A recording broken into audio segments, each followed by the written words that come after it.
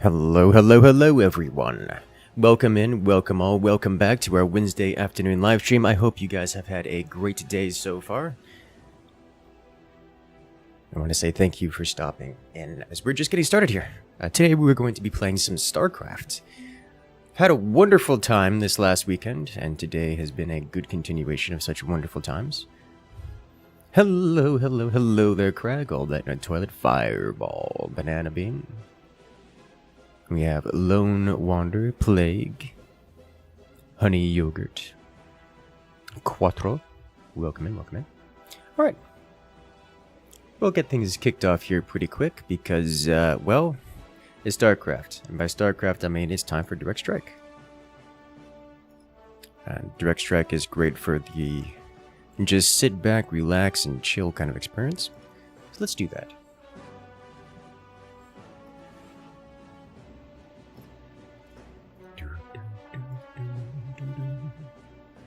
Alright.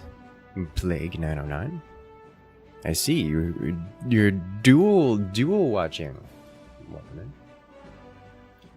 Sorry for the mildly delayed start, wasn't exactly on time. I was steeping my tea. Have a hot, fresh 2 cups or like half a liter of delicious tea.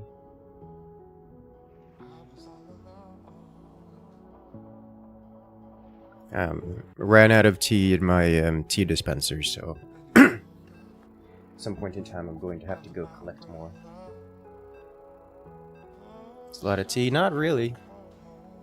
Can leave out what kind of tea? I can and I will.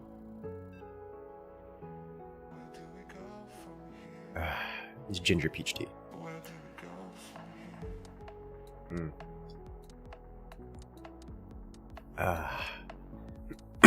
Oh my gosh. I did so much talking at TwitchCon that my throat is overused and I can feel it. This tea feels so good right now.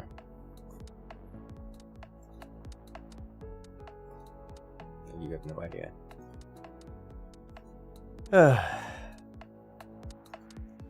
Just want to sit back, relax, and stream.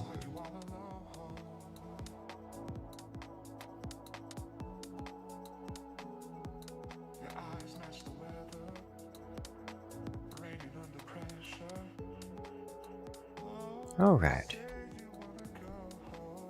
Learn the joys of Hellbat Rangers in Zerg Wars. Turns out they're good at breaking bases. Yes. Or just, you know, not dying. One of the two. Never seen the catch a stream? Understandable. Well, welcome in.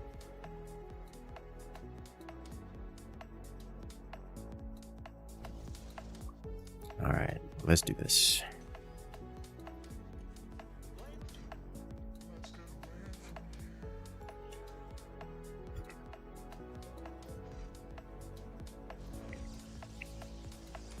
And get this guy on the board.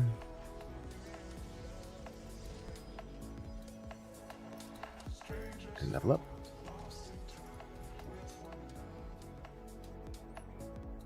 Oh dear.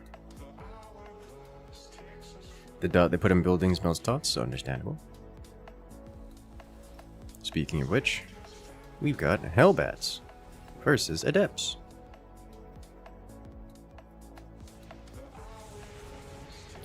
One moment, I'm getting a phone call, which I think I will let go to voicemail and simply respond to the text message.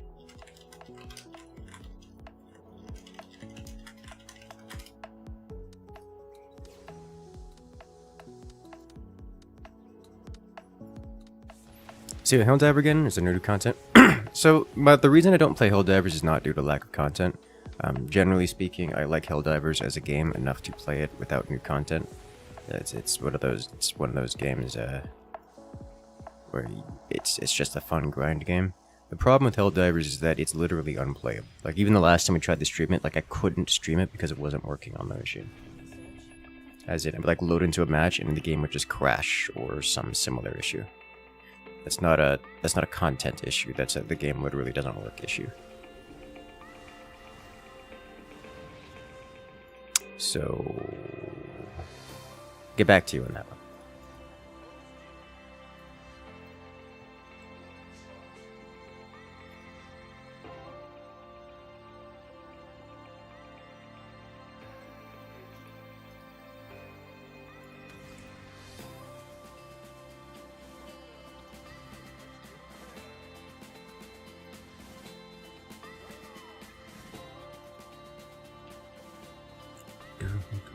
Sorry about that. I mean, it's been an issue for a long time. It's just gotten worse recently, so it is what it is.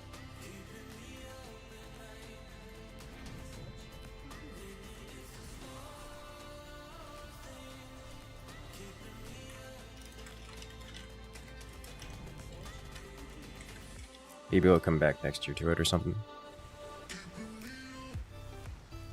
The landscape of gaming may get wonky with the death of Windows 10. So, as far as I can tell, Windows 11 actually isn't a serious back-end change.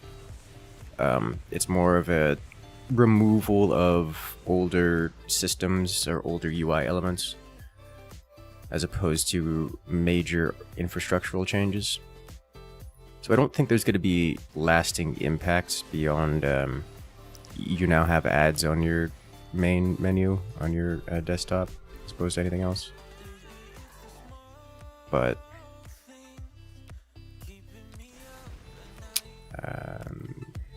we'll see.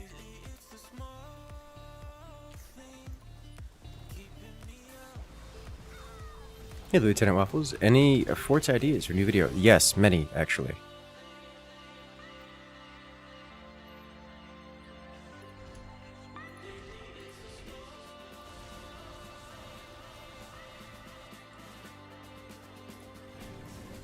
Just a matter of getting it done.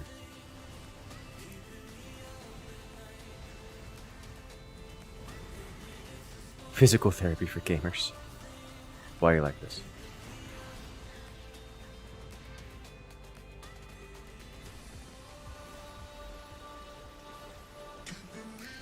Ooh, nice mind control.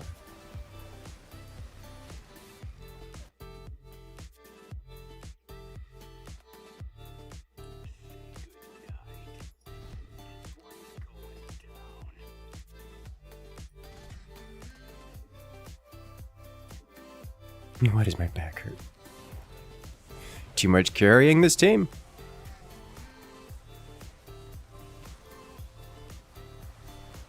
Arms good enough to micro finally? Yes, yes, yes it is. Thankfully.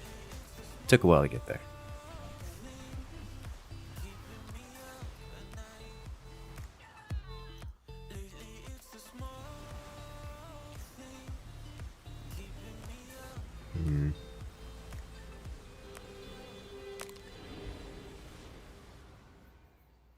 Try the weekly brawl. We'll have to look into what the weekly brawl is. And triggered invis on that one. Yoink. Nice. And left it wounded enough that it gets X finished off. You'll love to see it.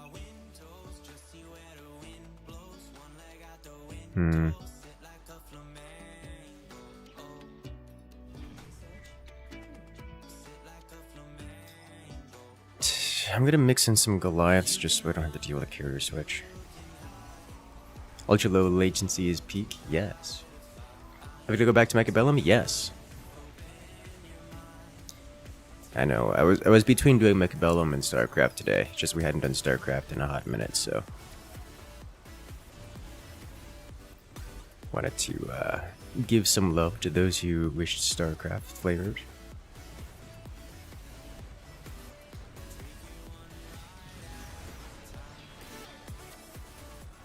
Hey, Warhounds. Neat.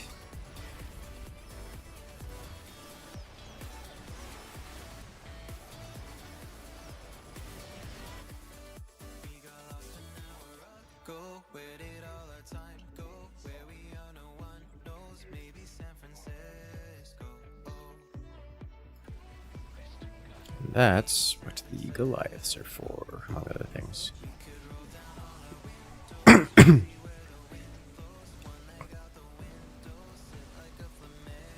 I should have the ability to clean those up, if nothing else.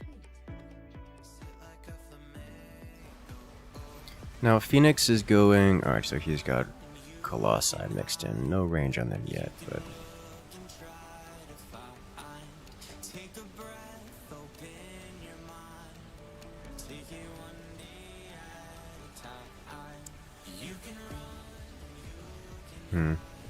Definitely could use some more fire bats.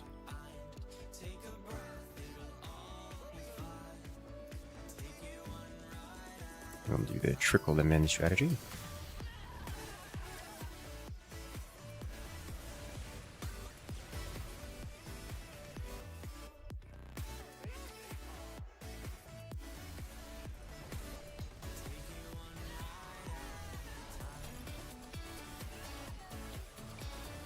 Scouts. Well, hello there. Brainless coming to rejoin the incursion for 10 months. Whoop whoop, not a bot, Twitch. Thank you, Brainless, coming in and rejoining that incursion. Congratulations, friend.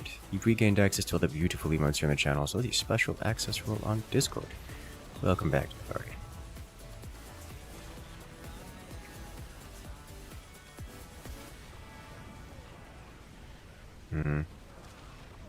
Hero Walker.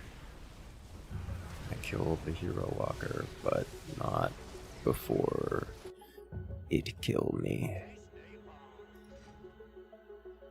Which means I need more general DPS. Can also go with tier 3 here. The Goliath multi-lock is very good.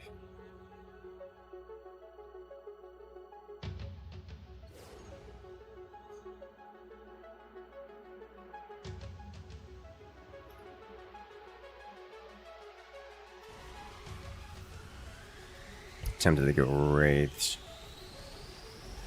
TwitchCon is fun. TwitchCon was amazing. Very fun. I just realized you have 2 Nakaras. I see what you mean by being annoying. I approve.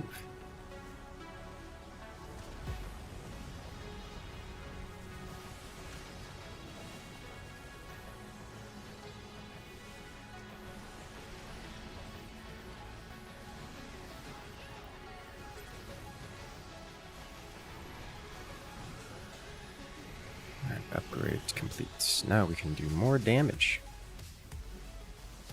I probably want a thicker line of Goliaths as well. Imagine that would go well. Yeah, and to shout out to everyone who stopped by to say hello. Actually, speaking of which, let me check. As the new merch store should be coming online probably later today, if not already.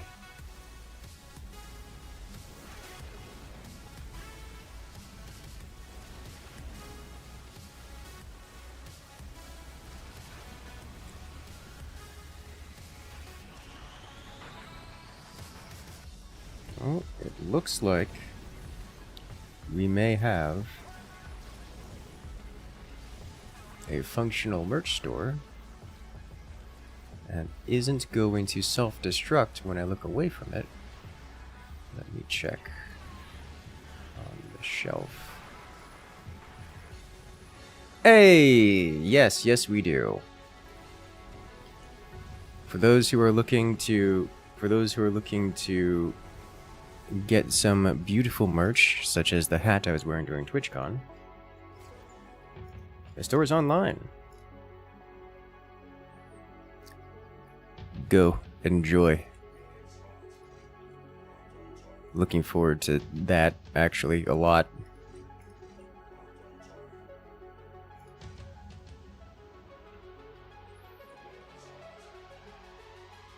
Functional merch store in Texas, yes.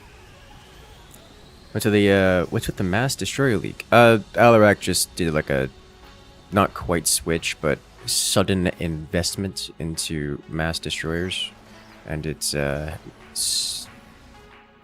teammate hasn't managed to get on top of it in time, which is not a surprise given Phoenix, but saw photos posted in the Discord channel. How big was the event? Very. It was a lot of people, like holy smokes, that was a lot of people. Like, altogether too many people for my interest levels of people.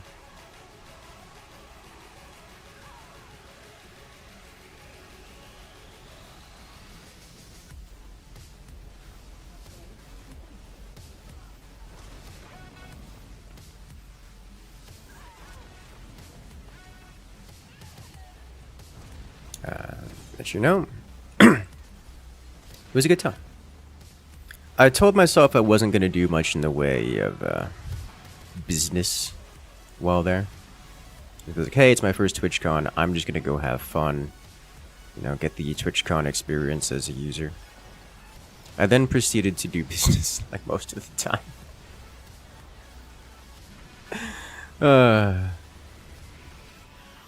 I just can't take the brain out of it. It just doesn't do that.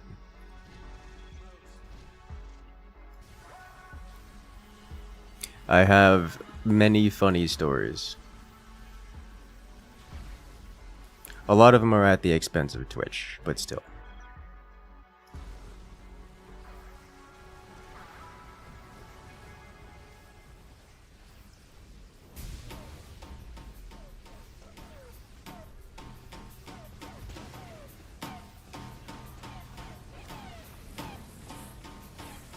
Oh, getting damage on the Nexus.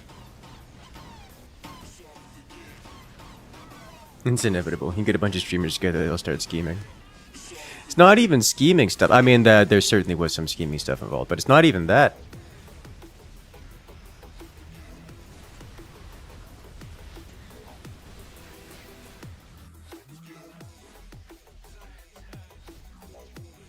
Though there is certainly an element of that.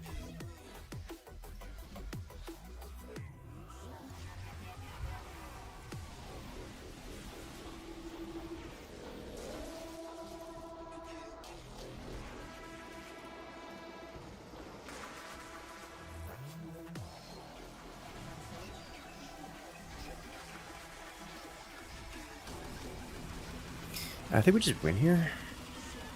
They don't have enough anti-air to tank for the Nexus.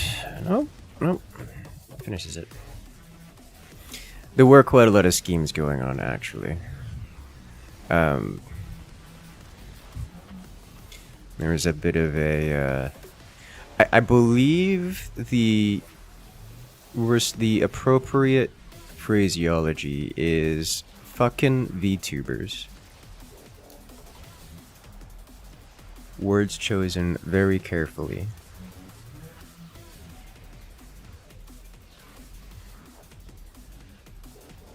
Not that there's anything unusual about that particular brand of social interaction, just that there's a pretty strong correlation between the two. Or should I say the type of person?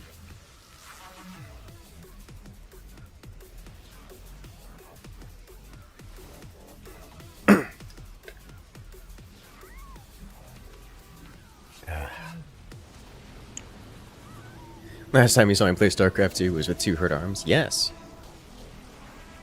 We no longer have hurt arms, so I can macro. While I adamantly refuse to do so.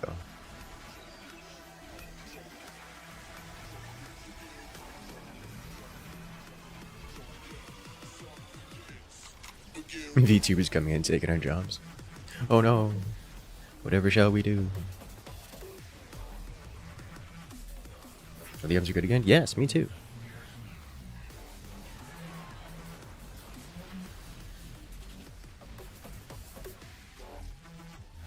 No, Wrathwalkers don't exactly solve the problem better than Destroyers do. I mean, I guess they handle Tychus a little bit better, which prevents some of the leak, but they don't handle Phoenix any better. Handle Phoenix quite worse, actually.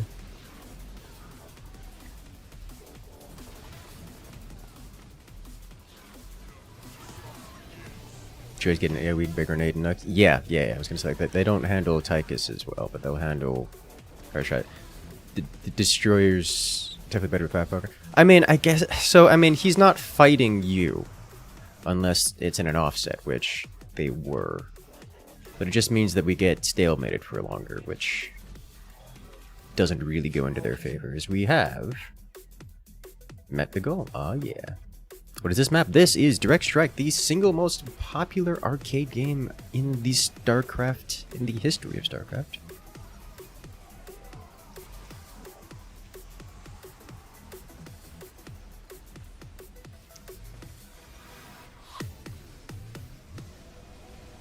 I have so many science vessels. Good.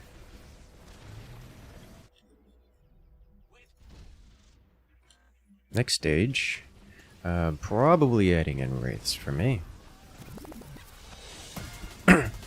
Next planned update for Starship Troopers. I did. I'm interested. I'm very interested.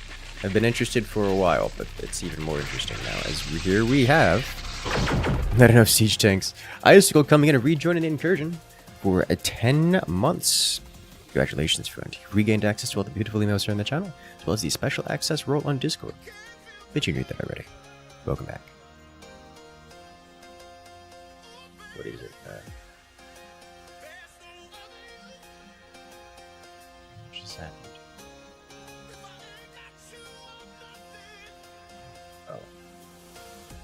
Oh. What is it? Starship Troopers is another one of those games that suffers from performance issues to a point that I struggle to want to spend time on it.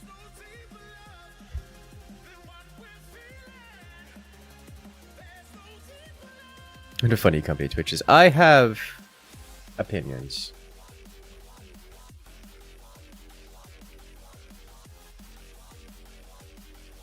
A lot of people have opinions.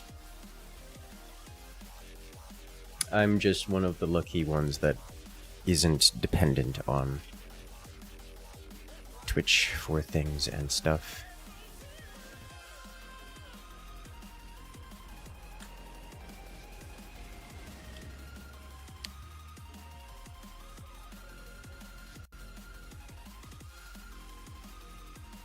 Oh, there was the same problems now. Stutter. Yep. I mean, last time we tried to stream it, like I literally, like I couldn't. Like we had to stop because it didn't work. So.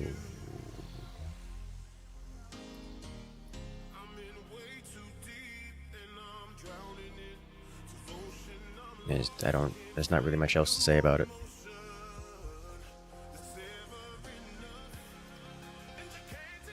We have a hype train.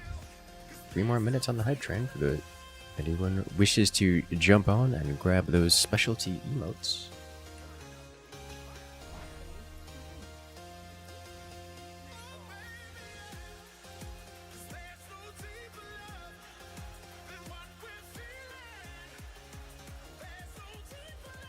Nova getting magmined.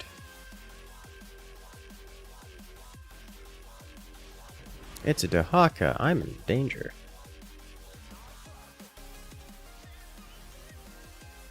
In a lot of danger.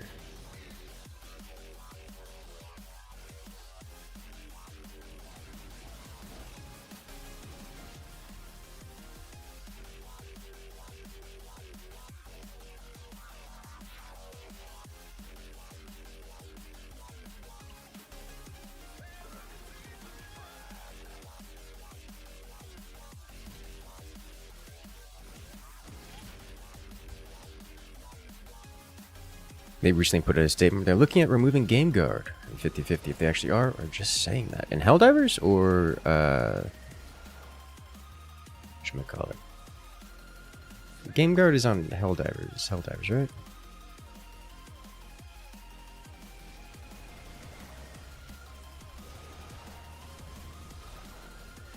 Yeah.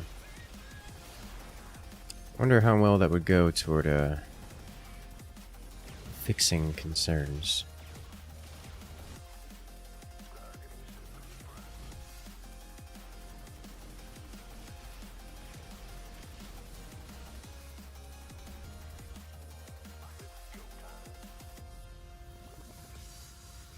Your friend would finally get it. Yeah. On-screen celebration? I actually don't know what that is. Guess we're gonna find out.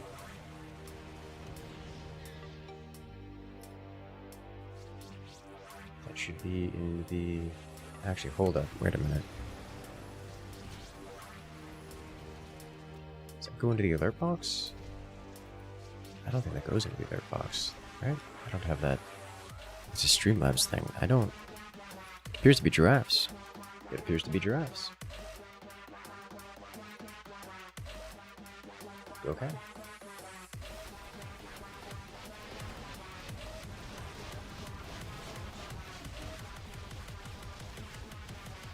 Danger.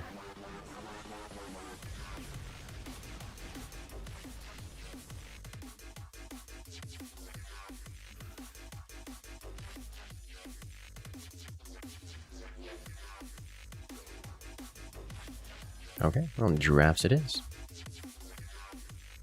Happy about the Noita VODs. I've watched them a few days now and made your night just way better. I'm glad you enjoy. I know I have.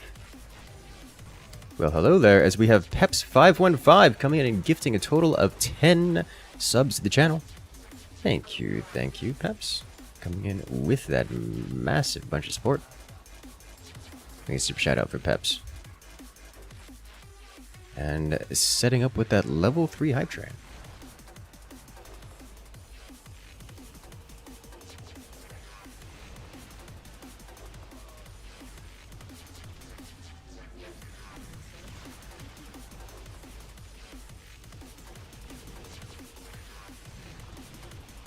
I'm in danger.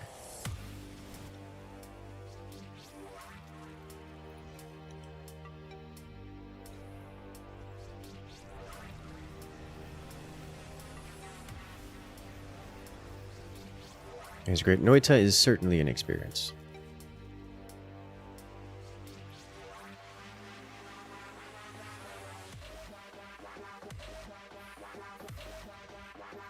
I think it's best played with friends, even though it's not a multiplayer game.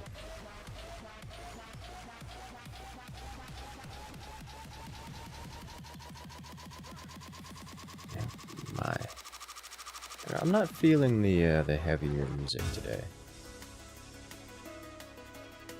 The heavier electro step stuff.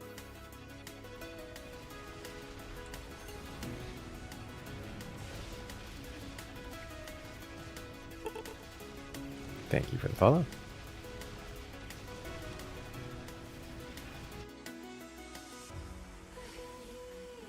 Bust out the Giga Saw Blade so they dodge the Saw Blade. Jedi's redeeming that lurk. Thank you for the lurk. Bill, were you weren't there for the Buzzsaw experience, were you? I think you might have been in VC, but you weren't like, I don't know if you certainly weren't in game. That was, it's very rare for me to have any form of a panicked response. Or you almost called nausea multiple times? Yes, that one. It's a little like Among Us without the pretense.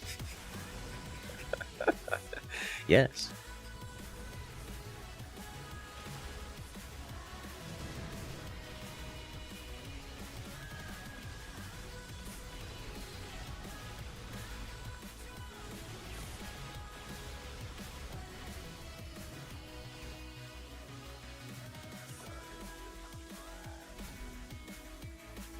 Good lord. Laughing at the entire situation.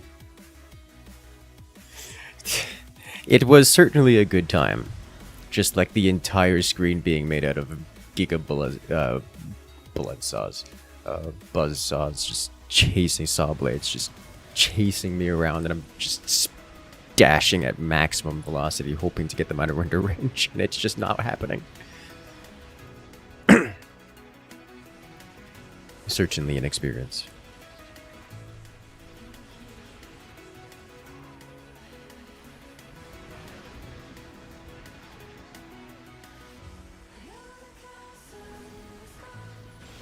Nova, why are you like this?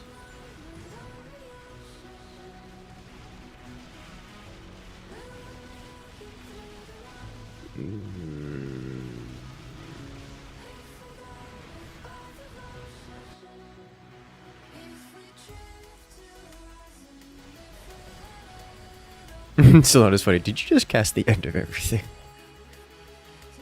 Dude, I knew that was a possibility. I just wasn't expecting it, and that took me like a solid 3 seconds to react. I was like, wait, what? Wait, no, oh no.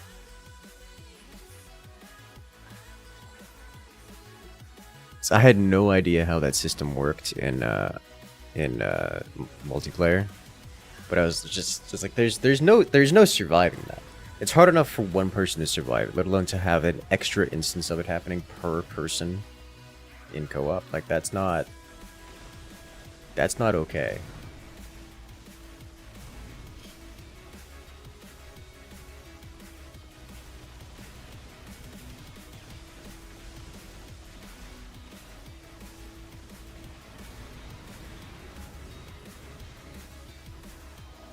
It's just, there's no survivors.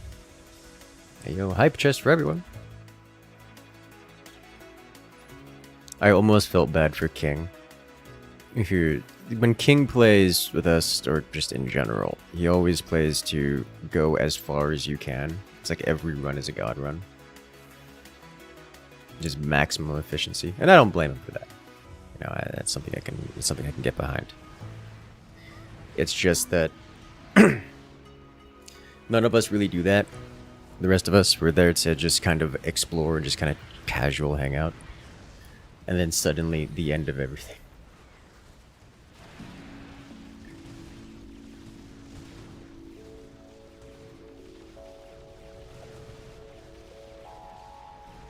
Oh boy.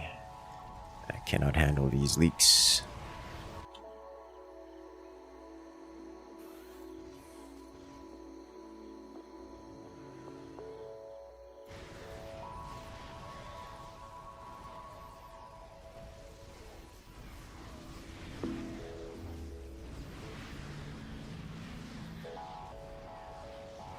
Those medics doing God's work. These Vikings doing God's work too.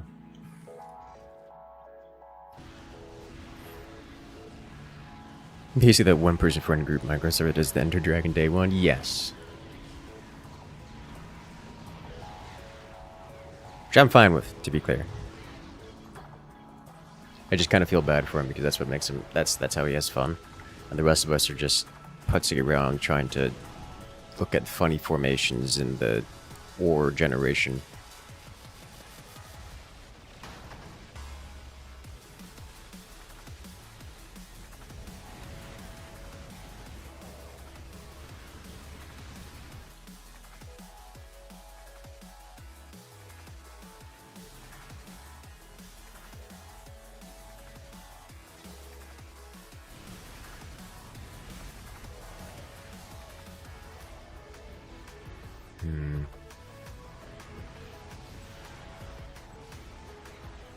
One day must Viking to rule them all.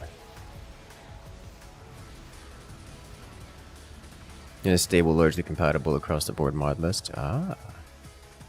That's the hard part.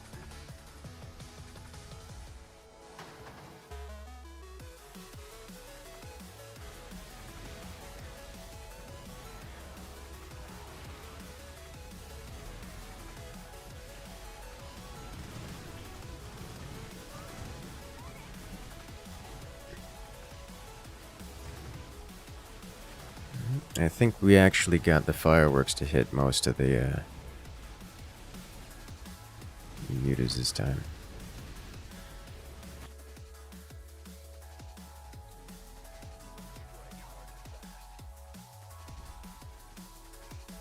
Good. You have to force yourself to stop doing that and playing with friends. It's more enjoyable when the friends aren't overwhelmed with progress. The only reason it's in any way adversarial in Noita is because Noita doesn't give you extra resources per player who joins your world. So like if there's only one good wands in the biome, only one player can get it, and if one player rushes ahead and gets it, then everyone else just suffers by virtue of not having good tools, or just like not having access to good tools.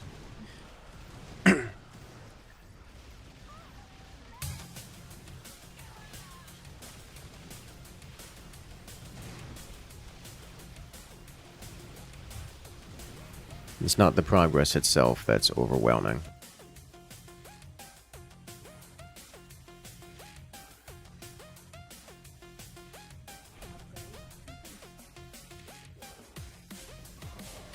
Not too familiar with Noita stuff, understandable. Is that a Darth Jar Jar emote? I need to... That is, and it's not even associated with someone's channel, that's just Twitch added that. What? I can get behind that. I approve. I need to know where that's from. Did you get that from the... Did you actually just get that from the hype train that we just had? Is that what happened?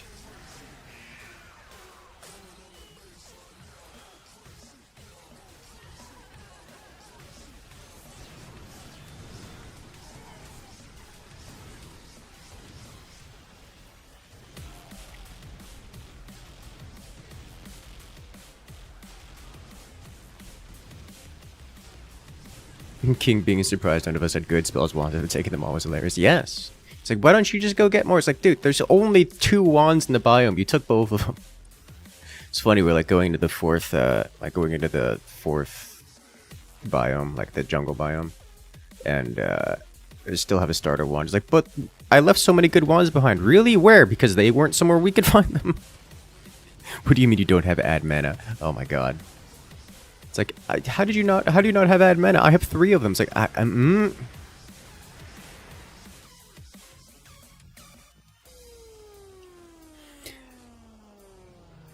If I didn't know, it's just global emote. Okay, well, that shows how much I know about Twitch emotes. That's how much of a chatter I am, I guess.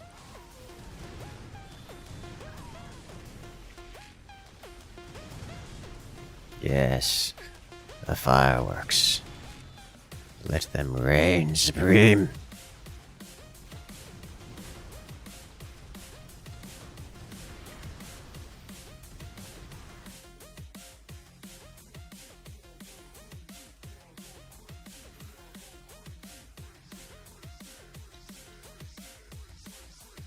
He still doesn't see no siege tanks. Understandable. Have a nice day.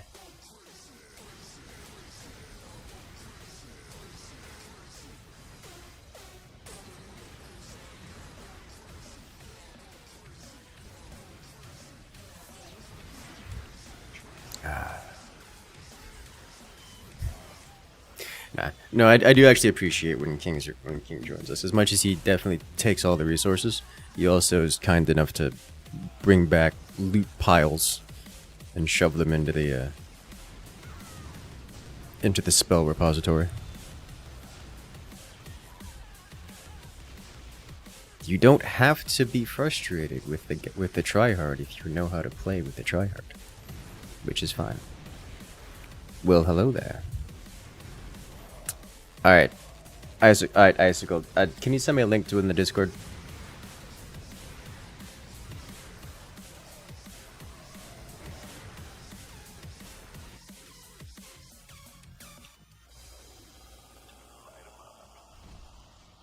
Because we have a short story to read.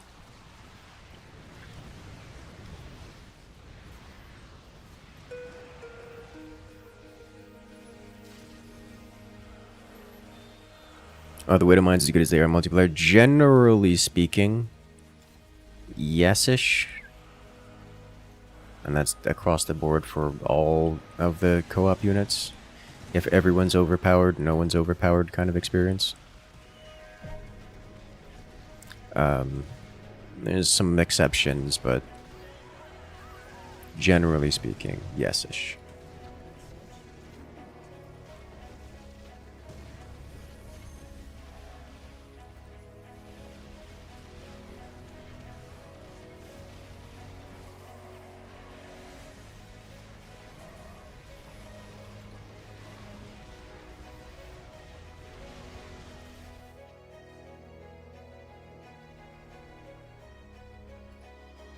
Main problem with H&H Widow Mines, their death rattle doesn't hit air units. Yes, correct.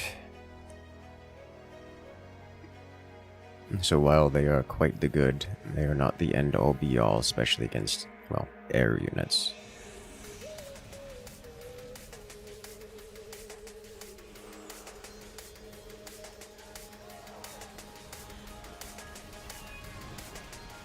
I see what he's doing there. He's trying to push all his mutas to one side and then use the Haka to smash the Widow Mines on those sides so that his mutas don't get executed, get fireworked out of the sky.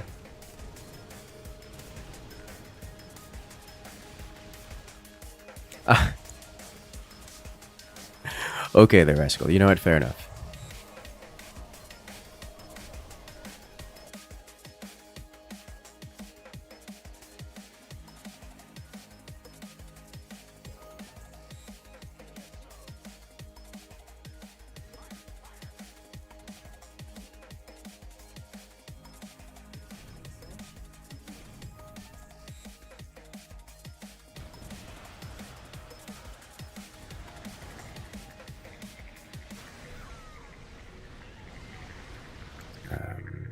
This is...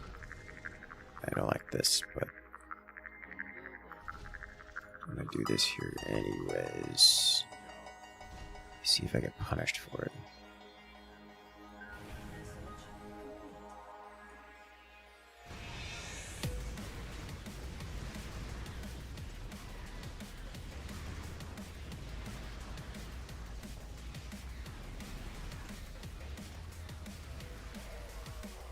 All right.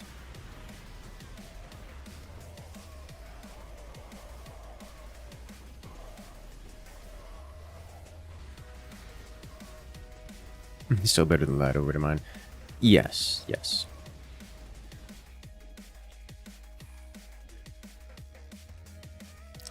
I don't really get much for teching up here, do I? Aside from the SBCs. You don't want to play the campaign again. It's been a few years. Hey. I'm in. It's a good time.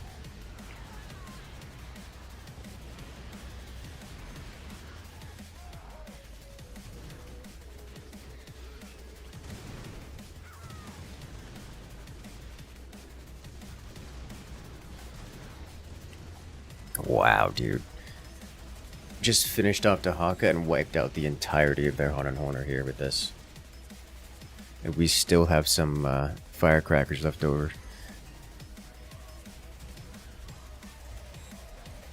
Custom campaigns are always fun too. Yeah, the custom campaigns have really taken off.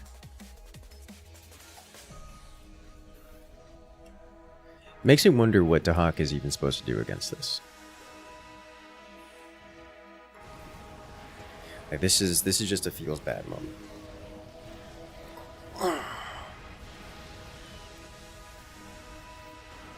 We're not even like 3-3 yet. Like I should tech up here.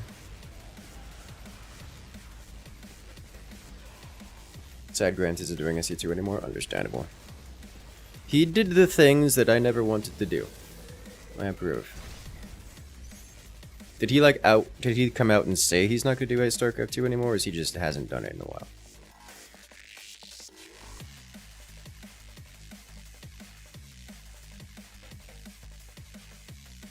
What could he do against a full Viking wave and a full Tiger's wave in the mines? Yeah, no, I don't I don't see how that was going to work out. The mines alone just just kind of flattened their Haka air, and most of his chonk, like all those Hydras, just kind of disappeared. I was truly surprised at how effective the mines were into the Hydras. But upgrades don't affect Widow Mines. Yeah, but a significant chunk of my damage output and staying power comes from the Vikings and most of the Wraiths behind. The Wraiths are doing a lot of work. Main issue is mutas all dying in leaks. Yeah, that hurt. That definitely hurt. Not having the DPS kill the Wraiths, yeah. The Wraiths were... The mines were a problem, but the mines were a softening blow. The big issue was the Wraiths.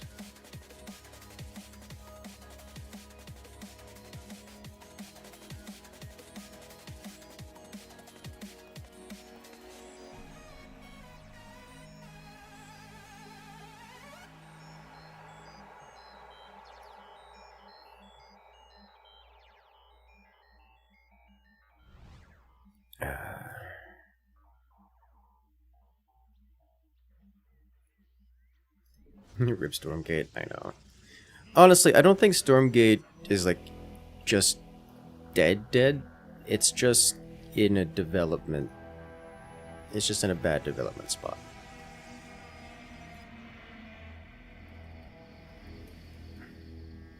I think it was because you need to focus on other stuff due to IRL reasons. Ah. Understandable.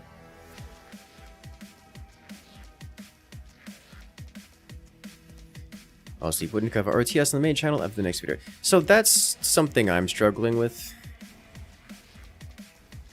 And don't get me wrong, I like RTS games. It's just...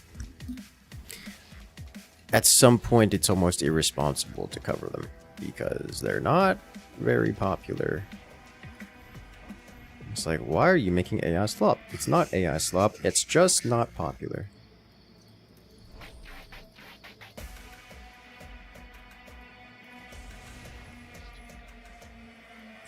Wanted some more stable than RTS? Yep.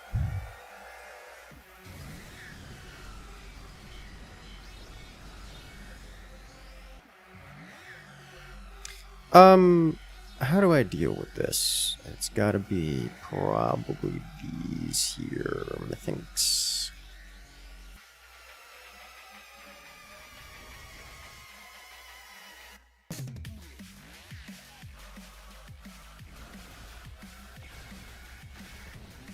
No confidence in Zerospace. Zerospace and Beyond All Reason are like the two RTSs that feel like they have the most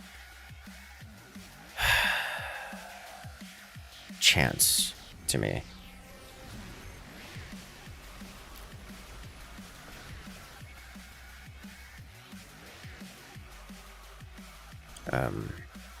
I don't have a lot of hype for either of them.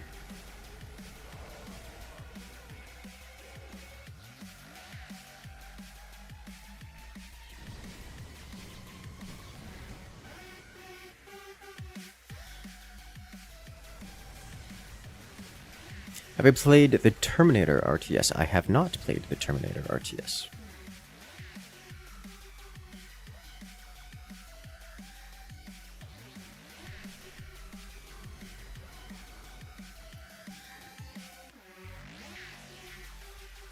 Maybe we should just start doing stuff like, this is why Publix is not doing well in Florida anymore. Welcome to the Florida News Channel, hosted by resident Florida man.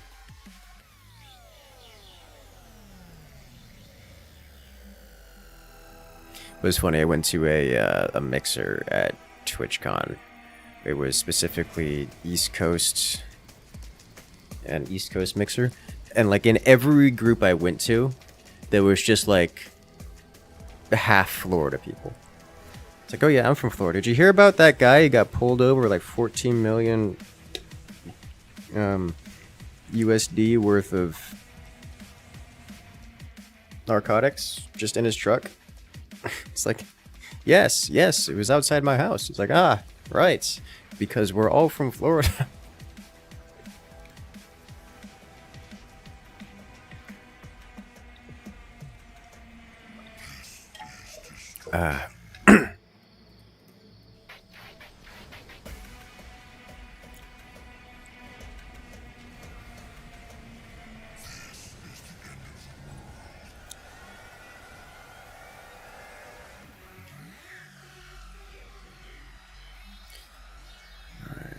We gonna get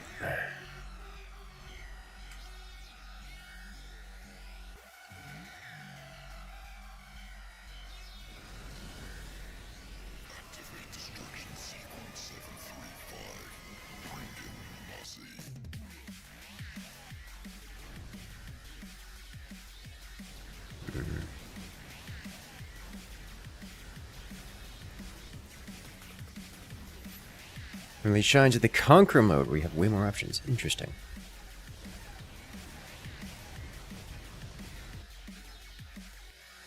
I haven't looked into it enough to have a strong opinion on the matter.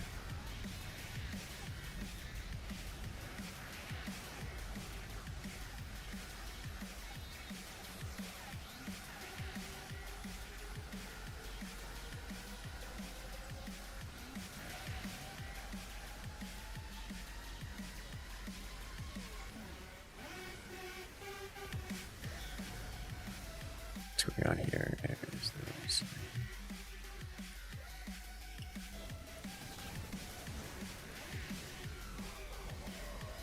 There's too much slowness going around here. So I need to get this.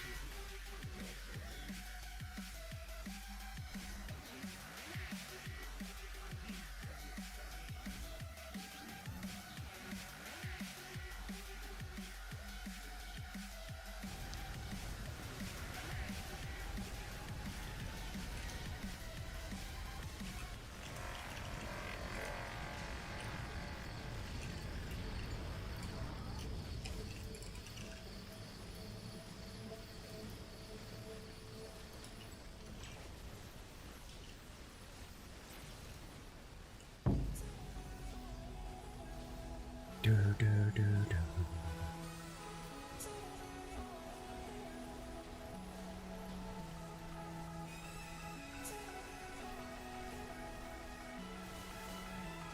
Go, Nakara, go. Come on, get Storm. So close, so far away.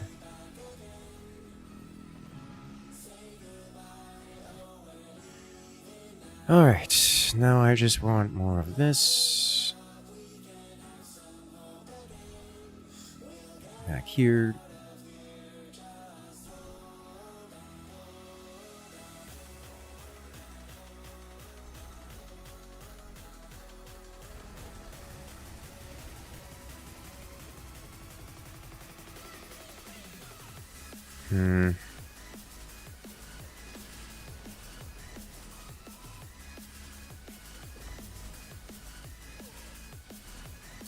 Banana Bean's gonna be winning this one pretty hard here soon. It's gonna be a problem.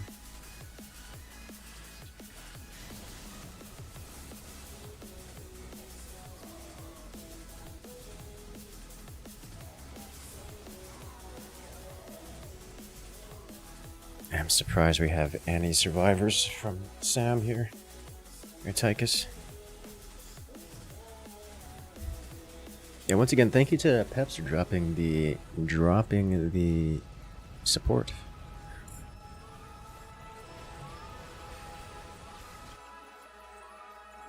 That's what keeps us going around here.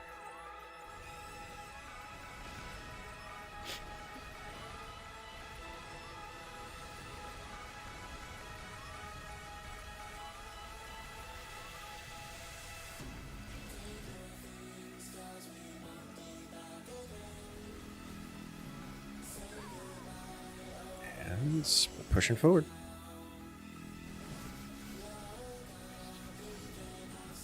This is what Storm is for. So much Storm.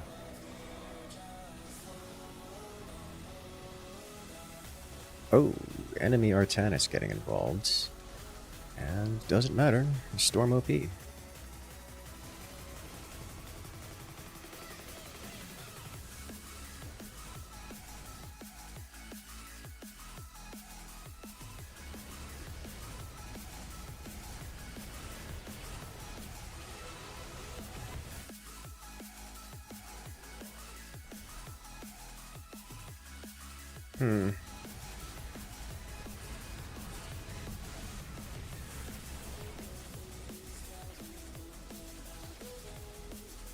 Oh boy.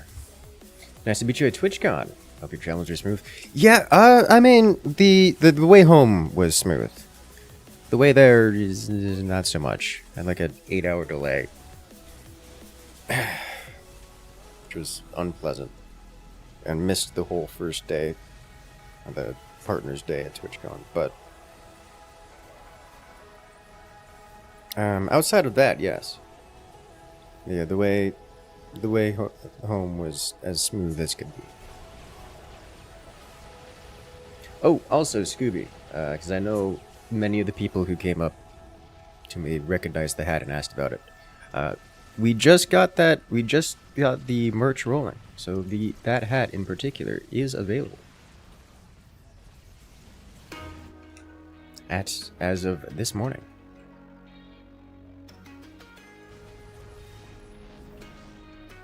Among other things.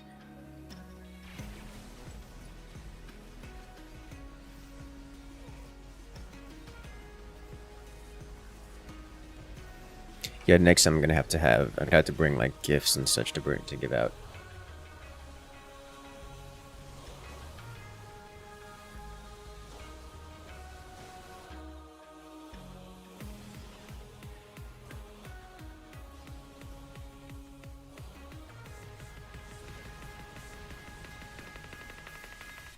Like stickers are the way to go, I think. And it's kind of the popular way to go. Good reason. Handing out Scooby snacks, that works.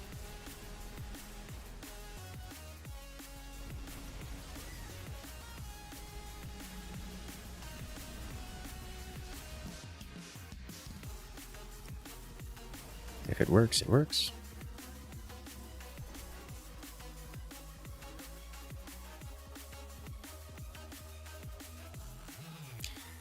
This is a tough matchup. Their Tychus was building for the later games, so their tech is going to beat ours consistently and like forever. Also, the specific combination of leaks is just, it's not manageable.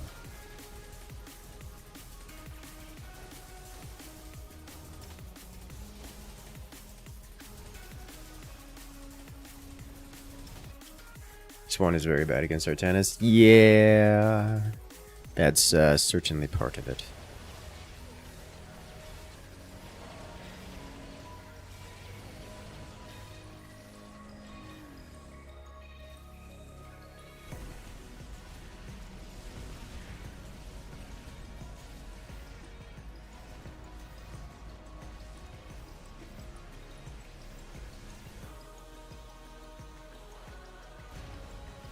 Would Immortals help at all?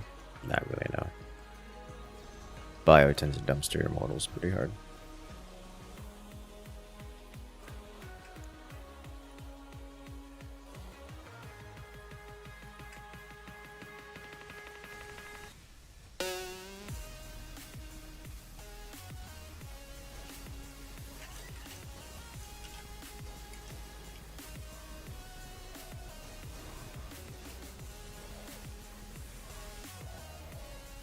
God, that the Artanis onto the bio wave is just so painful.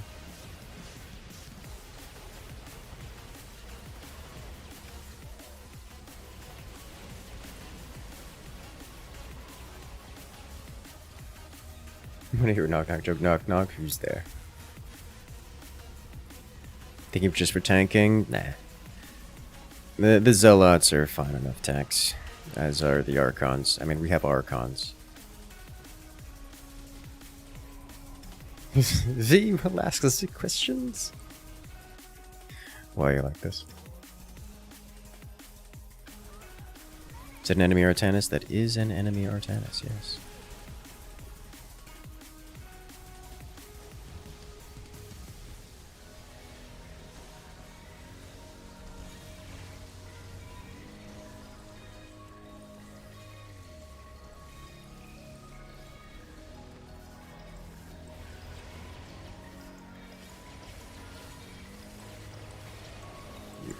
Boy, that's just so much bio. GG. You beat too much? No, we were gonna lose this pretty hard.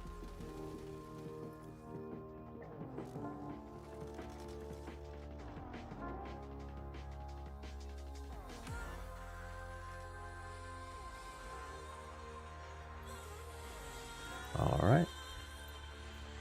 Let's go again.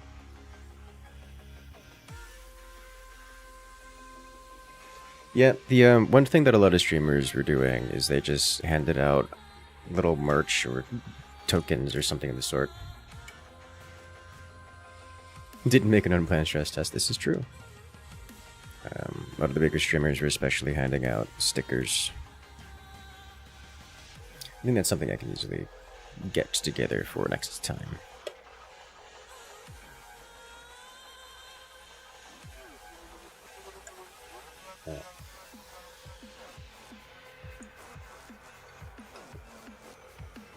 Had a lot of good time. A lot of good activities. Last game for you?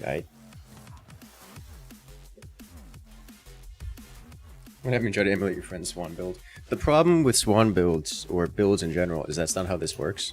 That's like saying, I'm going to play rock, paper, scissors, and I'm just going to try to do the strategy my friend does, which is just always throw a rock. It's like, that's not how that works.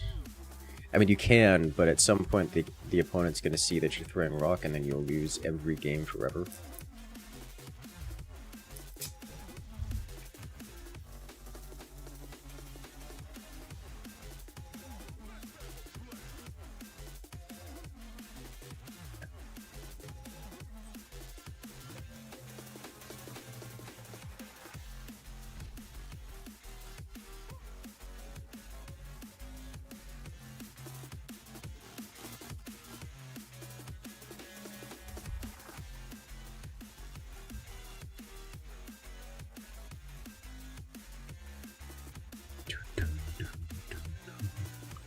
Oh, Lord have mercy.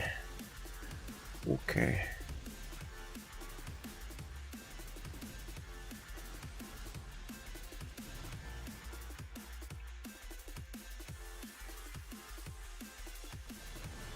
Though it's technically a mistake. Yep. Music loud? It shouldn't be loud. I can turn it down a little bit.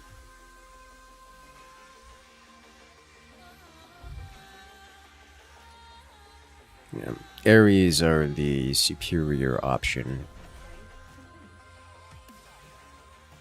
I think either way, I want to go with this.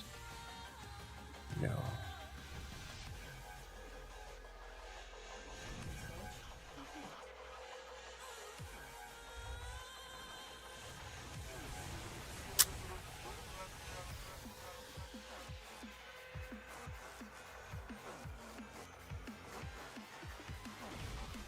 Oh, that's unfortunate. No. This scan stops the cheese. Alright, well. We're doing this.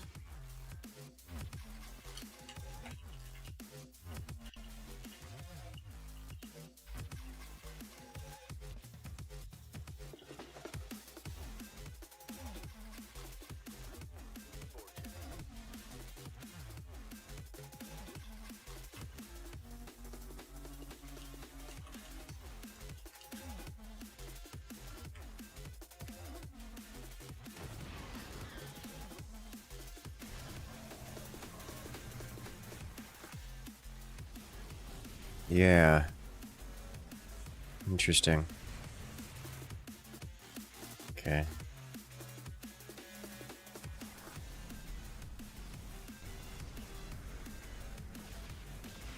Alright, these are not useful anymore.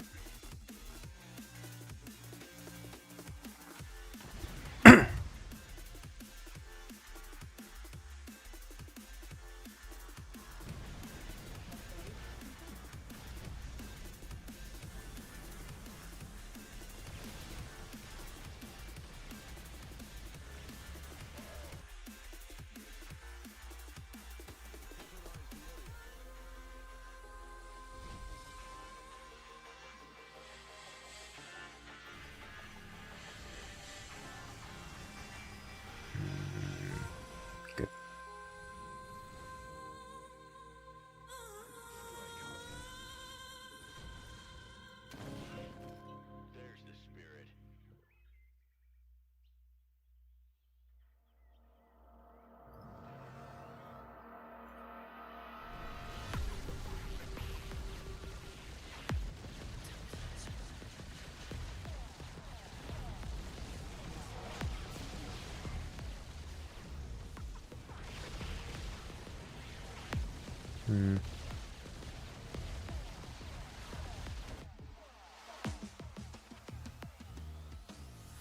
Okay. The Sky Tower? Yes. I gotta say, there was a funny moment in at TwitchCon. It was the first starter day. So one thing that the TwitchCon did a lot of is they had a lot of events for streamers. Things like talks, mixers, general meetings for one reason, for one topic or another.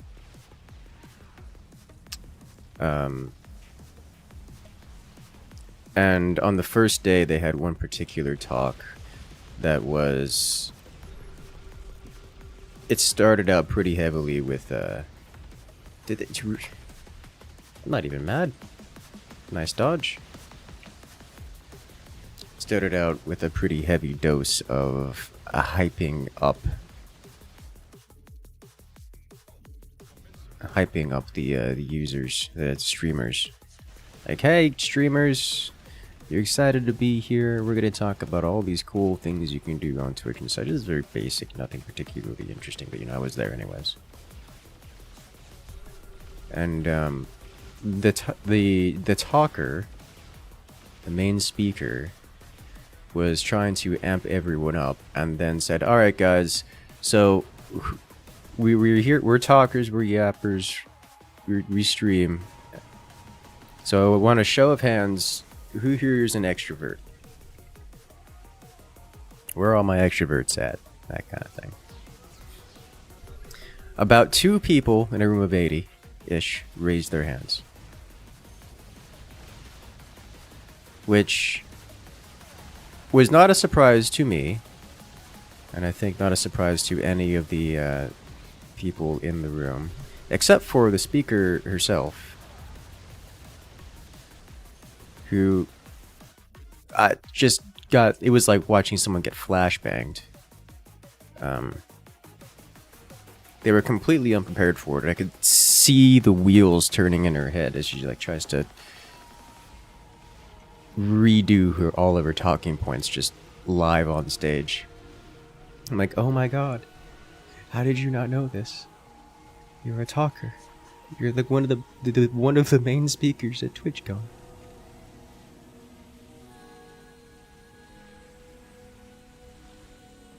Talk about missing your audience.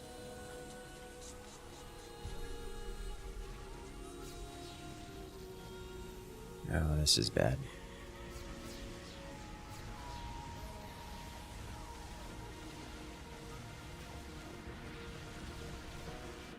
I'm in danger.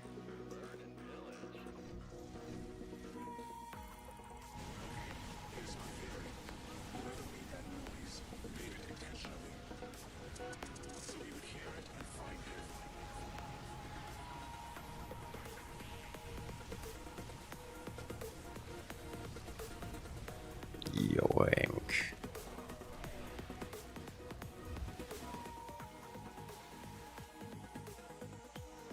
Yes, I've noticed. That's true for everyone.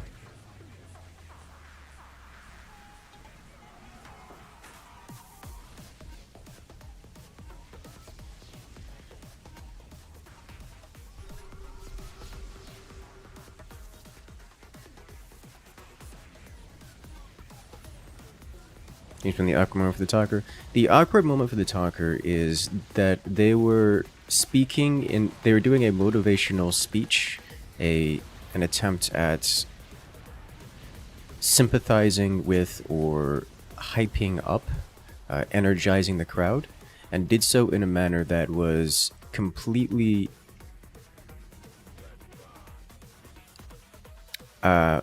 detached from the crowd.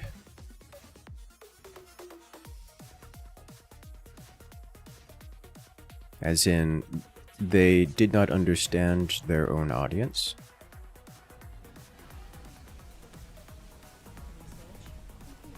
And were saying things that were simply not relevant to the crowd.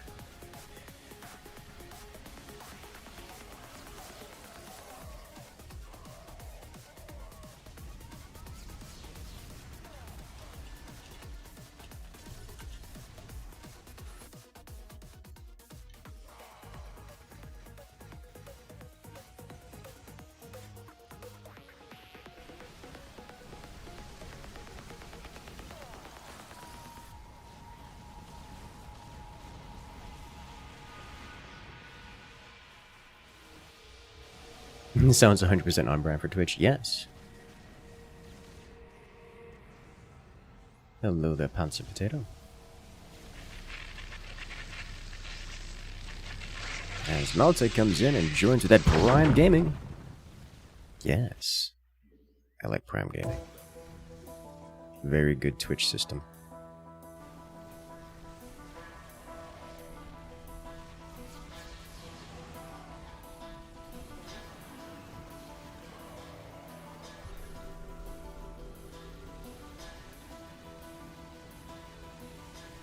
This is not something I can manage. Yeah, this is death.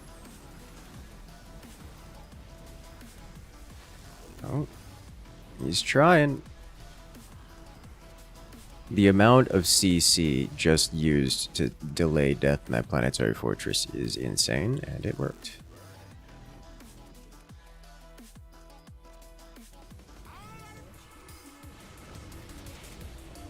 For now. Average TwitchCon filled with introverts. Well, I mean, so as much as streamers get a lot of flack for being just extrovert yappers, they aren't.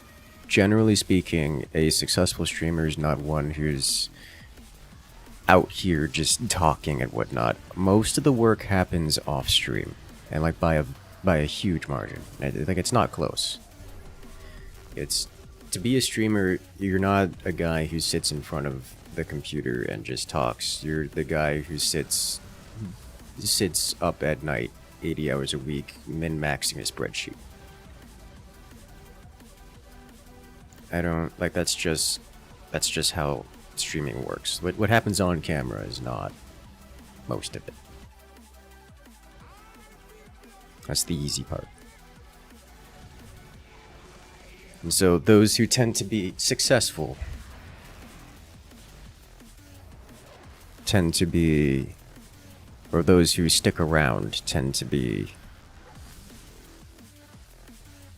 less inclined to enjoy going out and talking with people.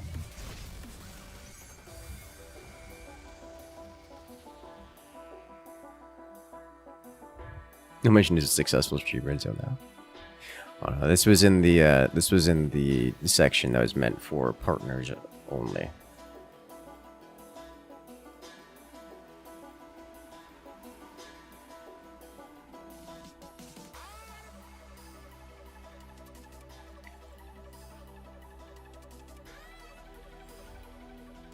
GG's.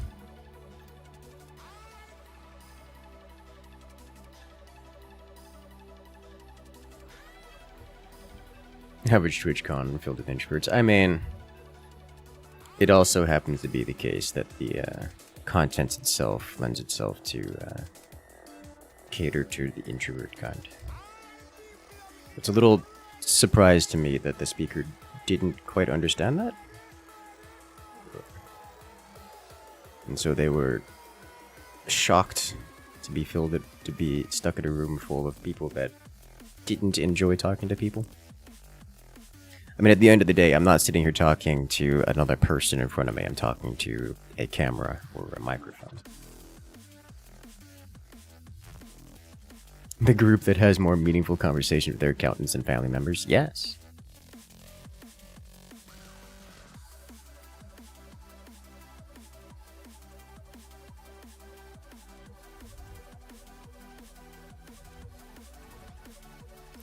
It's difficult to relate to the streamers about much of anything until you mention shop and spreadsheets, and then it goes very far.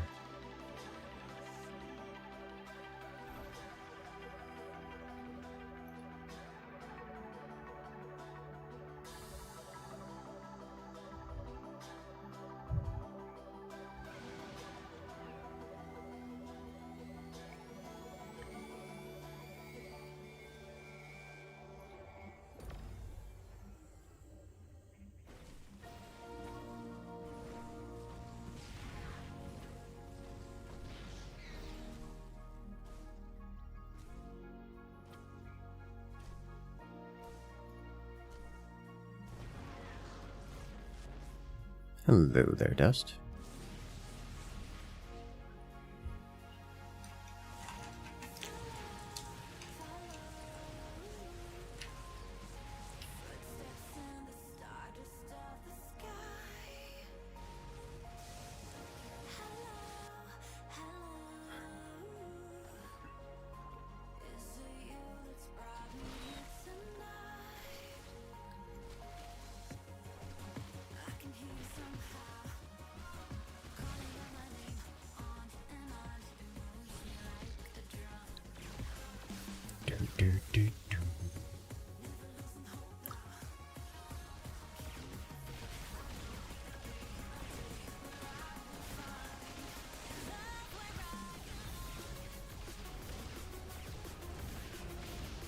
These poor hellbats. They tried.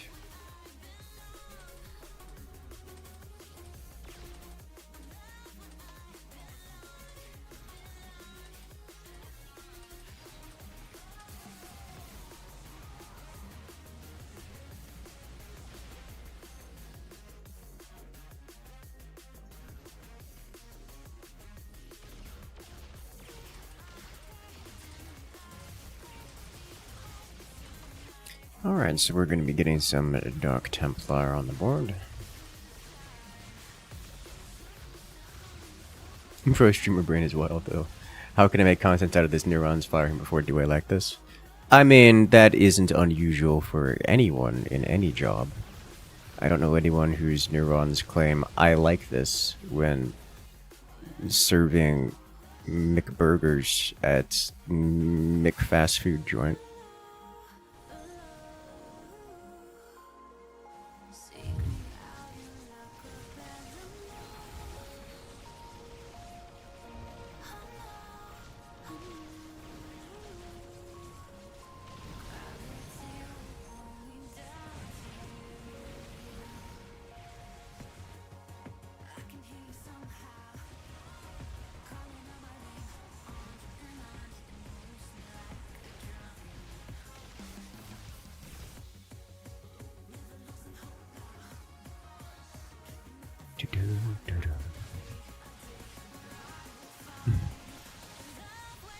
We weren't supposed to lag work.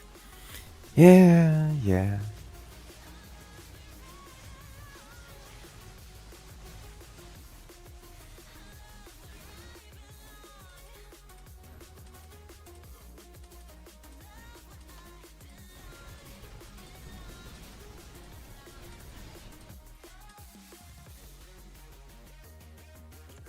Let me invert this.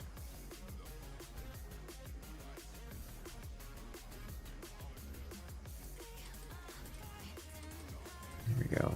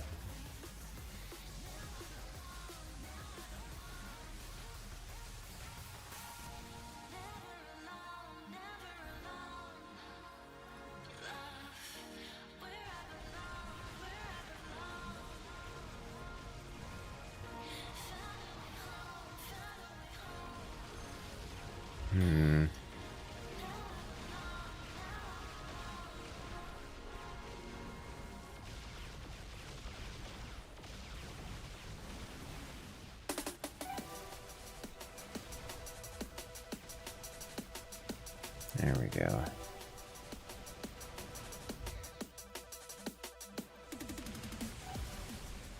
Make them suffer.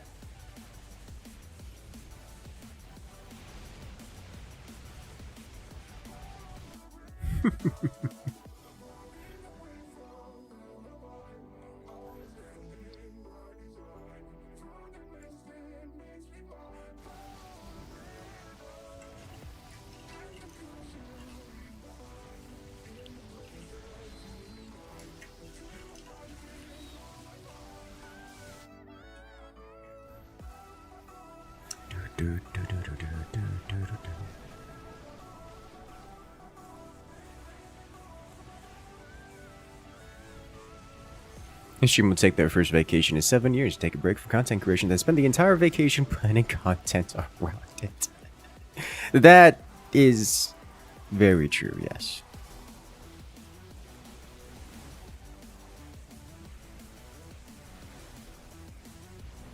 Very, very true.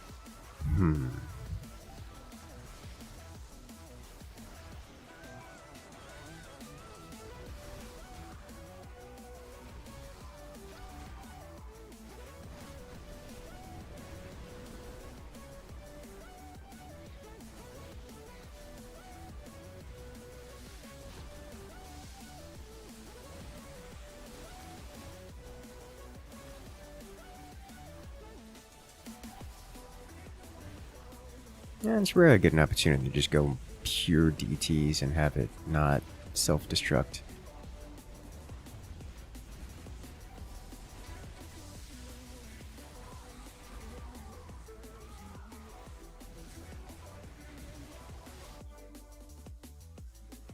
As is, it's almost certainly not the most efficient thing, but I can at least do it.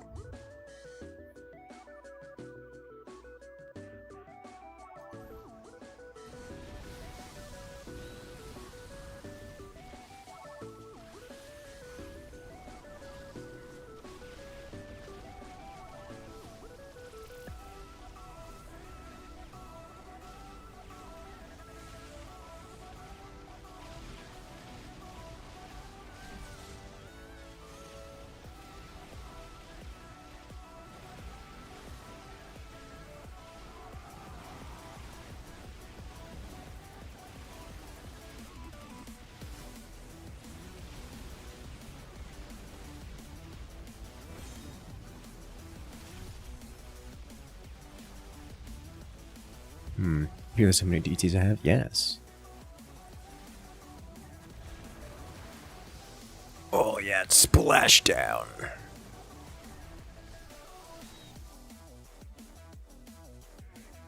I mean, if they're gonna let me, then I'm gonna build them. Though letting is a strong word.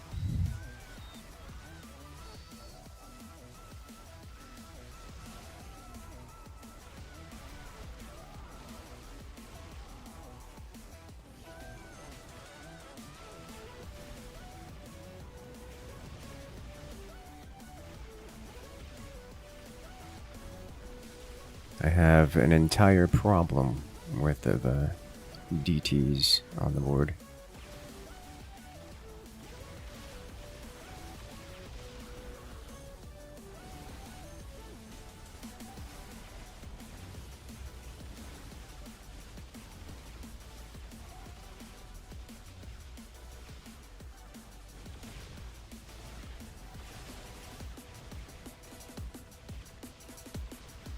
They won't do anything to counter it. Yes.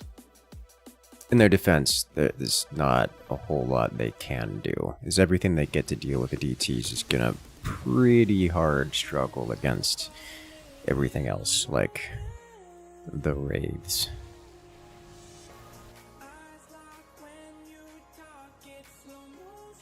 Your trusty 1080 Ti. Leave your trusty 1080 Ti behind. Woof.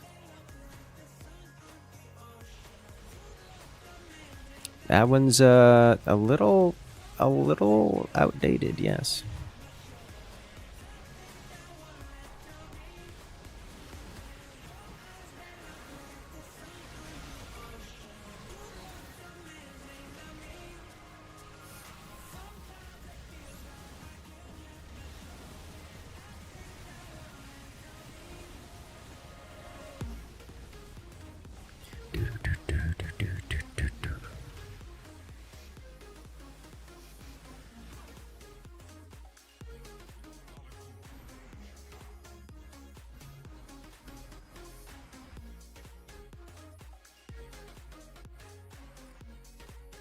Because it'll hold up most games that you play, understandable.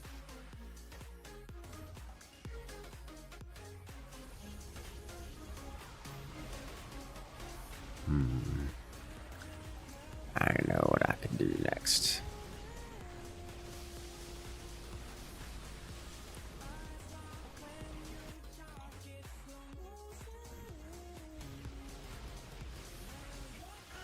I'm going to make lives even less sufferable.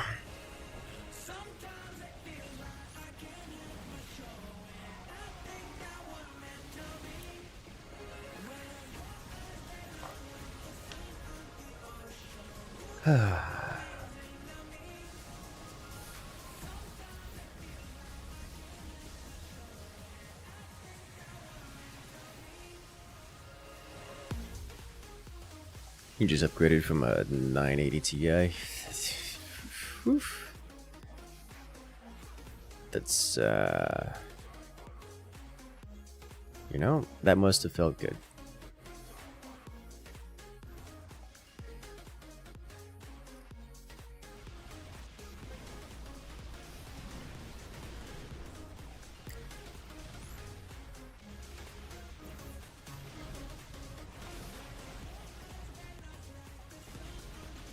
D time to DT link.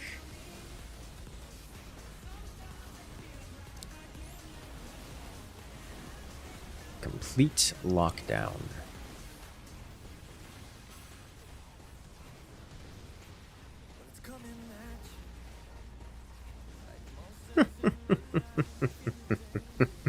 So much CC.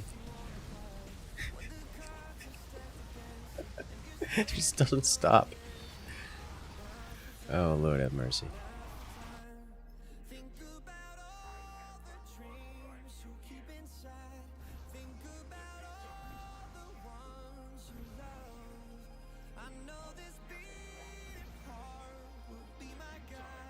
Alright, now we have more flavors of crowd control. And also some anti-detection.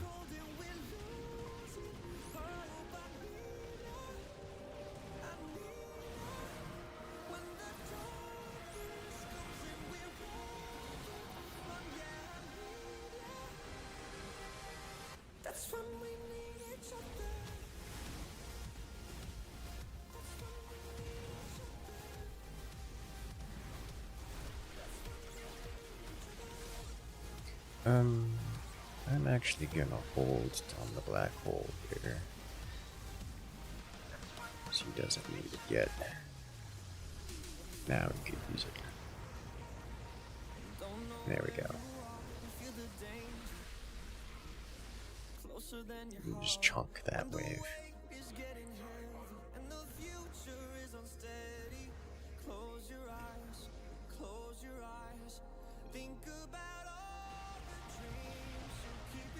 Well done.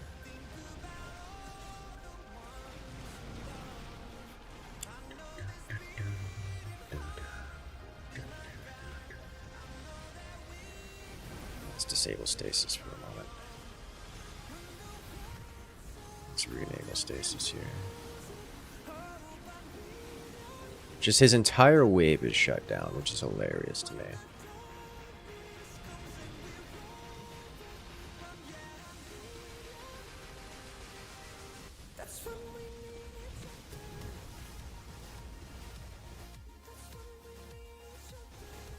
Like, my wave isn't doing a whole lot of damage. What it is doing is locking down the opponents and preventing them from functioning while the team just stacks harder. Like, that's not... It's making it very difficult for them to function. Well played, nice try.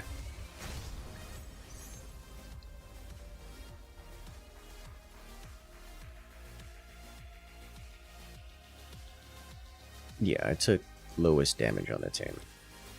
Not a surprise.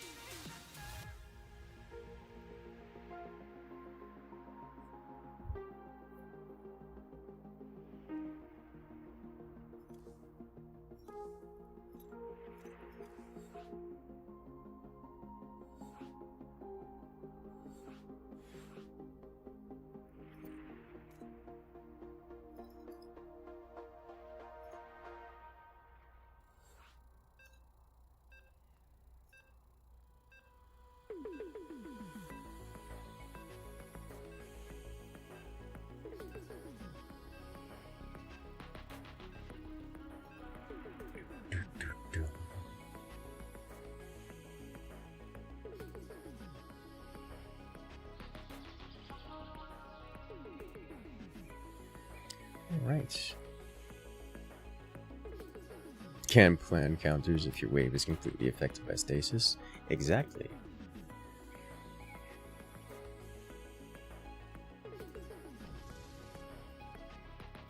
I didn't even have the full stasis lockdown situation going.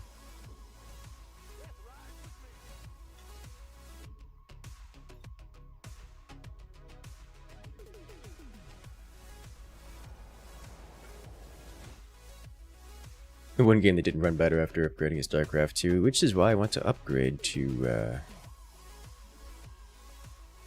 whatchamacallit, AMD.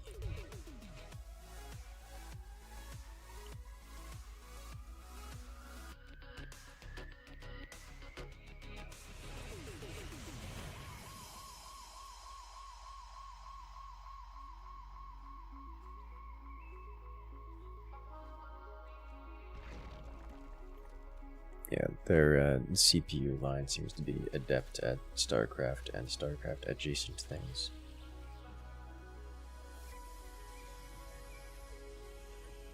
Anything CPU hungry, really. Guess that would also include stuff like Minecraft.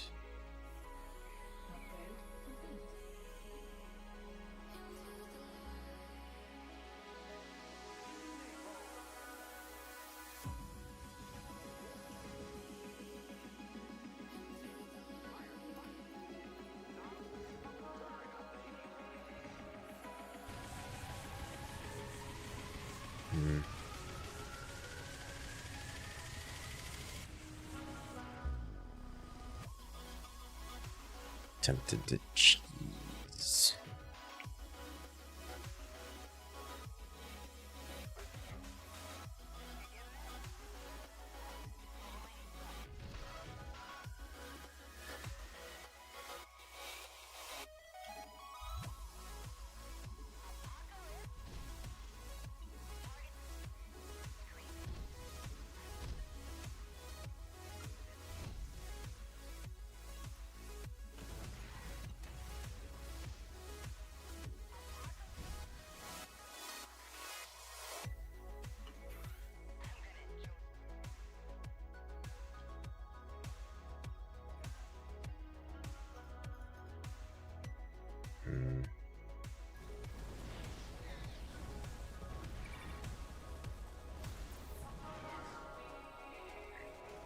Okay.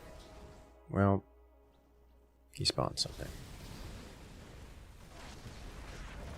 I don't know what I'm supposed to say, baby, before you walk away.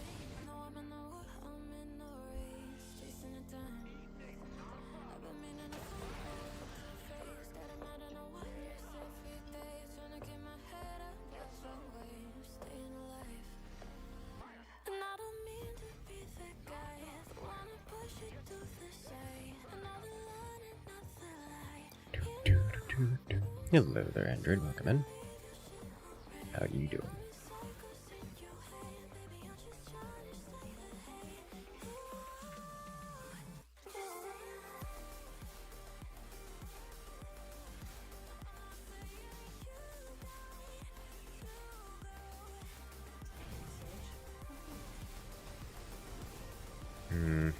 I don't have anti-air. That's going to be relevant here.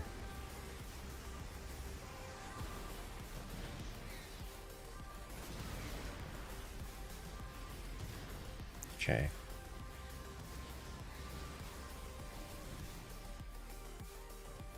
That's gonna be annoying. Oh no. Into science vessels. That's painful. Alrighty, have a good one there, Plague. Good luck out there. And I'll catch you next time.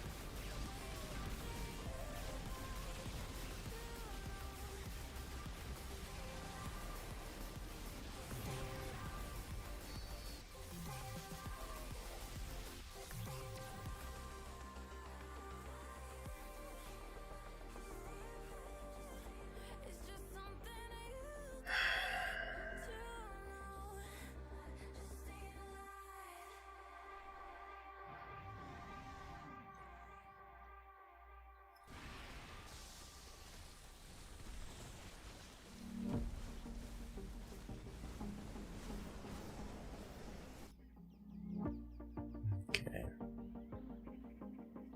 So, I'm going to struggle here against the bio until late game.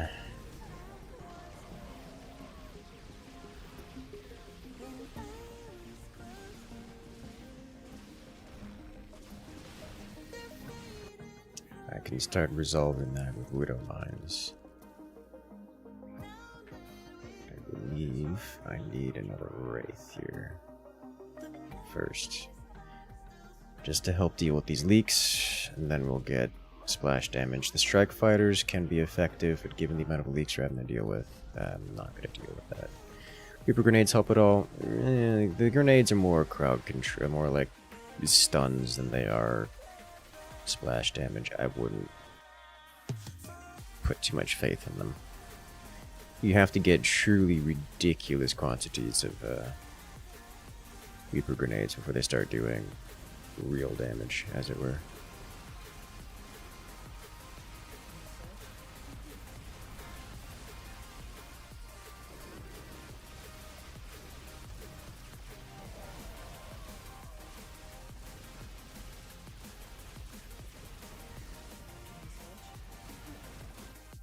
Didn't get it in time.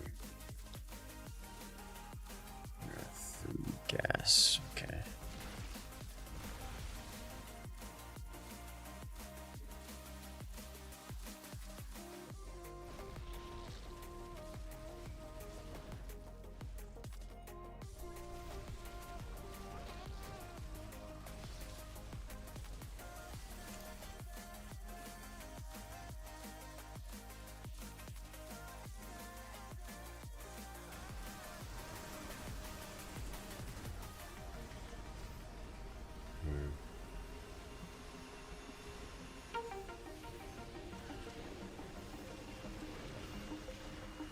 Do I just go rush Sky here and hope that we don't die in the meantime?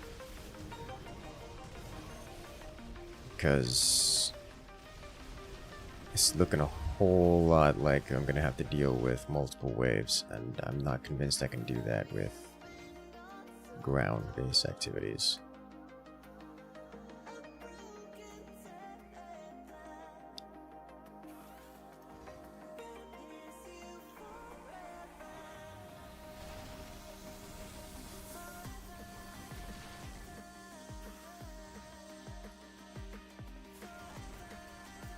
Okay.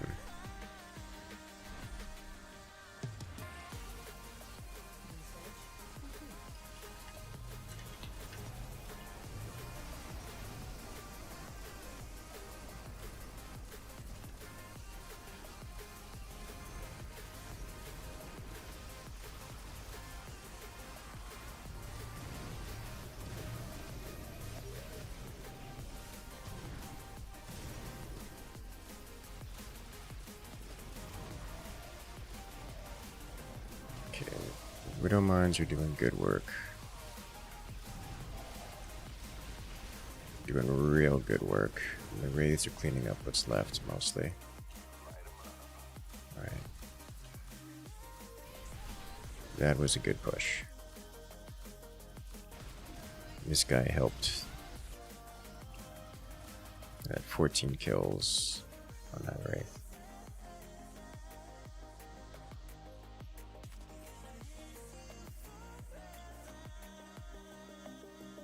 Better.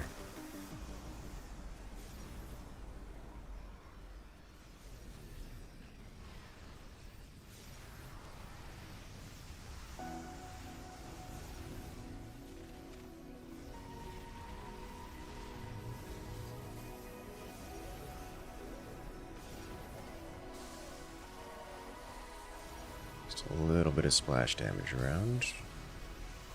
Soften everything up. For the Wraiths to finish. The Wraiths are not quite getting it done, it would seem.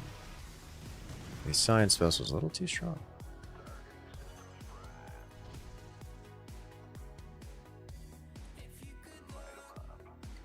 Also means this SBC switch would be decent here. How about instead of switch, I just build outright?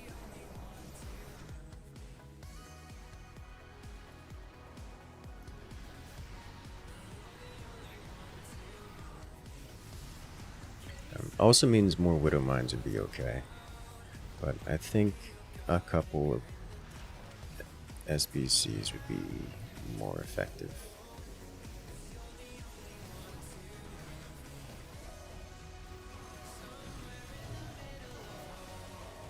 So the Marines are getting cleaned up. It's really just the big tanky things like the science vessels that are surviving, the Banshees.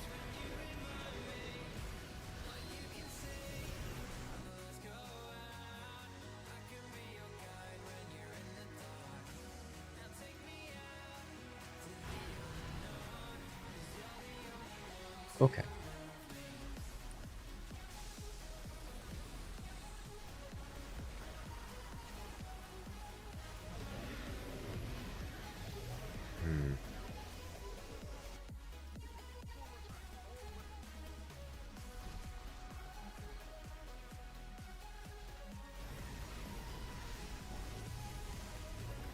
Vikings also be a clear choice. The Vikings aren't particularly good against science vessels, which is the main issue, the main main tankiness of the enemy board.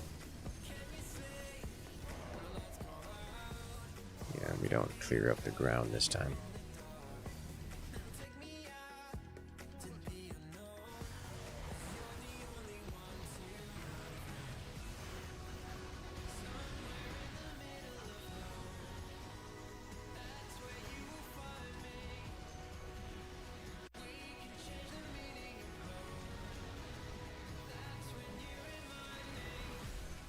That's what I'm thinking SBCs. For similar reasons, the Widow Mines would be okay.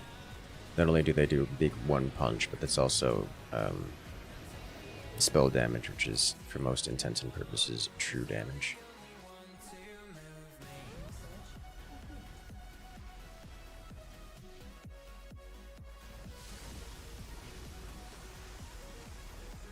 Just wipe these things out of the air real quick.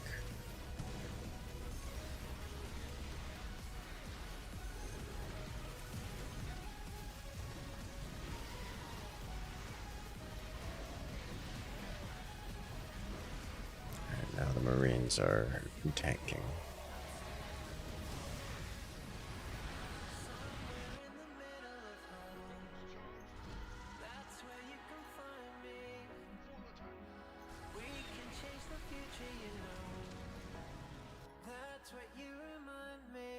Which means it is now time for more of these.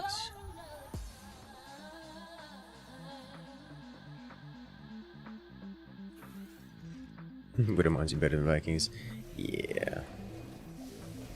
The Vikings are fine. They're just not going to solve this problem in particular. Like, having a couple mixed in would be a good idea. I'm just not convinced they're more efficient than our other options right now.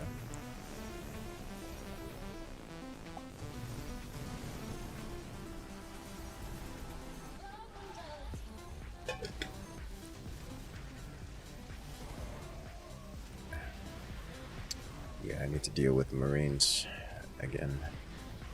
We're losing our front line too fast to the leaks, so let me do this.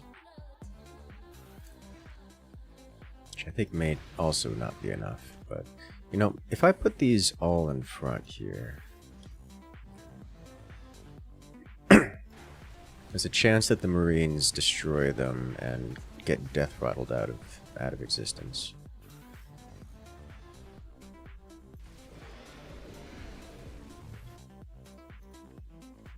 SBC doing God's work.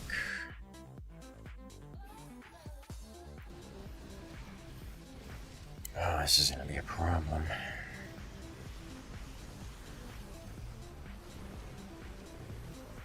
You better hear no, because I need to clear. If I don't clear the science vessels, then the science vessels take all the hits and we don't even make it to the Marines. And we're not able to clear the science vessels if we don't use this thing. Like, this thing took out 6 of them before the Marines even showed up. Like, I could swap to quickfire afterwards, but that's a... It needs to be, definitely needs to be mini Yamato.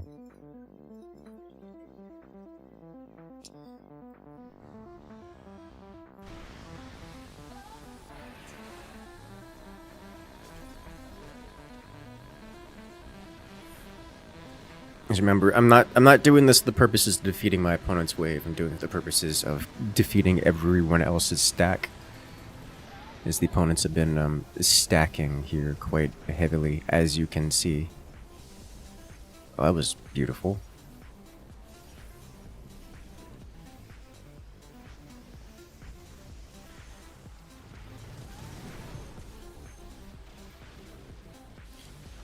Mind to the back, thinking about it real hard, but I also kind of need to clear. There you go. See, the Widow Mine's clearing out that front line real quick, despite just dying to do so.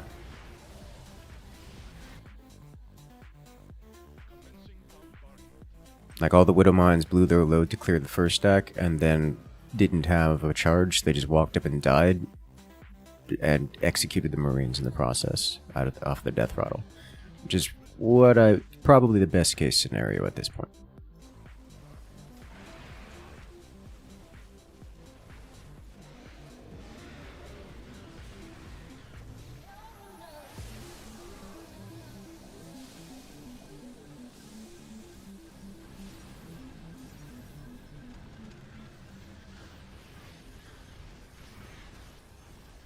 Alright.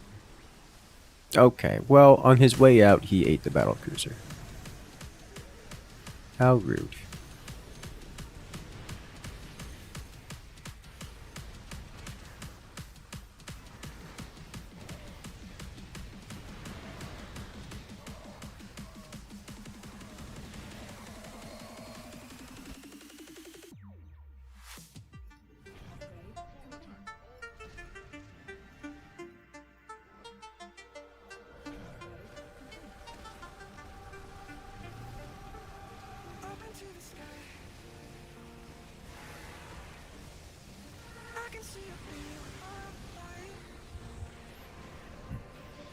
Using a slow high damage attack against a waste a lot of DPS.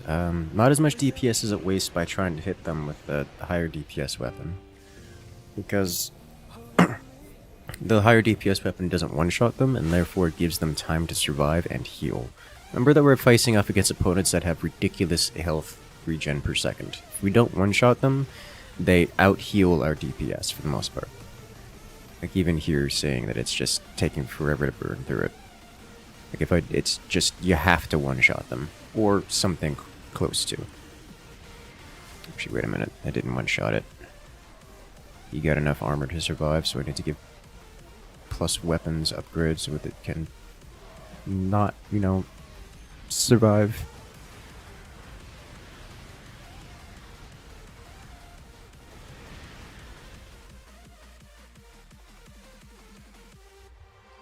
Like, these battlecruisers aren't here to kill Marines. They're here to kill everything else.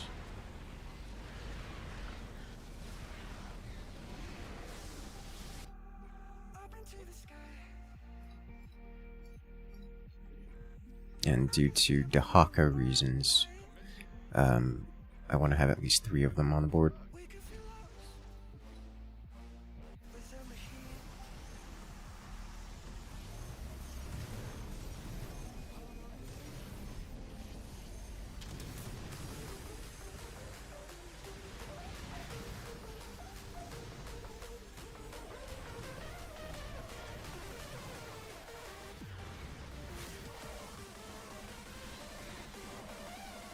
Alright. Now let's add some more of these back here to help clearing up little things.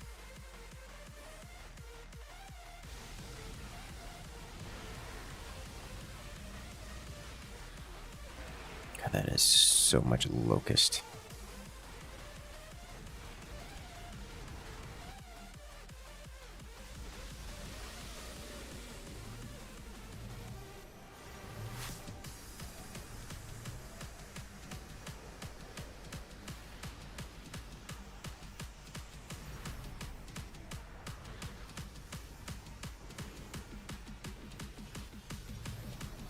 Yep, that's why we have the extra battle cruiser. That's just a lot of value he gets for eating that.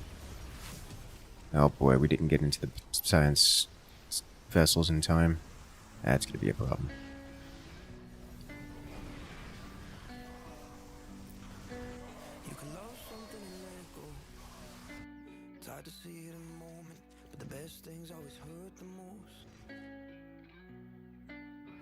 Hey there, Crazy Mouse. Welcome back. How you doing tonight? If I could, I'd never let you go. But my heart's fighting my conscience, and you don't deserve the fallout. Being pulled down in my undertow. So the SBCs get a lot of GANs. I don't see that solving the problem is the problem.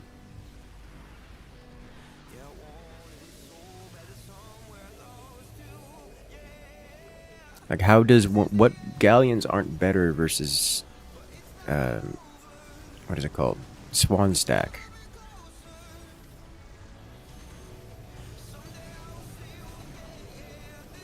Hey, look at this. Mines clearing out the floor. SBCs coming in to clear out just about everything else. Could actually probably do with a couple Vikings at this point. Hey, look at that. SBC is just clearing Swan out here.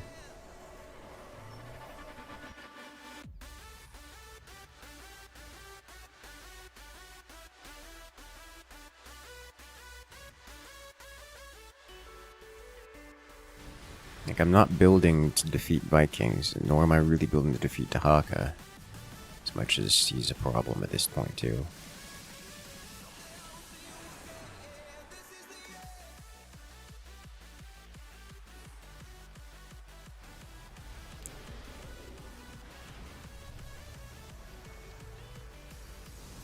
One more SBC to clear out. I don't want to spend that kind of money on it. I mean, it would be good to have a fourth, but I'm not going to spend the money on a fourth. I don't think it's the most efficient option here. There we go. Look, we clear this out. Now we just do as much damage as we can to whatever's left. Which is, I mean, we can try. We broke the stack, that's what matters. Let me see winning if you stack yourself with Vikings plus Galleons plus micro strike fighters.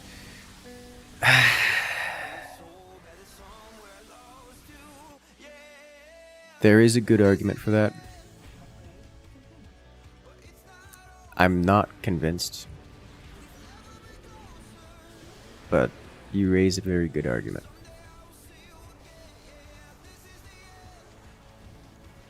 My concern is that teammates have some very stack-heavy builds, and someone needs to crack them.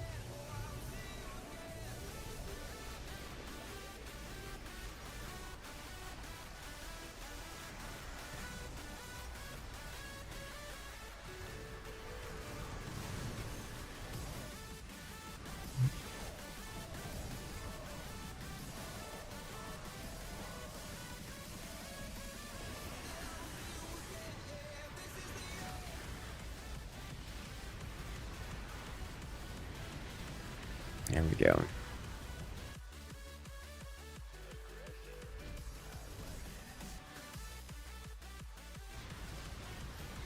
Could probably do with some more Hellbats in the background.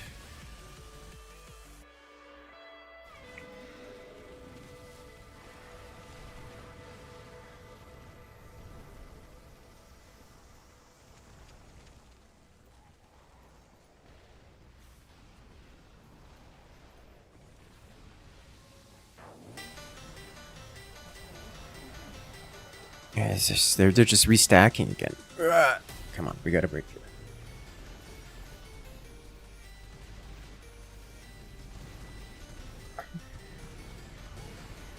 Oh, we're getting into the. We got onto the creeper hosts.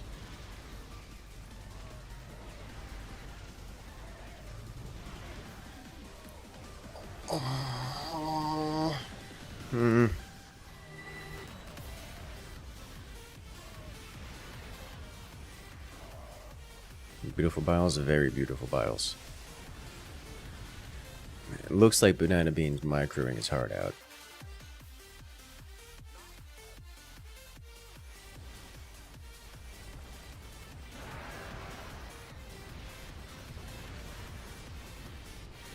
Rapid fire for the win.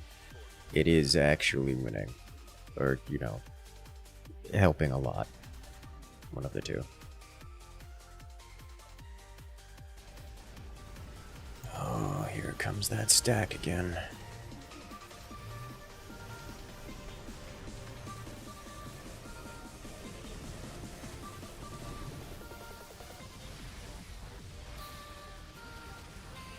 We're not going to get to the science vessels, at least not really.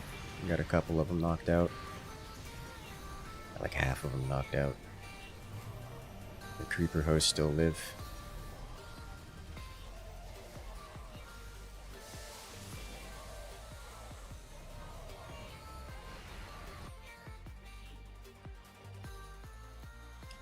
Vikings aren't getting much done.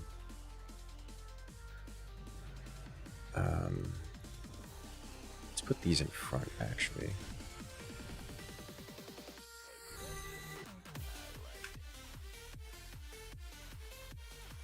SBCs are doing wonderful work.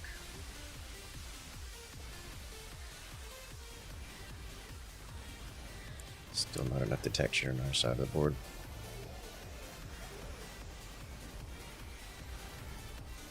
If I can keep this thing alive, it's not going to stay alive.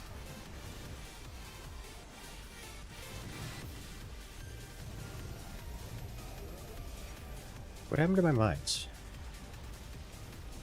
Oh, that's not good. Oh, that's really bad. Oh, that's really bad. Okay. I'm not sure what happened to my mines there. I missed that, but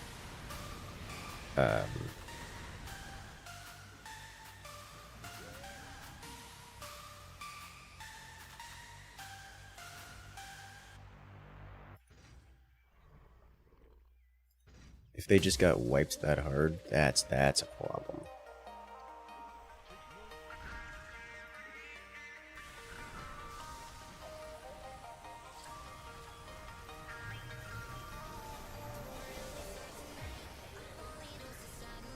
Okay, Snowdrop managed to push onto the creeper host, but didn't actually have enough detection to destroy them, which is unfortunate.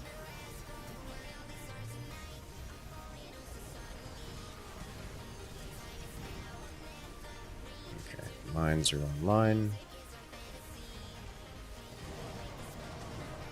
All those Marines getting massacred. Love to see it. And now it's just an air war, which I lose. So I don't have the I don't have enough AA for that, but we at least clear through and break the stack.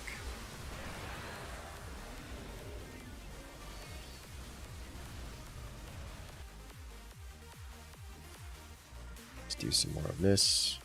And this should be the last of the mines that we're going to be getting for a long time. I would like this, actually. It's also time for next tier.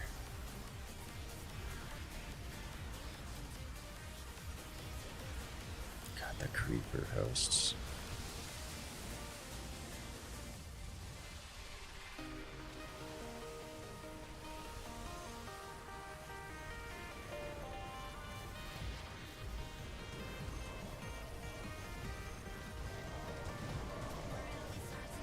So many dead Marines, you'll love to see it. Come on, just so close to getting hits off on the Vikings with the Widow Mines. Oh, I think we got a hit off on the Widow Mines on the Vikings. That's some splash damage. Ravager successfully bottling down creepers. I saw that. It certainly wasn't intentional, but that was quite satisfying to observe.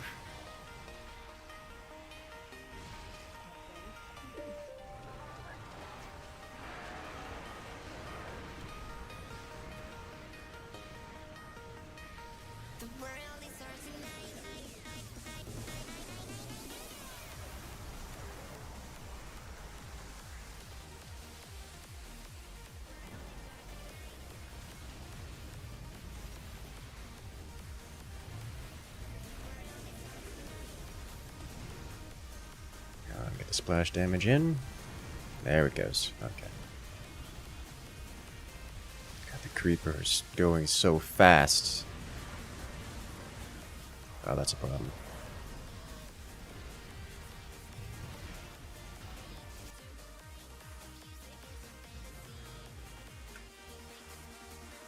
Vikings in this position now starting to do something. Oh, all targeting the base. Oh no.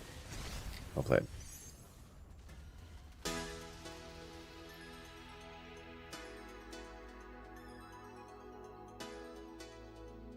Very well played. GG, GG indeed.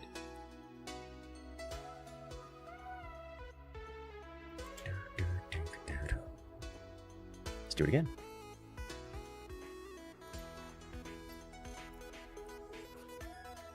Rip, very rip.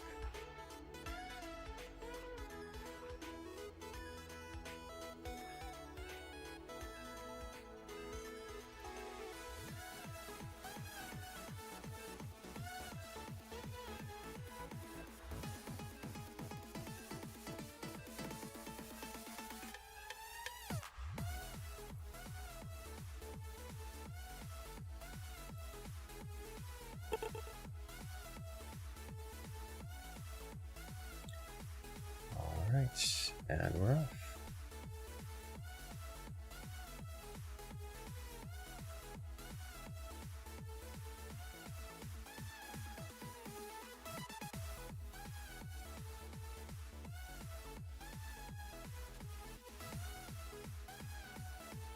Should I have the new tower defense map? Yeah, I remember you sent me something about that.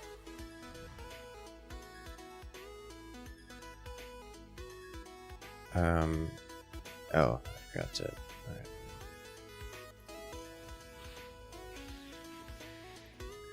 And it was inconveniently timed due to medical emergency stuff.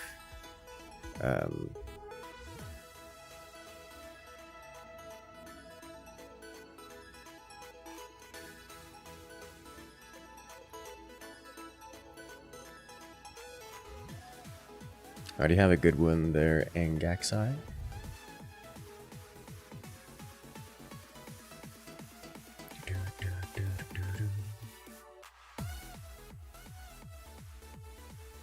Critical mass of the host. What are they called? Apocalypse are usually the solution to that problem. Just like mass apocalypses.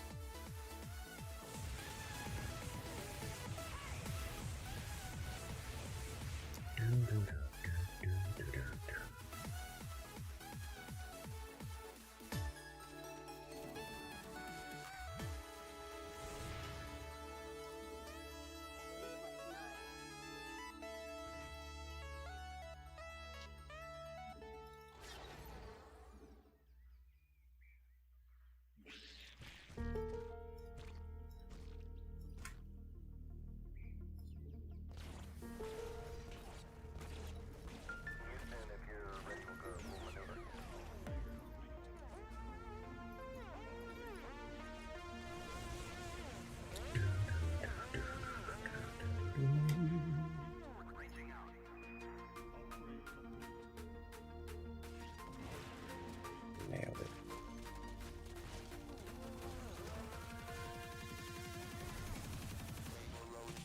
Oh, you devour. Okay.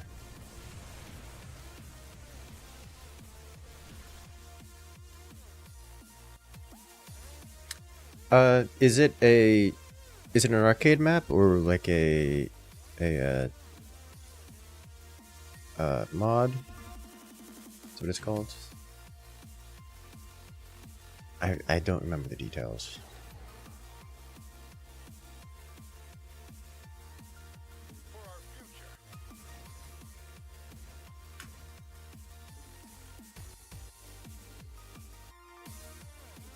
Arcade map standard. I can work with that. Then yeah, I'll give it a try right after this. Actually.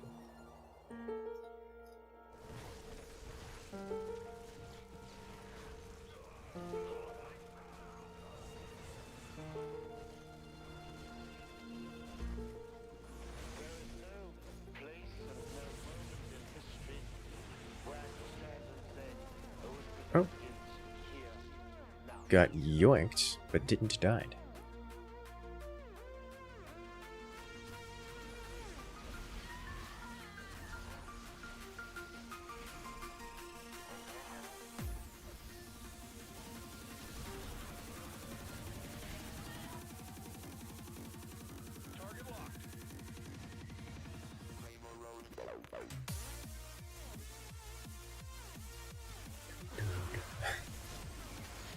This is always a fun strat.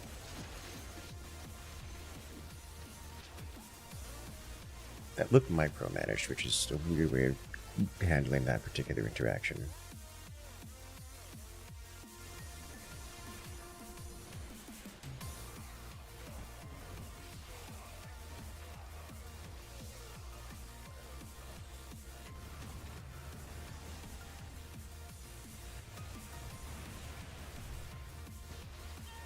Nailed it.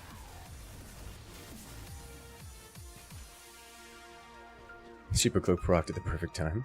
Yes.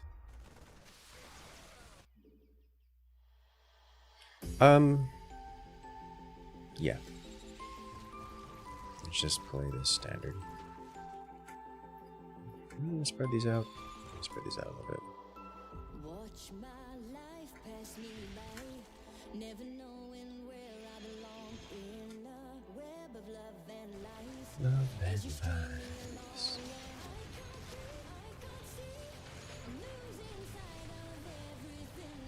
I actually think he gets it this time.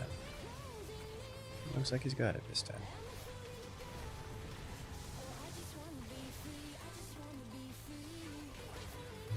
He ate it already.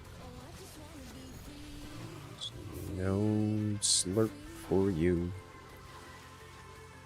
Fall, fall, fall, fall.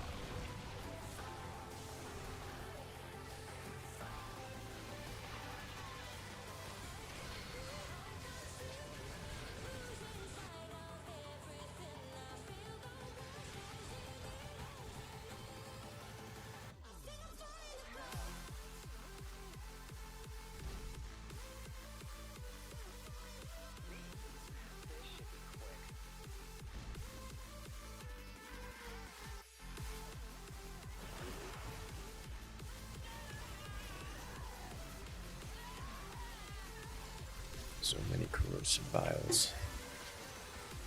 Also, that was a Dahaka-based creature, so we'd have to scan to deal with that. You played any of the Next Fest games on Steam? I have not played them. I've been having a good. I'm just getting back from TwitchCon and getting things into normalcy. I'll be checking out the Next Fest stuff soon. It's behind. Not good. Got one of them. If he eats it, I'm gonna be annoyed. Not as annoyed as if he eats the super ghosts.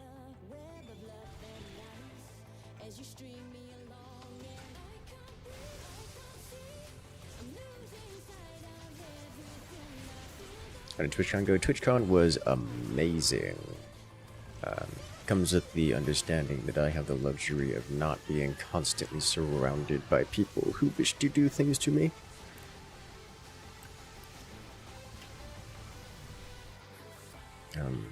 Not everyone has that luxury.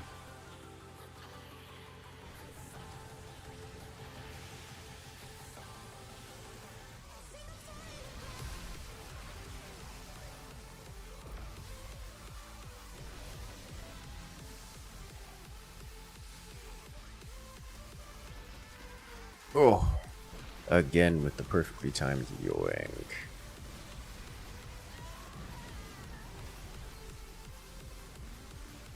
Oh, he's trying to power through the heals. Can do it. Yes, good.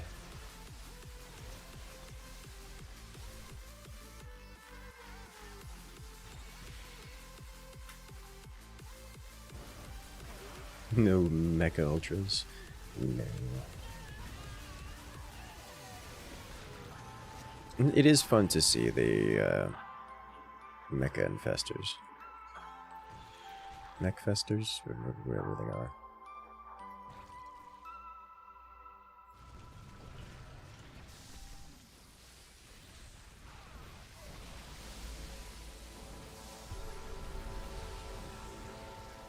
Huh, I thought there was still some behind.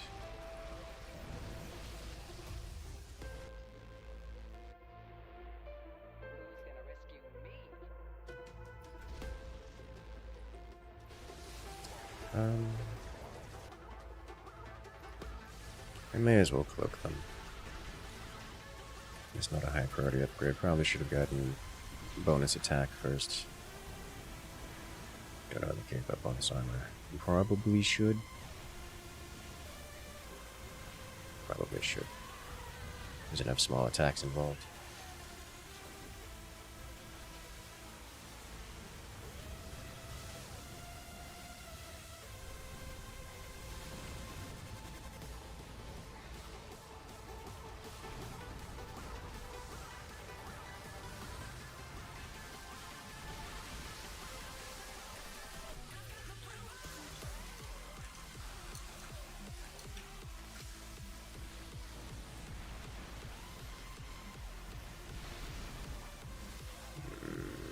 Another one of these here to prevent that. Is that classic RTS or auto battle is more? These days I'm partial to auto battlers, but classic RTS is a special place in my heart, and I will probably never not like them. When I say classic RTS, I don't strictly mean like StarCraft, Warcraft. I can enjoy a good zero space, total annihilation.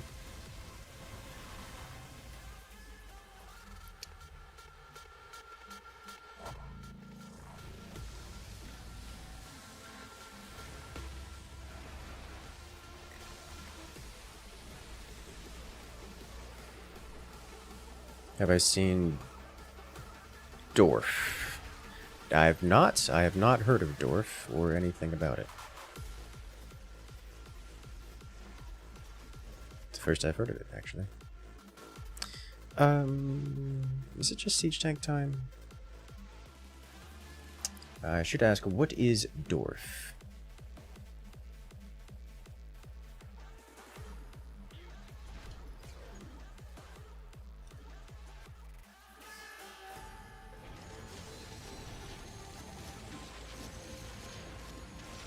Especially me, thoughts on the failure that is Stormgate.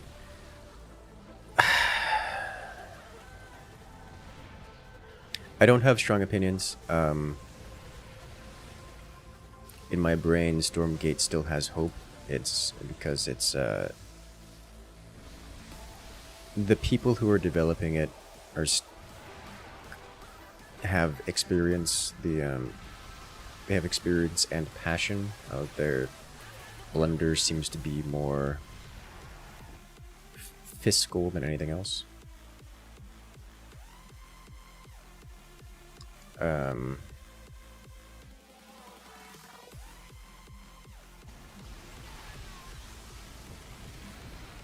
I have no idea how that's going to impact the quality of the work. As far as I'm aware, it isn't cancelled. They just have to redo things a lot. It's gotten somewhat of a bad reputation due to, what to say, hype mismanagement.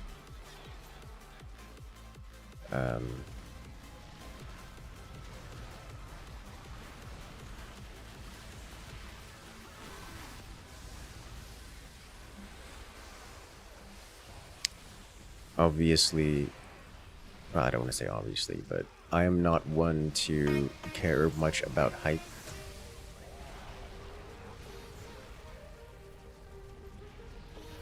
As long as the product is good, I will enjoy it. So, as long as they get it done, then it's fine by me, and I don't see...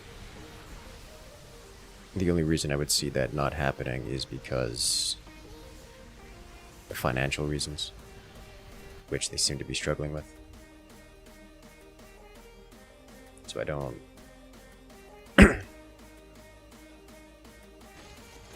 I don't know. I don't have a strong opinion on it. It looks pretty grim in terms of being able to develop the game, but I have some trust that the people who are doing it are at least competent enough to do so.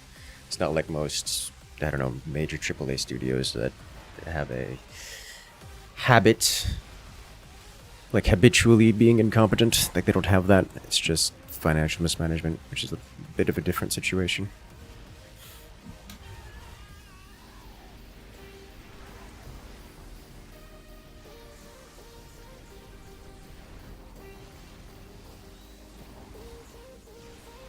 Hey there, Panda God, welcome in. Some gate looks good at first, but he tries to go all directions at once. None stand out. I don't know. It's pretty StarCrafty. Like it's pretty Blizzardy. Be more Warcrafty.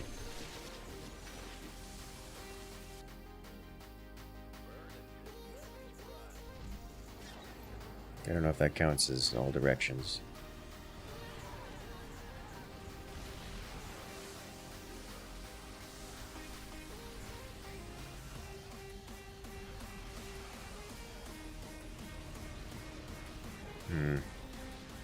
I don't have a good solution to these leaks here. I can deal with the Dahaka himself, but that is a lot of stack.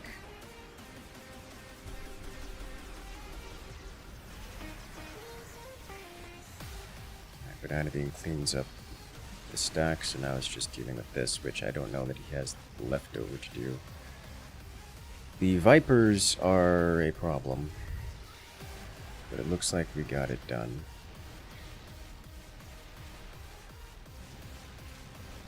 And now we are the stack.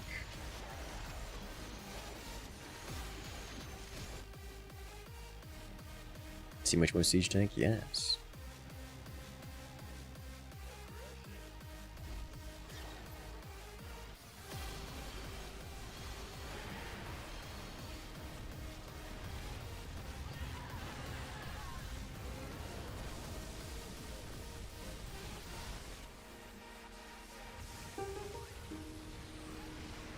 Oh, the mecha creepers just, or the mecha lurkers just shredding all those units. It's beautiful.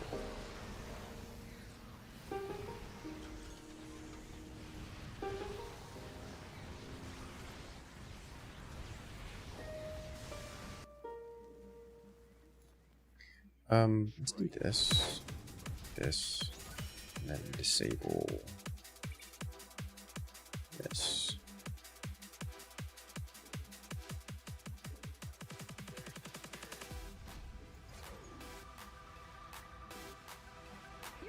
I'll go level 3. You know what? Let's do this. Then go level 3.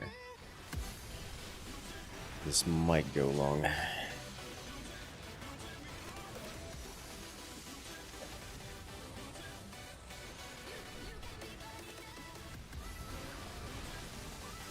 We have a new genre standard RTS. Today's not that day. Yeah. Honestly, the biggest hope I have is going to be either Beyond All Reason or Zero Space.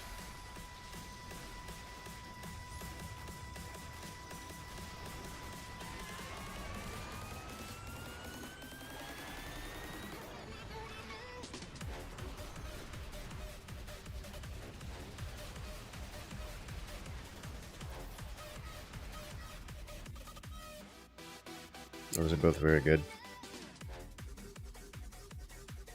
Very different genres, but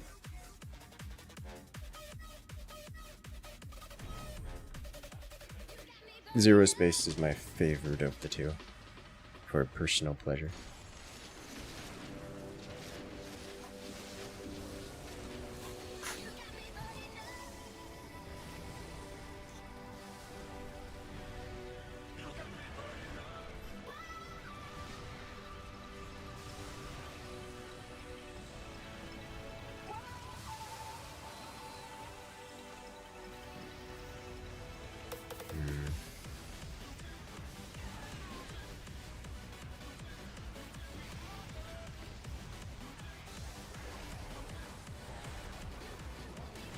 Kill the Viper, kill the Viper.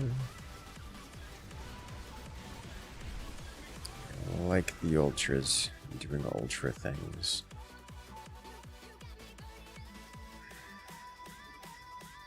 think I need to mix in some of my own.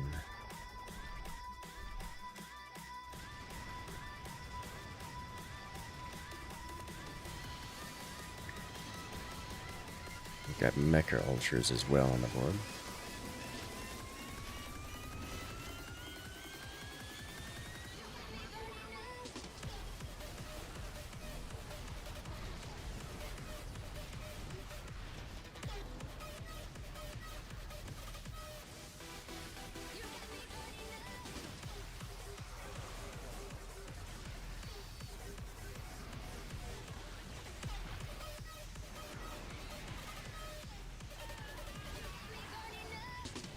The yoinks.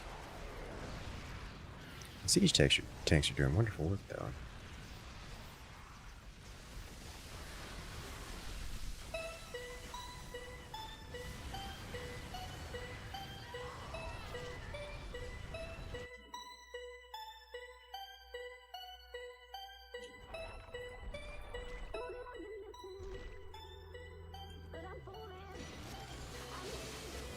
Annihilation Supreme Commander, which always seems to be rather niche. Zero Space, on the other hand, is similarly like Stormgate, a more Blizzard-like RTS, which once again not get the Command and Conquer player base or Dawn of War players. I don't think there's anything wrong with that. I mean, Blizzard RTS has been like the #1 RTS in terms of popularity, like period, and it's not close. Going for the biggest of the closely related niches does not sound like a bad business model to me. Not that Bard nor Zero Space are going after a particular business model, they're just doing it because they like to.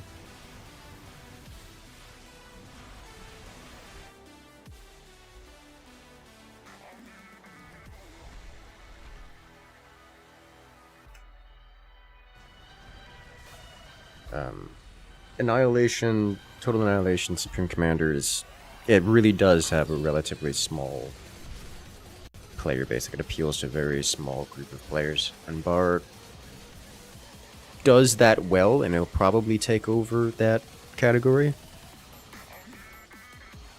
I just don't see it blowing up in a very popular way because it just inherently targets a very small demographic. Zero Space targets a much, much larger demographic, but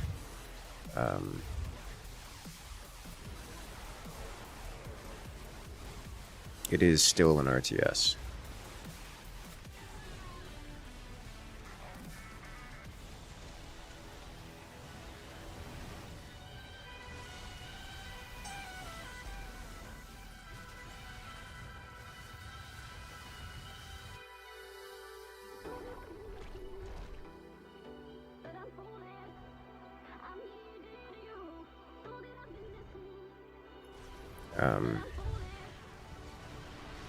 One of the things that RTS games have been focusing on is strictly multiplayer, which hasn't really been much of the... RTS games generally, Blizzard included, have always been single player first, and then brought multiplayer to the board.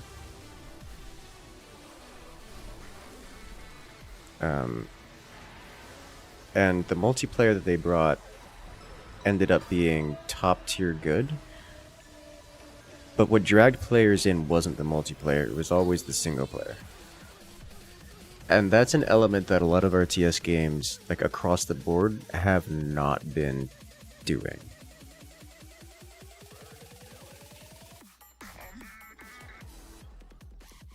So that's certainly a problem.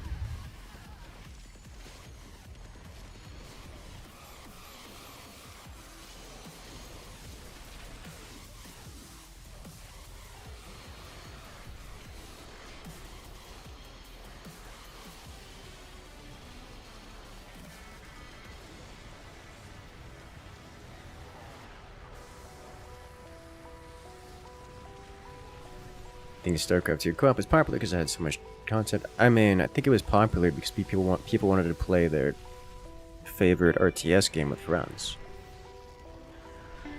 Would I try a himbo pizza? I have concerns.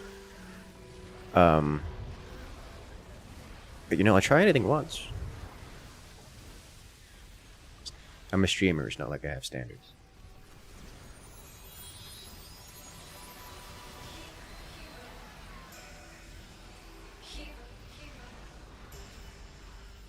Hard to make money off a campaign? No, it isn't.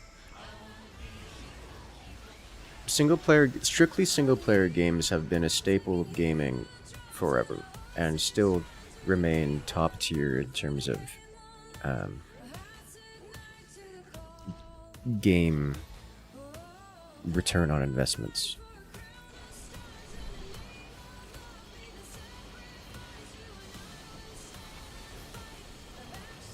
Ham, mushroom, bacon, onion pizza. Yeah, I would devour that.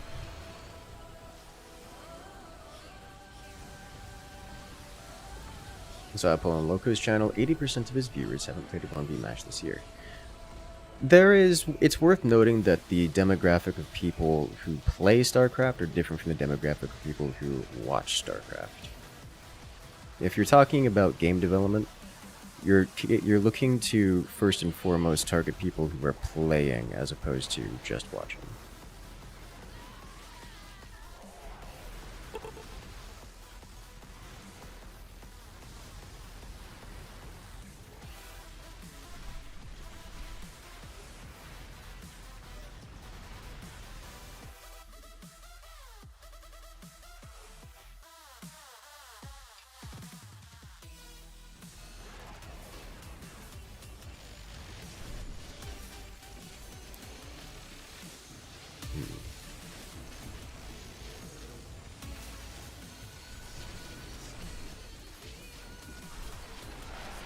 Never understood the bar though. It is a very different type of strategy game, or RTS game.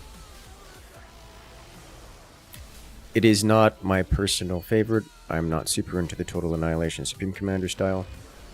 Like of all the styles, I prefer basically any other style. But it is quality for what it is. Very quality. Like quality enough that like I actually checked it out. And we'll probably end up doing more of it.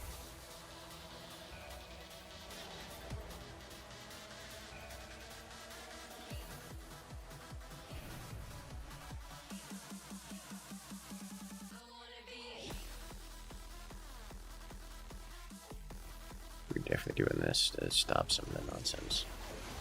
Hey there, Justus.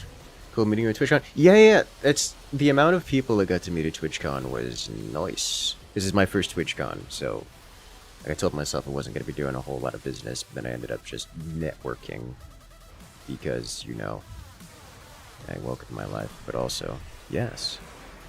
Welcome in there, Juices.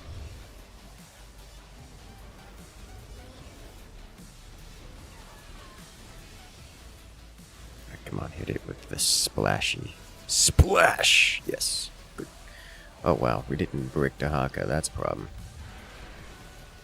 Networking is fun, we have a good time doing it, yes. Though I must say, I need to do a little bit more searching for good places to actually sit down and talk. Because there's just nowhere good to talk outside of the partner lounge. And when that closes with the convention center, you have, you know, another 6 hours worth of time in the day and nowhere to go except like the hotel rooms, which, I mean, don't get me wrong, I don't mind taking someone back to the hotel room, but that's not the primary I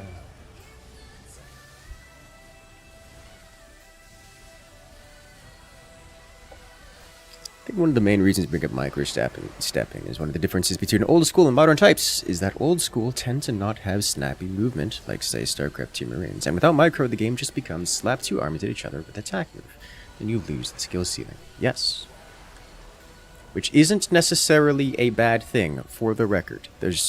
We've come to the conclusion, after kind of years of experience, that you want somewhere, you generally don't want to have StarCraft II levels of micro and unit shenaniganery, but you also want to have more than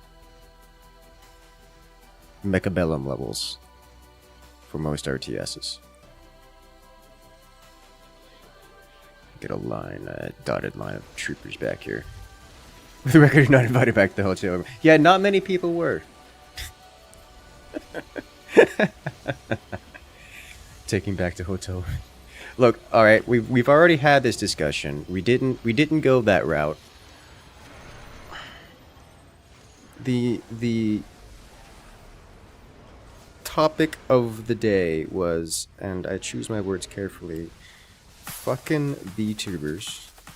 And there's a particular brand of social interaction that is very popular among humans. I did not participate which I must say, I'm very glad I didn't after seeing some posts on social media about it.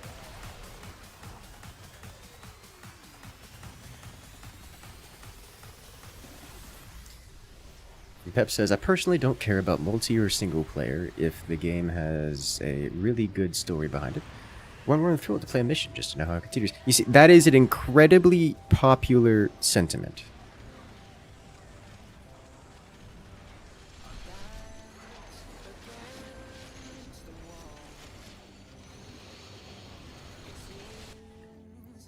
And it's exactly what I was saying before. That's what gets people into the game. And then once they have a good enough time, they build those memories that say, hey, I like this game. I want to show this game to my friend. Oh, look, there's multiplayer. We can play co-op, or we can play 1 versus 1, or 2 versus 2, or whatever. That's what gets the game going.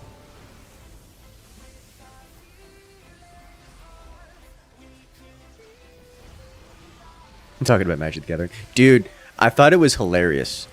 So my first Magic the Gathering match is like I don't play Magic the Gathering, but a lot of people I know do, and so I had made it a point to go over to the MTG tables and grab a starter deck and do their learn to play sessions. And there was this vote on Discord about which deck I would start with, which colored deck I would start with. None of them were correct because I got a chromatic deck to start with. Like, oh yeah, Incursus should be green or blue or whatnot. I got chromatic, alright? Like, I didn't see that one coming. And I actually kind of liked it.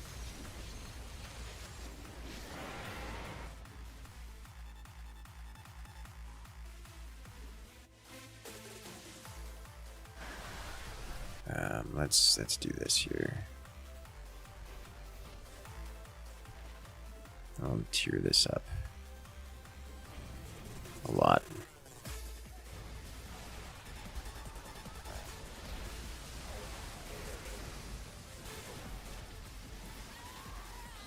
The only correct answer is blue, black, white.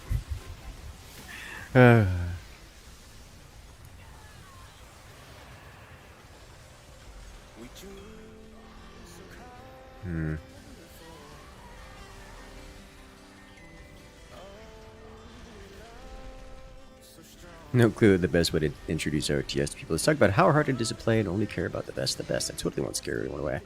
Yeah, that's something that I dislike about the StarCraft community. And like, that's strictly a community issue. Like, StarCraft is not so difficult as to play.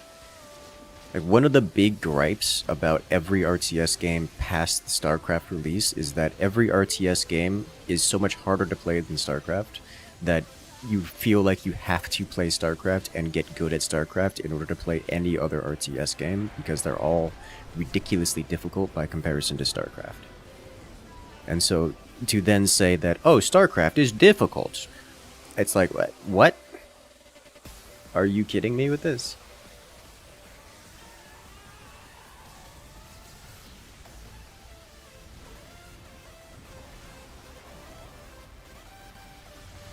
Star Wars Empire at War. Great game, never got considered to really copy it again.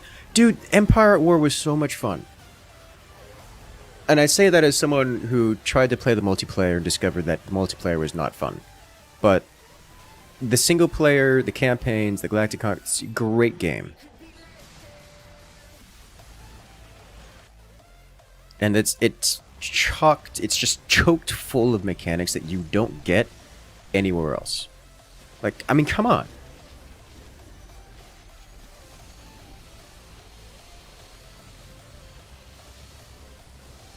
StarCraft Brood War laughs at your quality of life and UI improvements. It does. That's a cultural. That's a very different thing.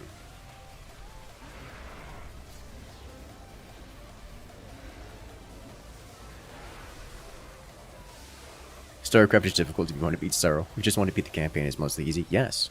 Even if you want to play multiplayer, like just generally against humans, it's easy. Like it's not. It is one of the only RTS games on the market, even to date, where units do what you ask them to do. You don't have to do things like stutter step in order to make things go in a direction. You don't have to. You tell a unit to go a direction, it's going to end up there and not just in someone else's base. It's like it doesn't have the Company of Heroes problem where, oh yeah, I have a tank. I'm going to tell it to go. I'm going to tell it to retreat, and it's going to barrel into the enemy base. Like you don't have to worry about these things, like even a little bit.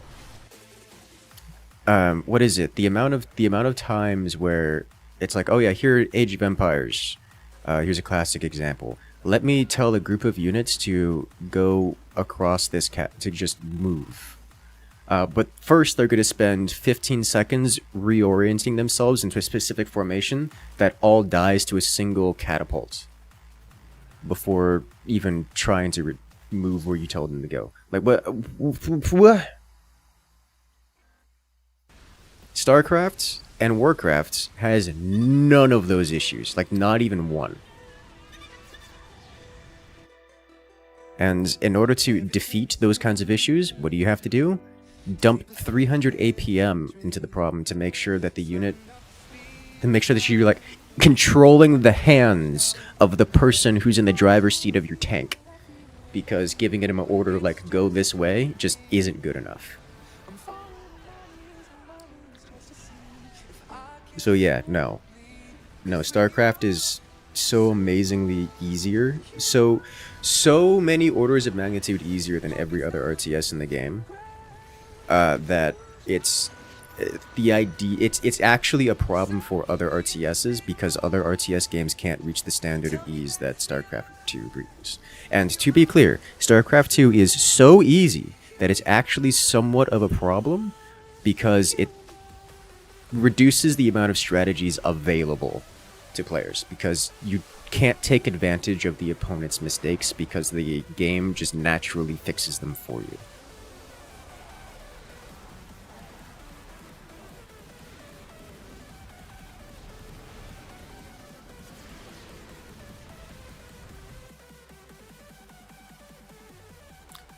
So yeah.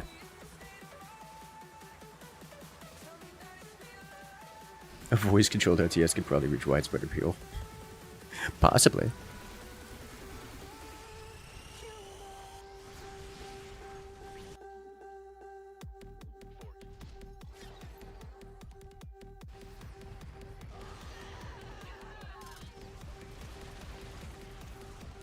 Technically, Queens have a slight pathfinding issue with creep. Oh no! Yeah. There's a lot. Kind of tragic how Iron Harvest failed because of how bad the pathfinding was. Dude, Iron Harvest, I liked Iron Harvest a lot. I liked it so much. My favorite Company of Heroes style game, period.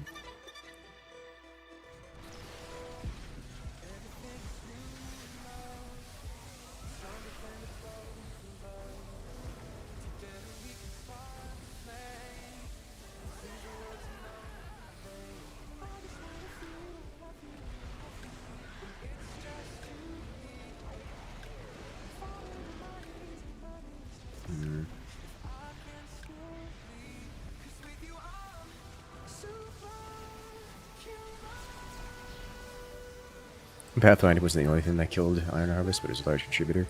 Yep. Yeah, there was... I have opinions.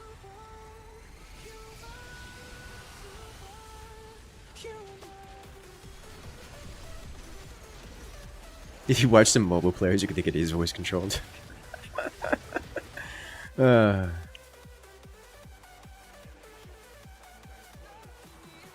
Thought the pathfinding on the giant mech. There's a difference between something stumbling around a bit and just failing to understand basic directions.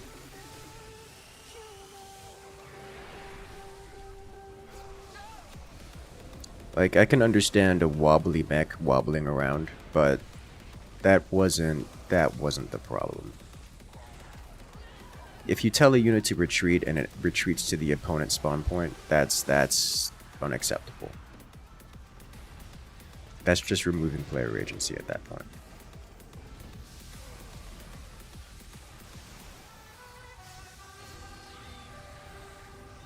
Alright, you have a good one there, Evan Daniel. Catch you later.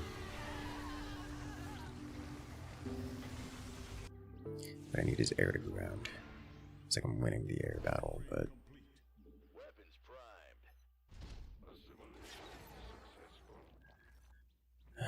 this costs 4,300 XP.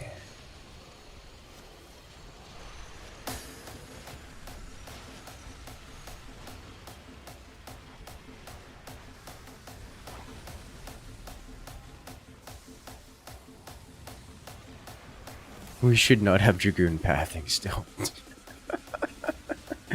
Yeah, that's a problem.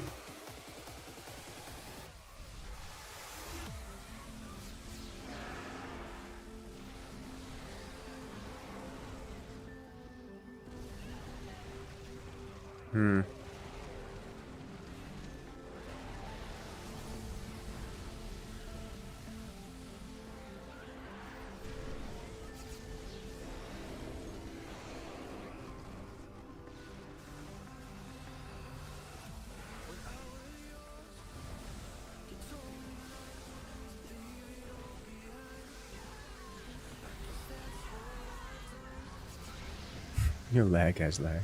Yes.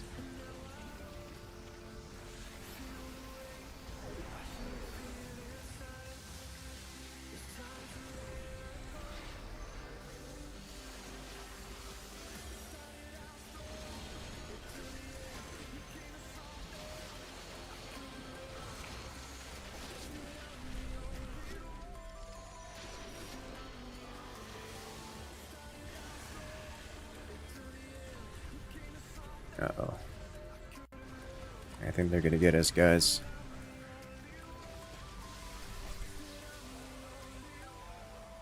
I'd like to see the meme Dragoon version. I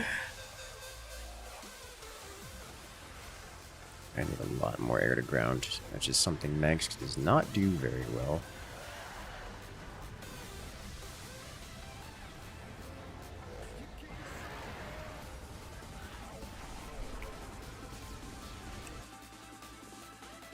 What's happening here is the enemy tank line is a problem.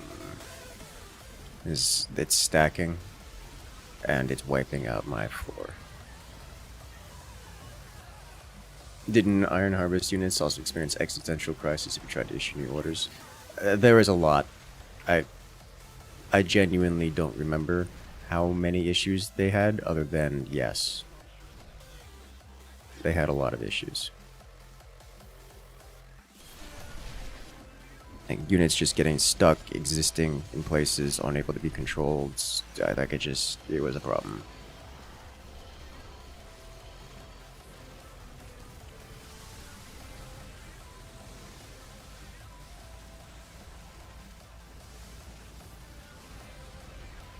We actually got on top of the tanks this time.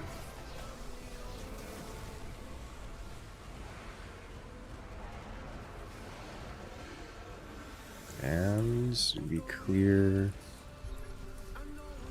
the floor. Okay, we're pushing across. Nice.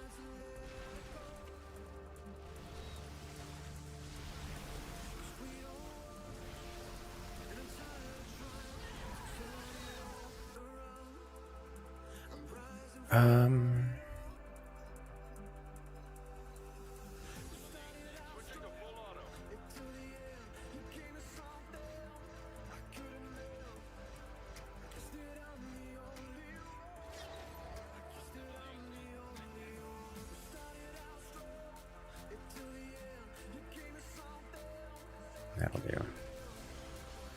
Most tug war match in Fresh you've seen in a while? Yes.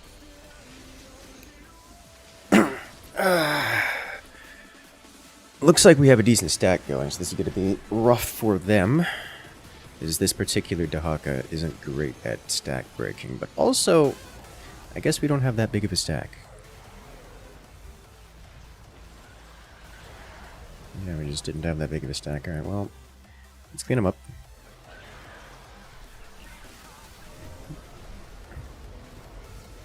God, he just melts. His whole wave just ceases to exist.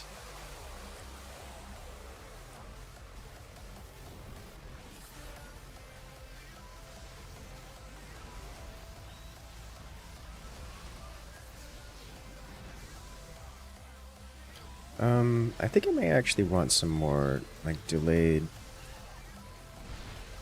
Oh, God! Oh, Jesus. That was like 20 Mutalisk slain. Yeah, I think I definitely want some more delayed, Emperor Shadows in here. Once I get the XP for them.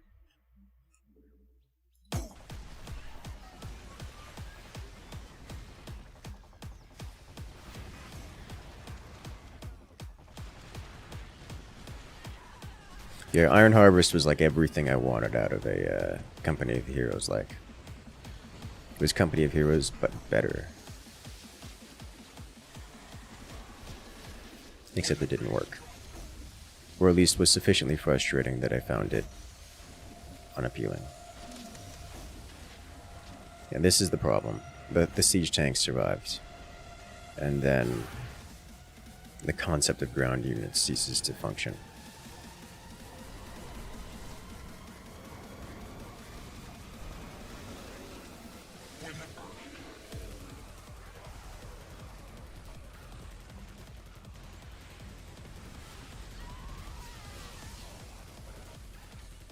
Now I'm relying on these Parides to get damage done, which, you know, they're trying.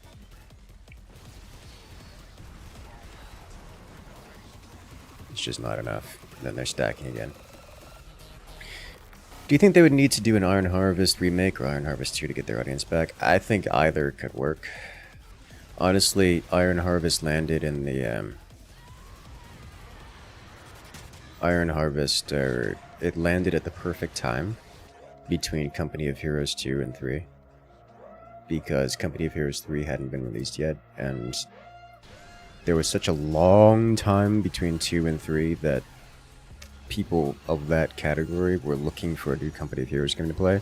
When they found out that Iron Harvest was a Company of Heroes clone, they tried it, and it got a substantial jump that it would never have been able to get if Company of Heroes 3, if anything within the Company of Heroes IP had existed with any relevance. So I don't know that they're ever going to have a good opportunity again, at least not within the next many years, because Company of Heroes 3 it both exists now and is in active development, like active continued development with new content and everything. So they're fighting from behind in a world where it isn't more interesting than the other options.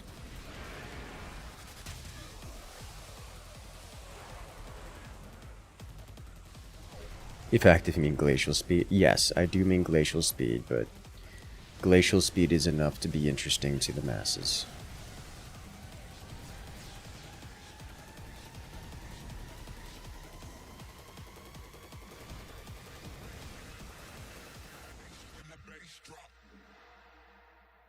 Over Dawn of War 4.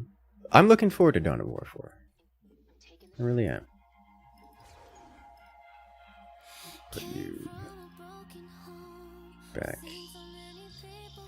here. I probably want more Furies. The lag is real? Yes.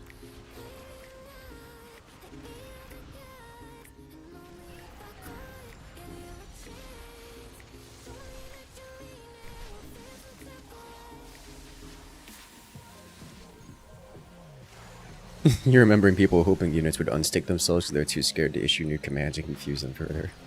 Yeah.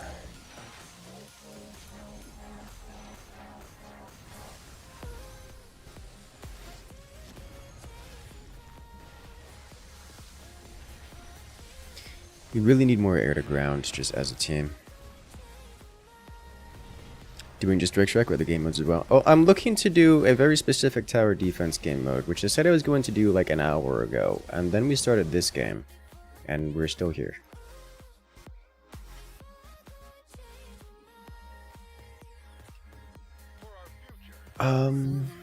Like I don't have air to ground options. I guess I just save it for more prides, then let it go.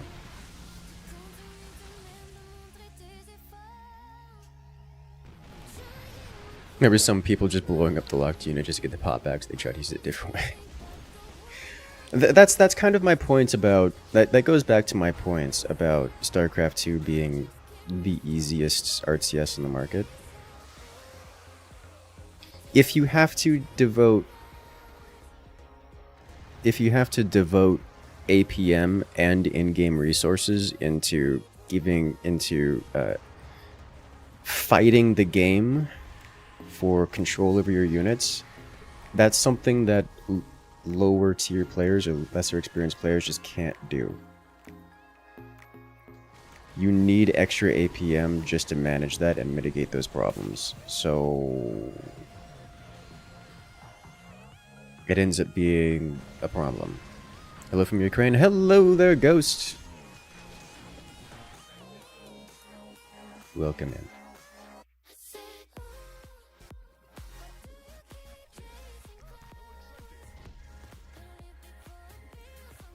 I feel like I have to prides because we need air to ground. For played Empires of the Undergrowth, very underrated IMO, one of my favorite RTS games. I have played it. I've played a fair bit of it. I didn't personally enjoy it so much, but I can definitely get the appeal.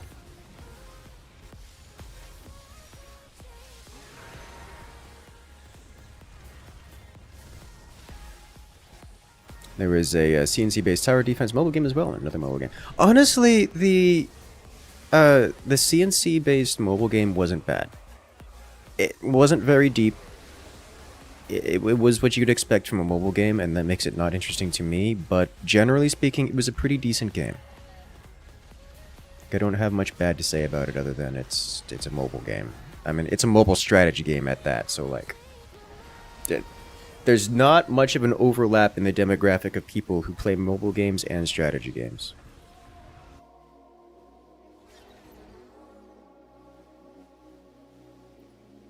Beast, I find that incredibly unlikely there to be.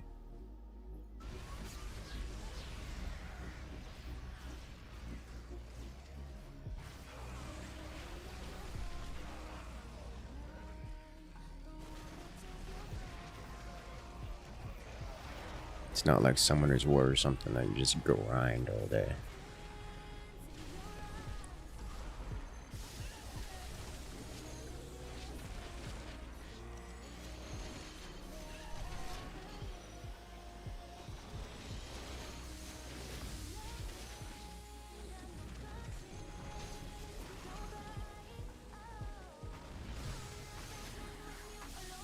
I mean, rivals or Tiberium alliances? I don't remember the name of the thing. I was not paying nearly that much attention. Still counting FPS, or is it now SPF? Definitely SPF. Like sunscreen. In the land of the sunshine. I almost feel bad for our direct opponent, Tahaka, because he's just getting cleaned up as if he wasn't here. The only reason we're not pushing past it is because there's just constantly these line of infested siege tanks over here. And the infested siege tanks are actually just wiping my wave.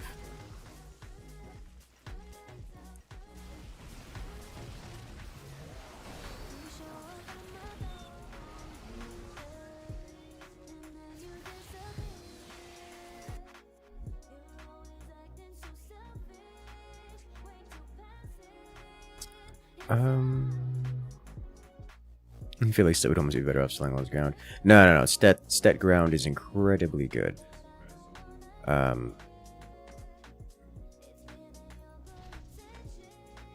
Like it's incredibly good. It's just that as a team we need air to ground, and he's the only one that has okay-ish air to ground. Ish.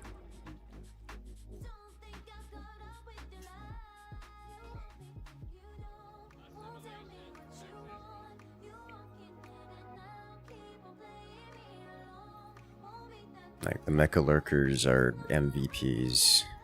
The Ultras just work.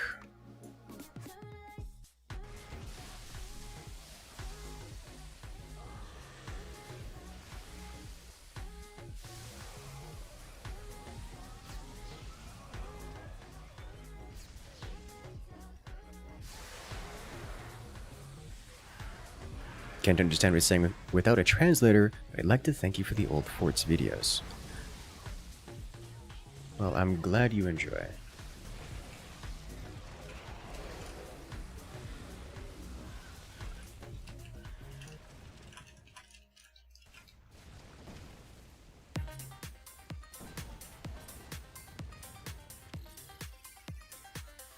And we have more of them coming soon. Like, literally this week. We released one earlier today. You guys can go check that out. There's also a new feature being rolled out on YouTube called auto dubbing, where it takes my voice, translates it into subtitles, and then, or converts it into subtitles, and then translates those subtitles into another language, and then reads that translated subtitles using an AI voice, which is a neat accessibility feature.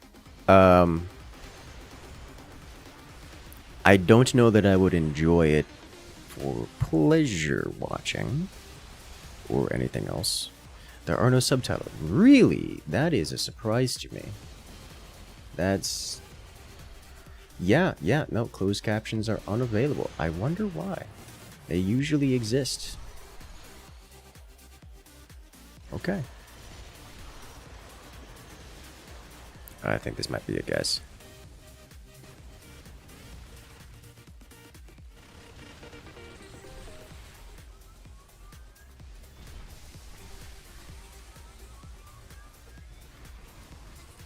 What was it? I was checking out the latest Salzberg channel, the latest Salzberg video, and he had the new translation option, which was neat. Okay, time to air to ground. Uh-oh. Yeah. It's bad. It's okay, we're over.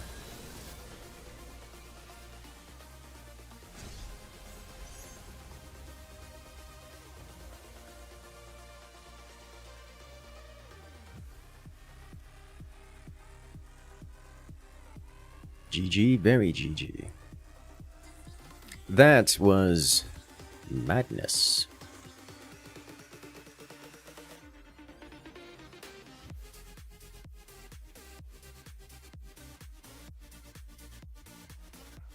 Alright, so, Crazy Mouse, can you type for me the name of the tower defense while I go refill my drink?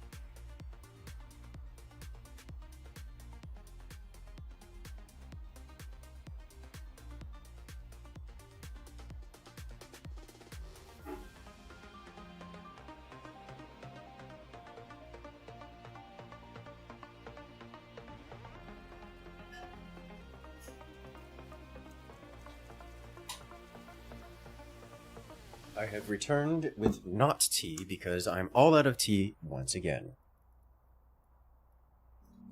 Alright, now I am looking for crazy 10-way defense.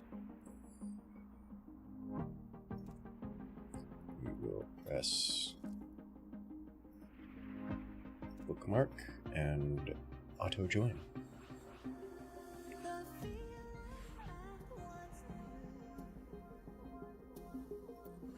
I don't get extended colors.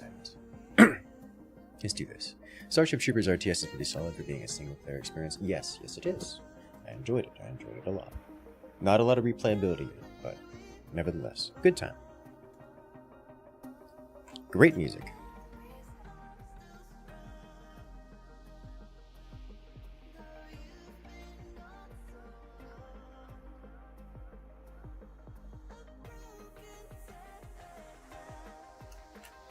How could you have a 10-way if there's only 6 people? Oh, you sweet summer child.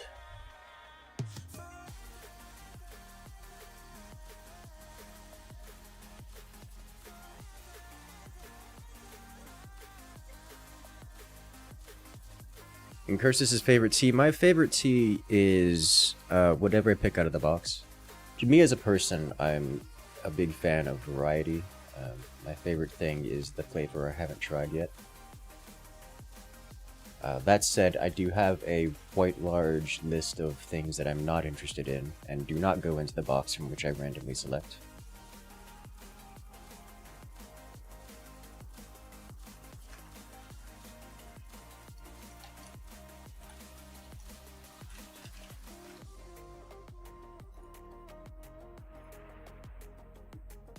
Hey there, Alzarath. Welcome in. It's like old school lurker TD, probably.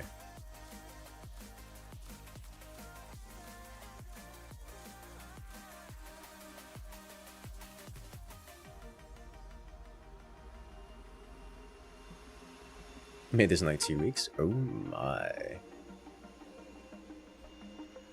Regarding teas, I don't do anything with caffeine in it, so I'm restricted to herbals and herbals only.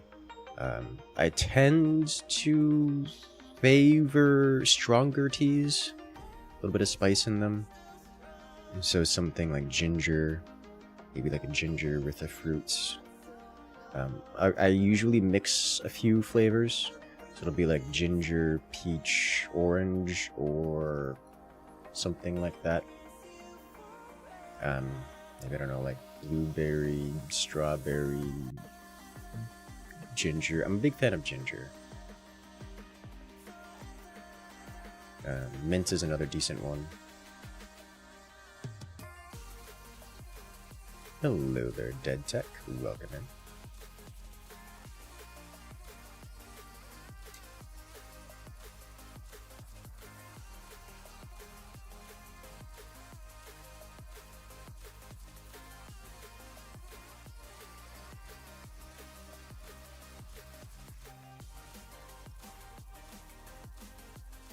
Excellent, yes.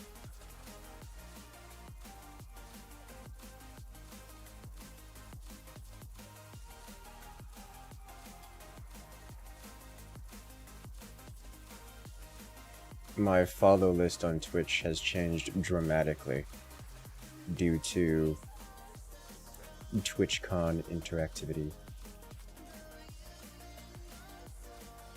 And I have to go say hi to everyone at some point. Though I must say, looking at the follow list right now fills me with hope because they're streaming right now, which gives me an indication that there is a potential opportunity for collaborative efforts. Because if I turn off my stream and then they turn on theirs, then we're never streaming at the same time, and that means no interaction. You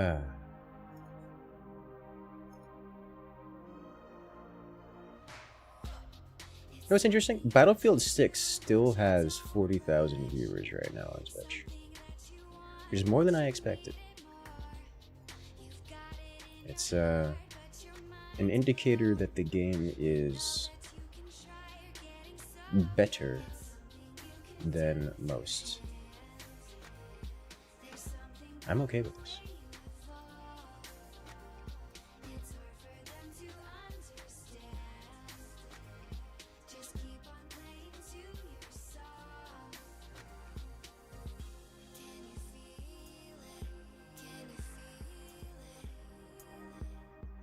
Jolly cooperation under the sun in sunbro time. Here's something.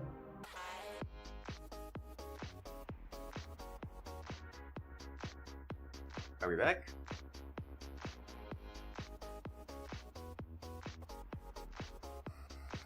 Okay, we appear to be back. I have trust issues right now because this is the regular Comcast shenanigans being Comcast, which indicates to me that there's nothing I can do to resolve this, and yet it is currently working. Typically this lasts for upwards of 15 minutes and seems to have resolved within less than a minute, which is an outlier of this kind of behavior. So we're just gonna go for it again and see if it works.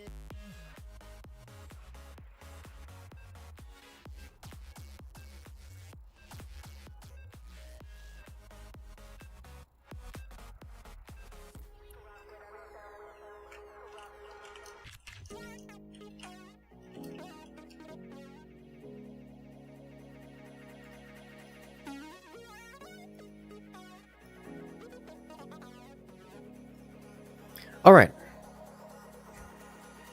Let's see what we got. Gonna be doing a lot of reading very quickly.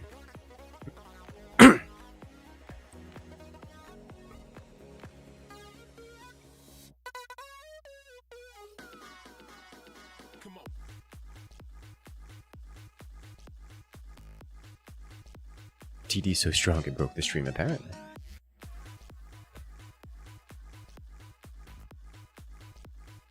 You had fiber in your old place. New place has crappy Comcast cable. Yeah. Yeah.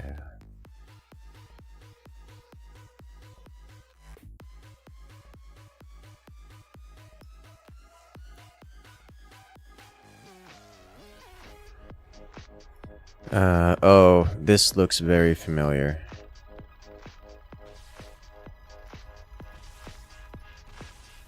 I think I know what's happening here.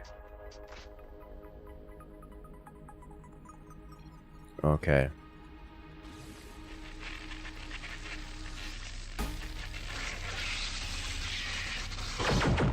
Well, hello there, Mr. Zobum, coming in and rejoining the incursion. For 10 months! Congratulations, friend. You've regained access to all the beautiful emotes here on the channel, as well as a special access role on Discord. Welcome back to the party. Alright. I don't remember how to do this. It has been way too long since I've done this. But I remember needing to build mazing, and I was a big fan of lurkers.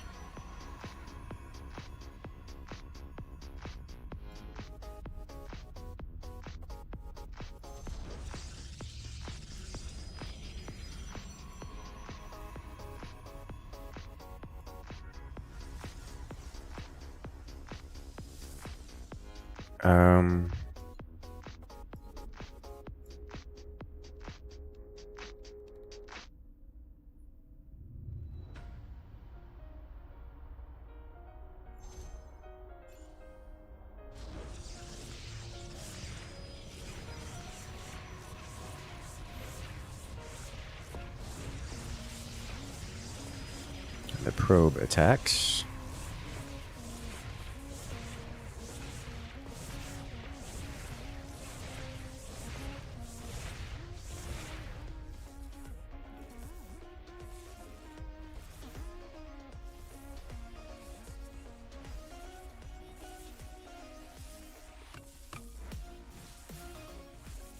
I can in fact send the probe across the way. Oh, these can actually be harvested. Okay.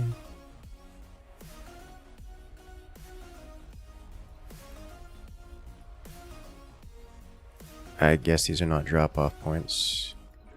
There is no drop-off point existing. Okay.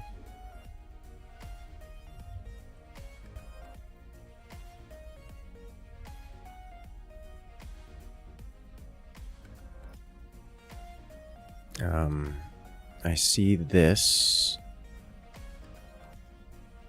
We have our lives. These are my units. I remember lurkers being like the end-all be-all of things.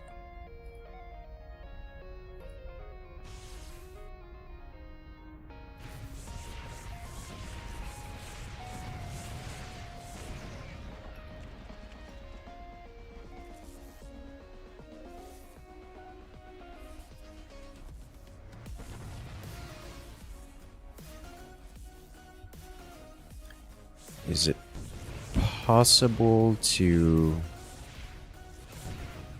destroy? No.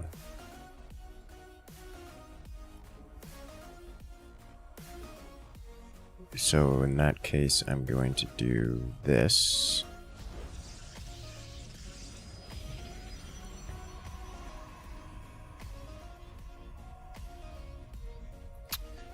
So now they come this way.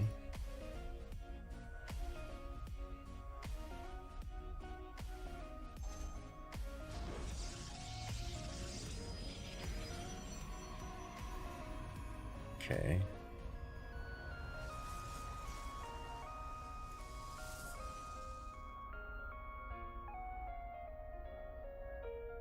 That's a 30% damage increase. And a 30% fire rate increase as well.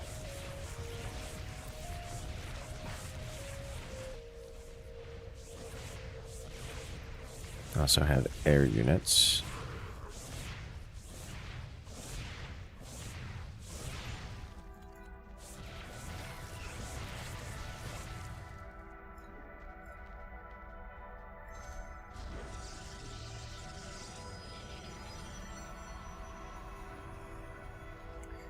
And that would hard wall, which would be a problem.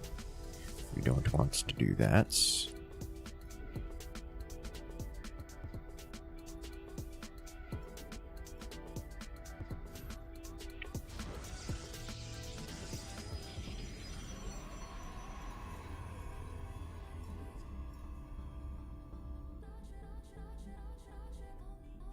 So I'm assuming that if they have to go all the way around, then they will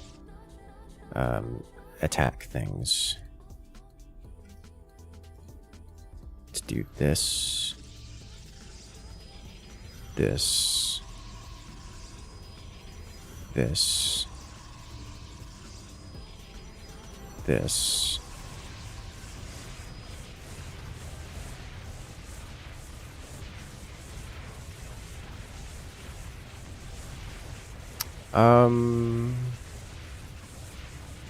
I appear to be lacking in general DPS here.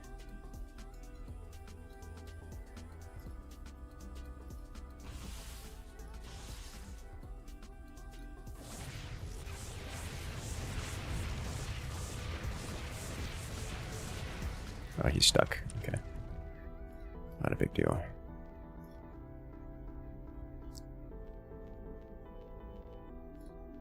Alright, so this seems relatively simple. And I can get behind it.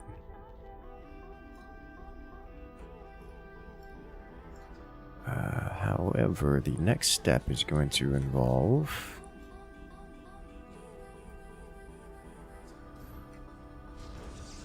something like this. Not enough minerals. I feel like it'd be a mistake to block that off, so I'm just going to do this here. And then this here.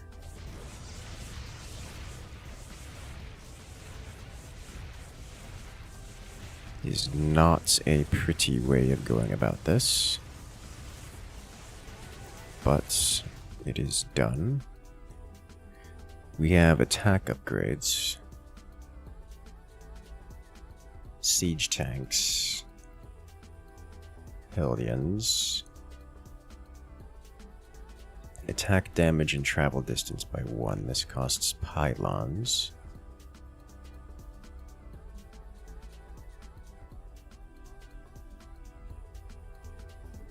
Let's do that a little bit. Cannons do not take pylons.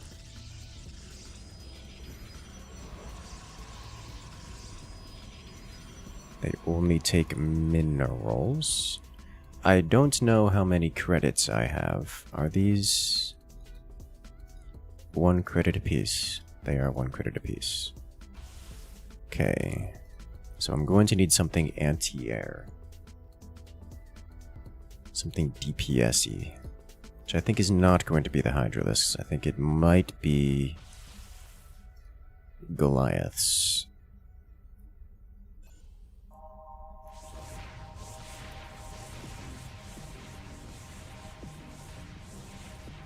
Because of this right here.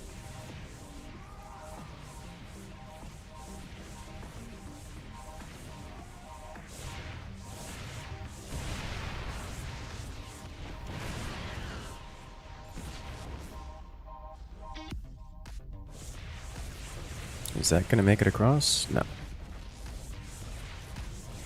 No, we're fine. Let me get some Goliaths. These are 1 credit apiece. Goliath time.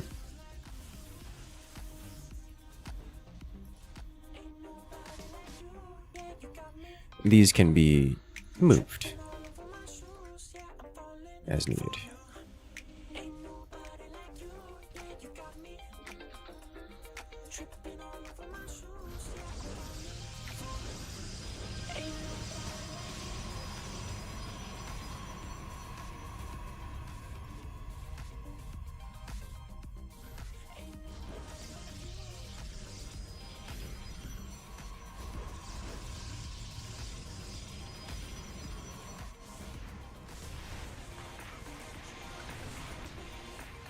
I can build in zones that appear to be teammate oriented. I'm not convinced is a wise idea to permit that. I think I might actually just be able to leave these like in here. So I think they have no collision with each other or other entities. You cannot maze with. They do have collision. That might be a problem.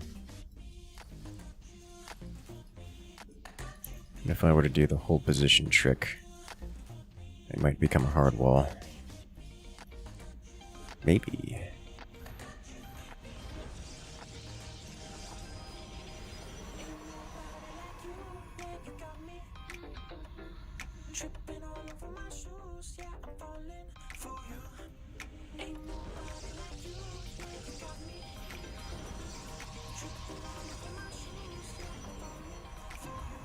Okay.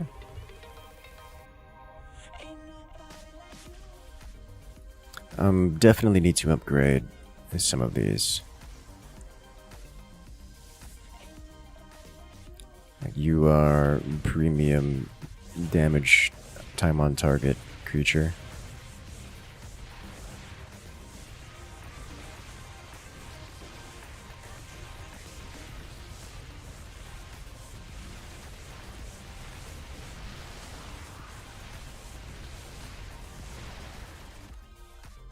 Can I upgrade this again? Oh. I can.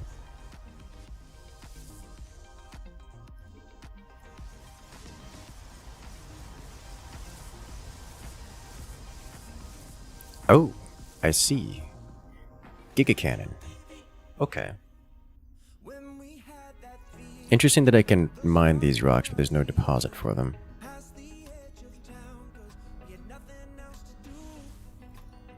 I've got a lot of credits now. It is a detector. Maybe I get some ravens anyways. Credits to minerals. Let's get 2 ravens here.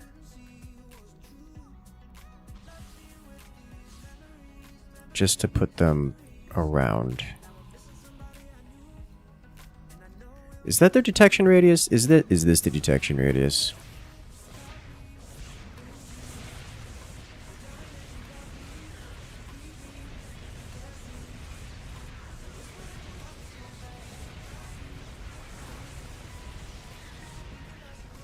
Okay.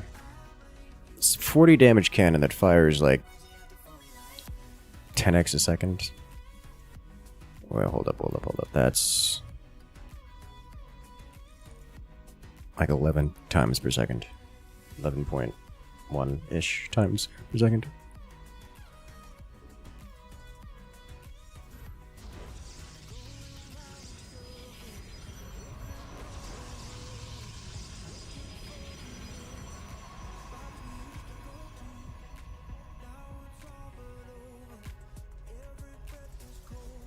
Cannot upgrade the next eye.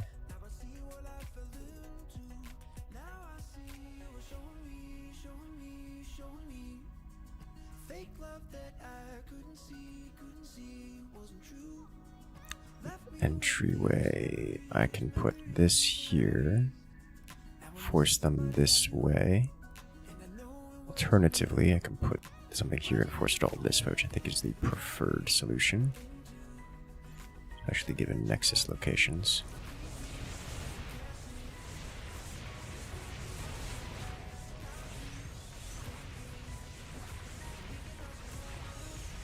High armor larva.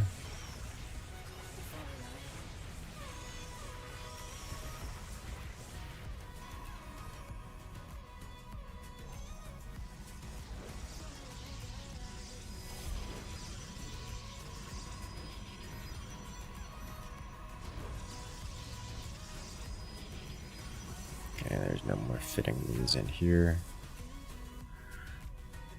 Right. Yeah, I was never gonna have an option to fit more. Alright then, in that case, I can leave this here.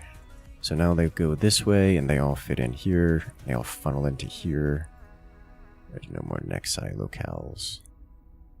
If I move this guy here, I can fit another one here.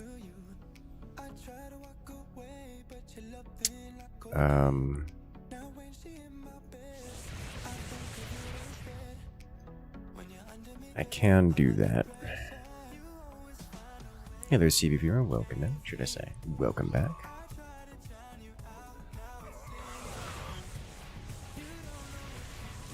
Yes, okay. So this does appear to be detection range.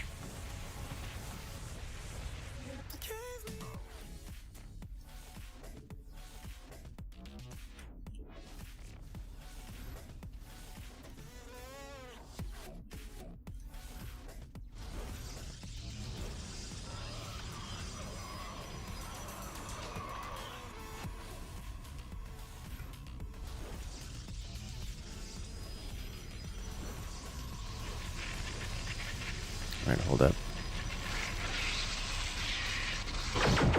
Well, hello there. 100 of these have been 2 years. A CB viewer comes in for 24 months. That's a whole 2 years. Congratulations, friend. And thank you once again for 2 years of support. That's a lot of support. That's a long time. I appreciate it. That means a lot. It really does. There's a love in chat for a CB viewer coming in for a whole 2 years and getting that new member badge. So congratulations, friend. You've regained access to all the beautiful emotes here in the channel, as well as the special access role on Discord. Welcome back to the party.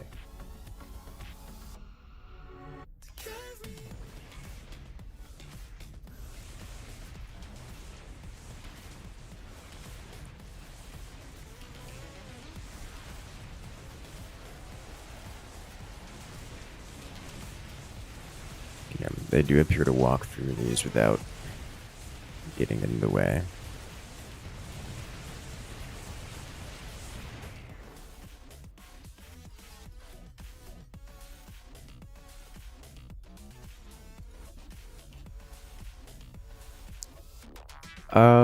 I have a lot of these guys.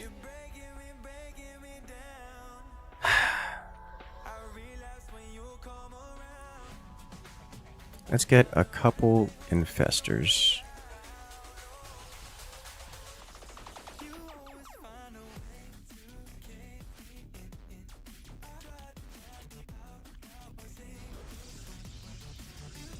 Is there a limit on the amount of these I'm allowed to have? Alright, done. I'll spread them out in places so that I can do things like CC as needed. What else can I do here? It comes in this way. Can I don't know that there's enough space here to do another loop around. If I do this still, it doesn't do anything. If I do this pushes it that way. And I can't. Oh!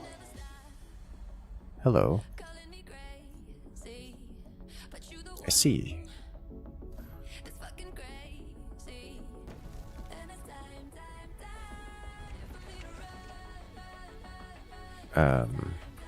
Mainlands.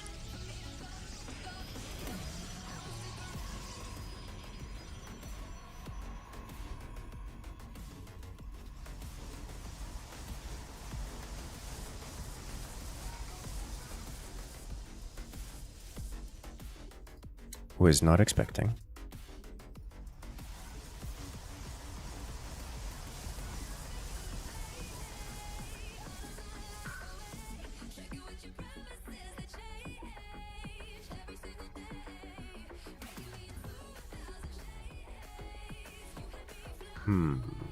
Second game called? Crazy's 10-way defense, I believe. So error units, we do have mutas.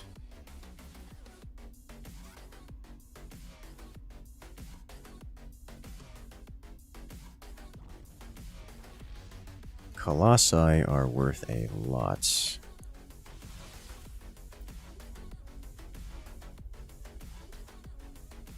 Let's do, hold it, wait a minute. 15, 28 Ares,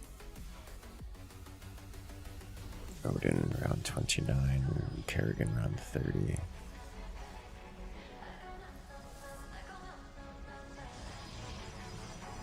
I don't see Baneling-like things here, so I'm going to go like this.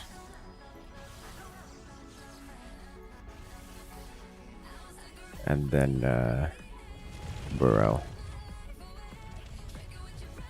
There we go.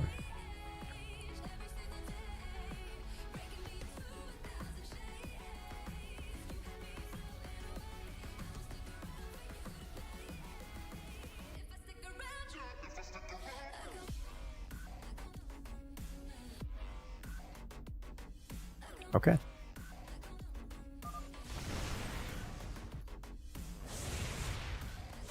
We have stealth.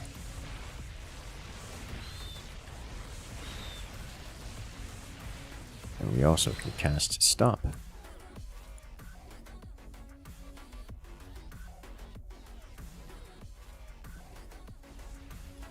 Got a lot of credits this round. Let me get several more of these. You know what, let me just get like a lot of these. Don't have to worry about it again.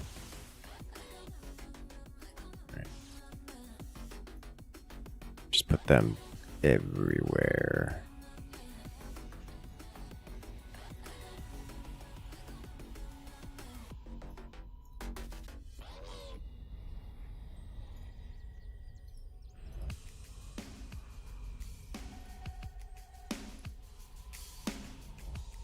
It can also cast Generalized Death.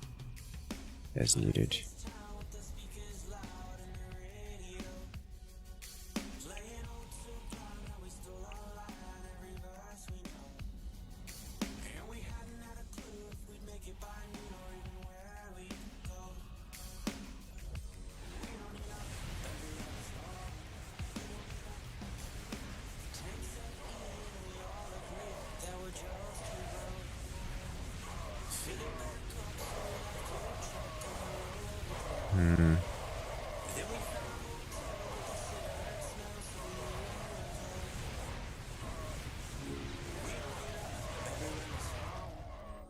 Okay, I could use a little bit more anti-air.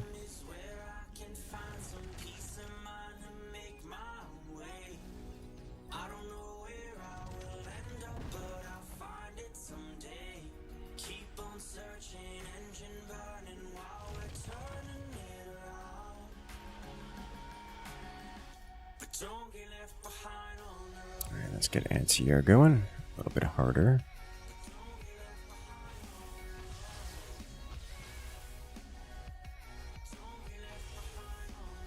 There we go. And then you just kind of spread out. Honestly, keeping a couple up front here is probably a good idea.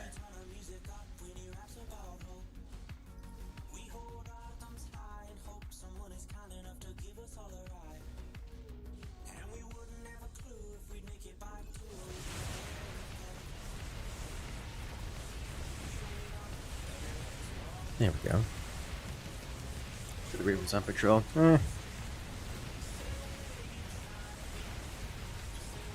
It only covers more area if there's a unit underneath them. Here's the upgrade button. Alright, so attack speed and damage. Probably. We can also do ghosts is interesting.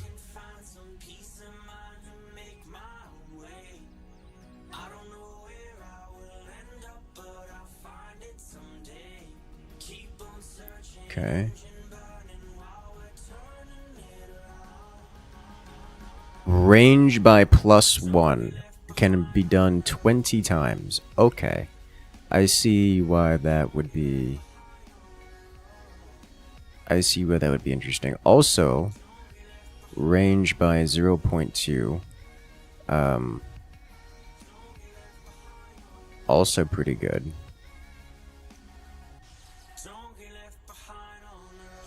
Increase balance damage by 1 would be amazing.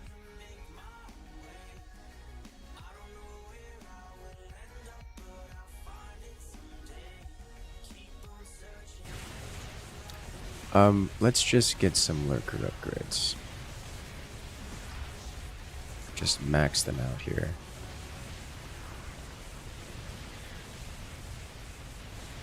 So the spines still have 6 range, but they travel very far.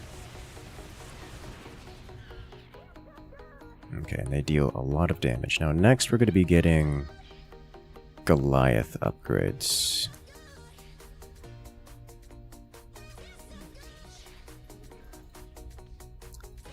Then we're going to be doing these.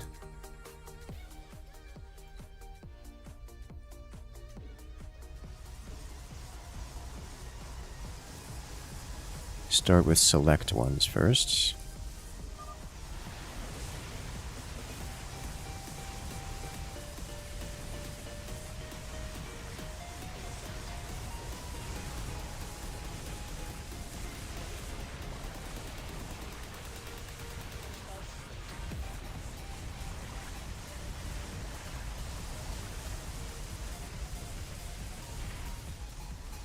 To upgrade all of the cannons. There is a Brood Lord. Made it across. That's illegal. It's okay. It's going to die horribly here.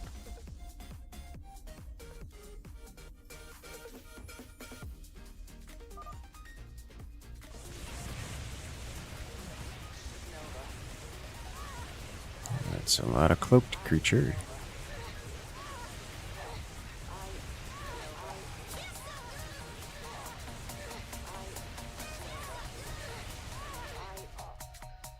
I did not make it very far.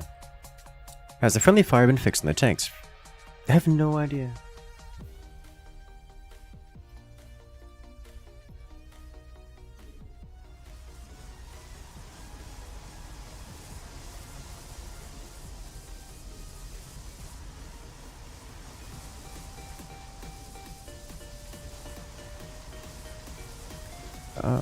I think I can get away with...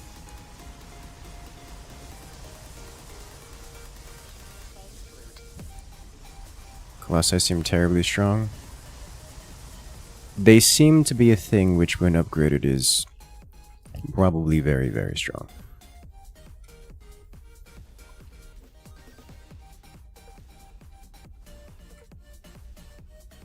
Wonder if you can design for optimal spinage, or if the super long spines aren't that practical. It probably can.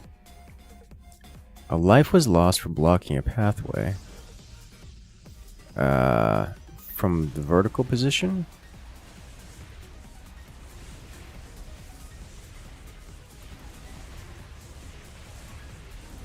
Who blocked?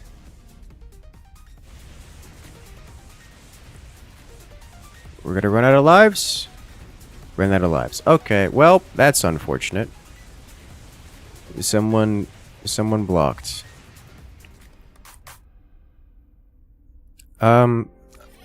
Yellow's blocking. Is there any way to tell?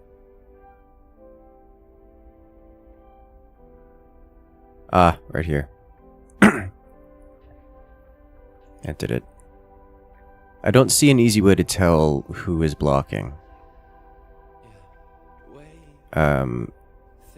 He blocked it both ways. Shows which paths are blocked. It does show which paths are blocked. But this could be any of the three players. This could be two players blocking. Okay. Pretty low on lives. We hadn't lost a life yet. So we were at maximum lives. And then he placed a nexus here and we died. It's an orange. There is an orange nexus blocking. So orange came over here, placed a nexus, blocked it, and we all died. Okay.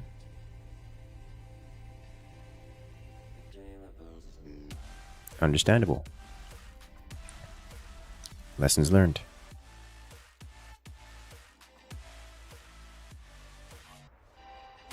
Got griefed on... Well, griefed is a strong word, but yes.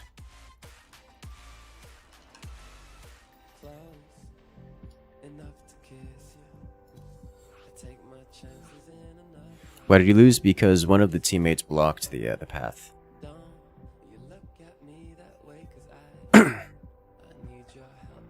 Well, it was OG in the first. He was building his economy in the other teammate's base, which isn't strictly a bad thing. Just poor form generally without consent.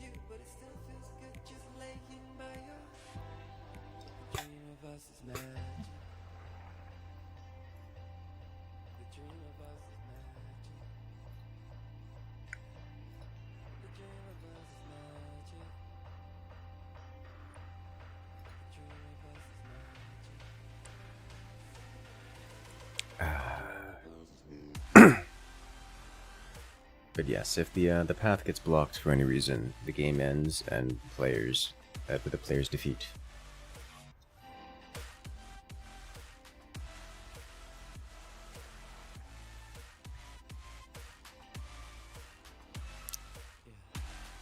Wonder if the rocks are killable? I did not find a way of destroying the rocks. They appear to be invulnerable.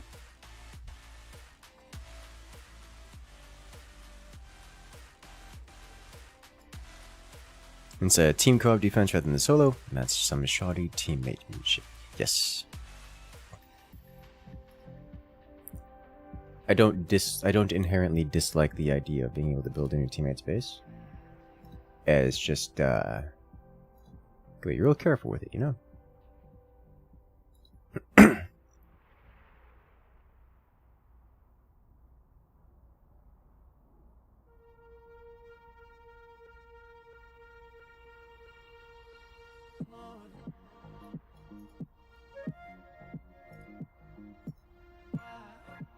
Only mineable so you can mineral walk.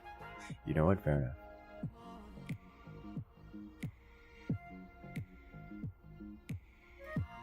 Alright, so if teammate builds in base, you gotta kill teammate.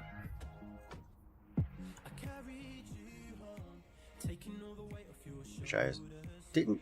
I don't know if that's doable, actually. I assume it is. It's not a good assumption.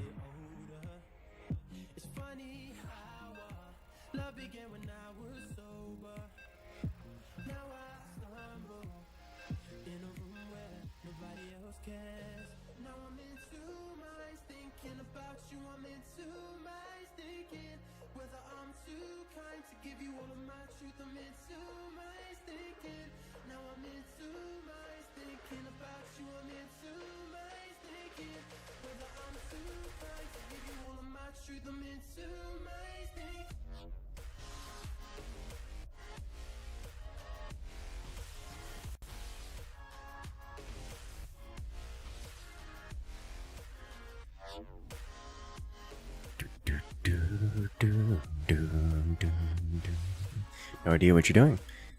You and me both, brother. Though I do have some experience with this style of game, I suppose. Well, this is some terrain.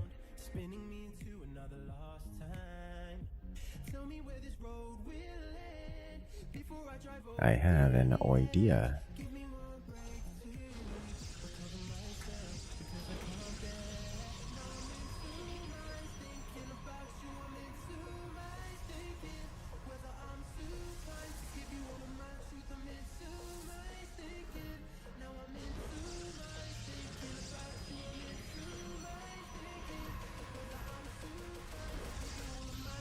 These will be sold off eventually.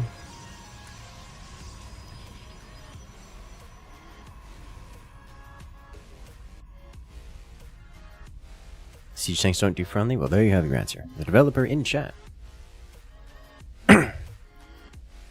Informing you directly.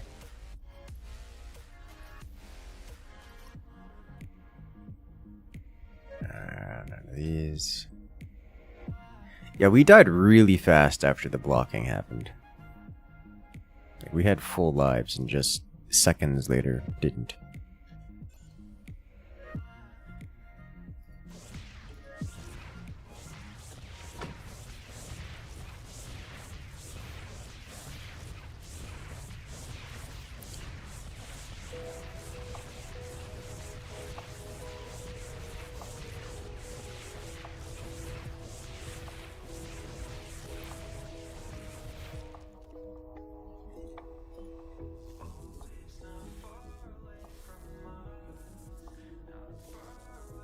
These are should die.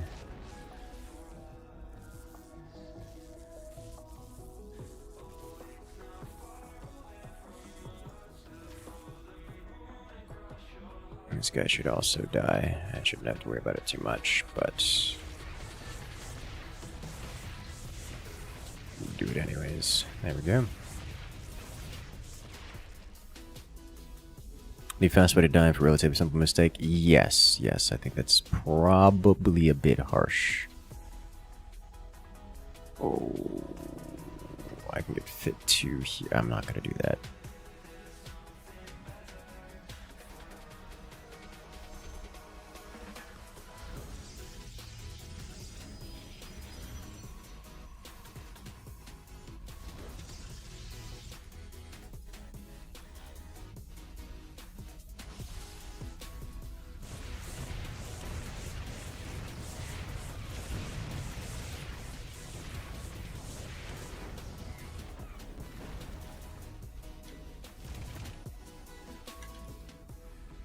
Uh-oh. Already have a good one there, Shade. Good luck out there.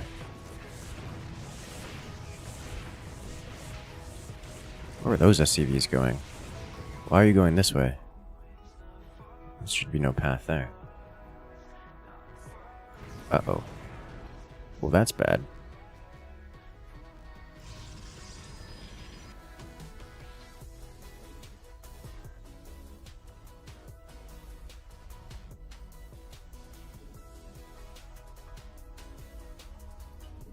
think next goes here. These are how big? 5. The next one goes here.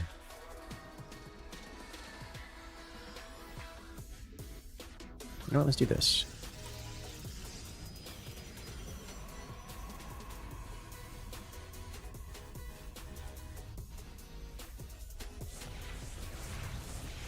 And there's airborne stuffs.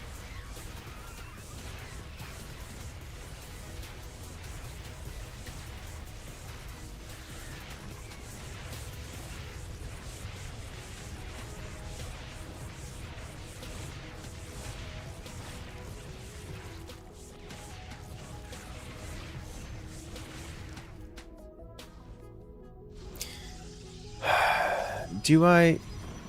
Oh, I got 4 back for that.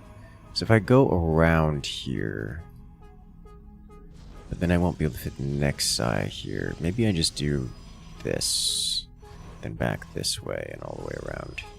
Alright, I think I'll do that, as I want to be able to fit next side here. Because otherwise I would just struggle for space and stuff. Which means I can pretty comfortably put cannons here.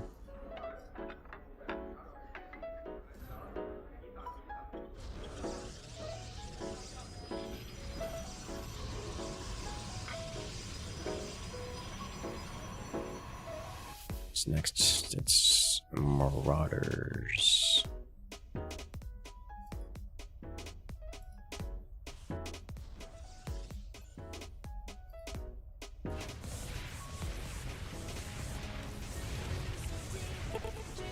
Thank you for the follow.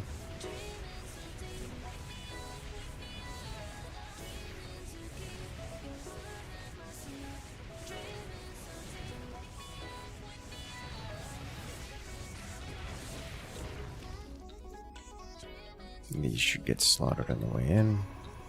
Way out, way out.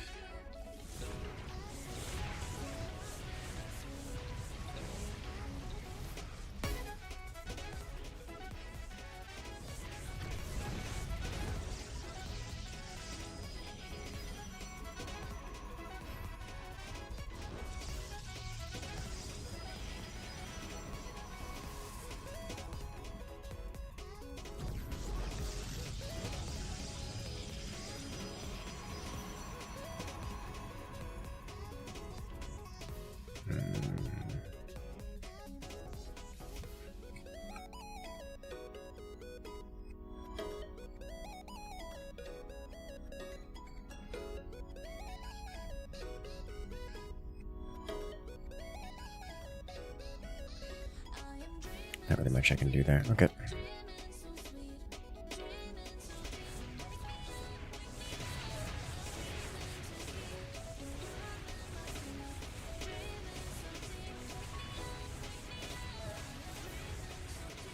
No. 1 minute passed. Okay, now from here I would like to go up here, which means doing... I can change this around. This needs to be here. Does it need to be here, or can I do... I need to have this around here, like so. That's...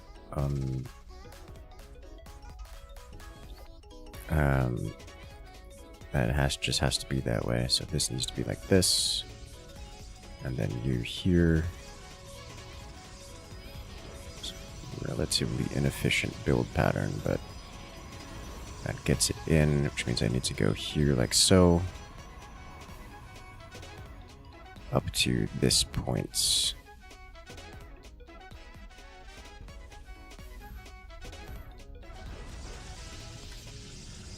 And I can hard wall this here, which I believe cannot be done at the Nexus.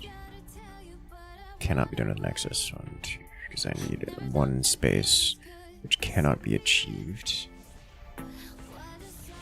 Or, yeah, no, there's a rock here. Okay.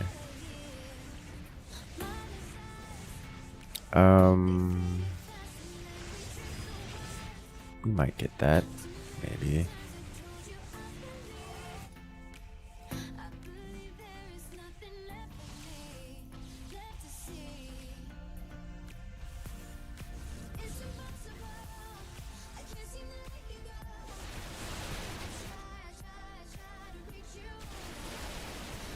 Pylons make super long. I have a better idea.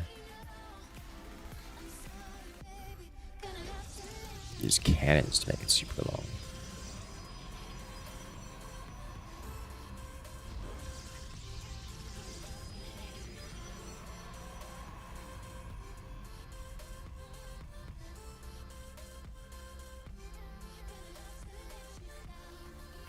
One, 2, 4, 5, 6. Yes, here.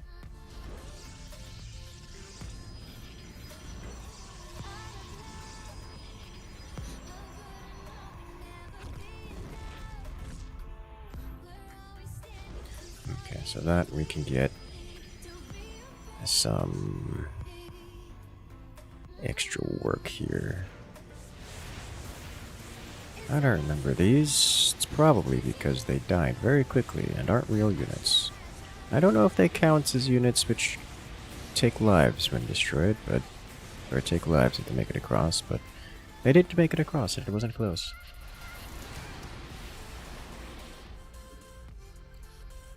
What I am going to do is build these here.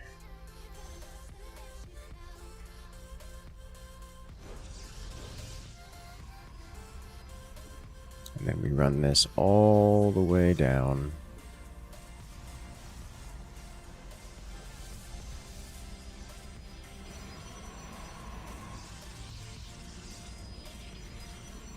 Generates 1 mineral.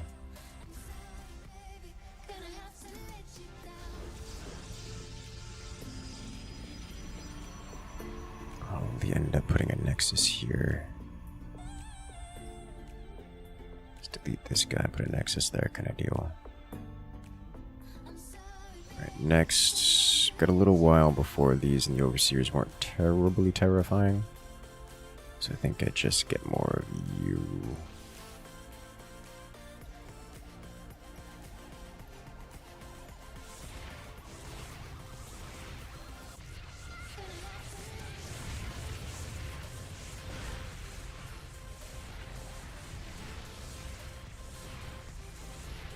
Let's put a nexus here.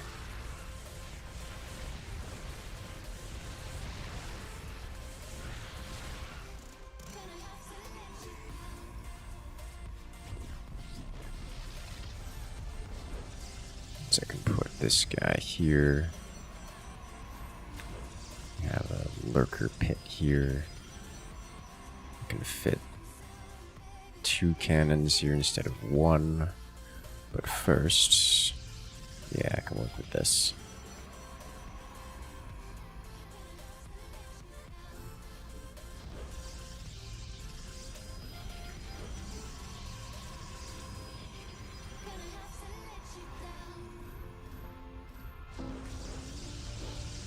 There we go.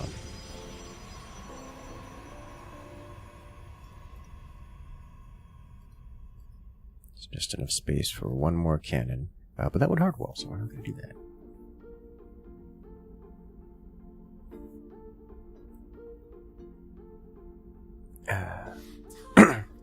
And do a unit focus build. Nexus are only good for cannons since that's all you can spend minerals on. Makes sense to me.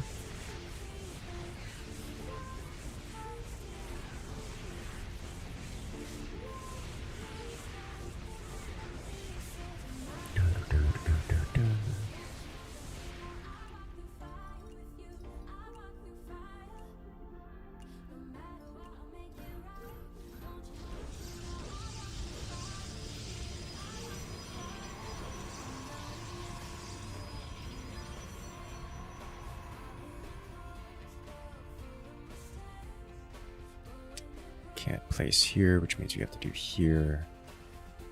Which means this can go here.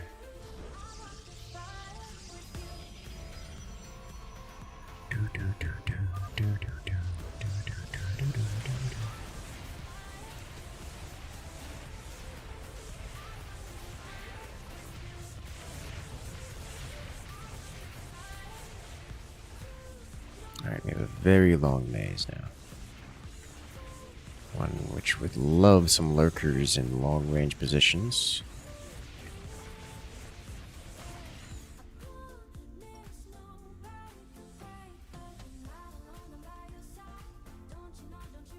I believe I would like detectors everywhere. Everywhere.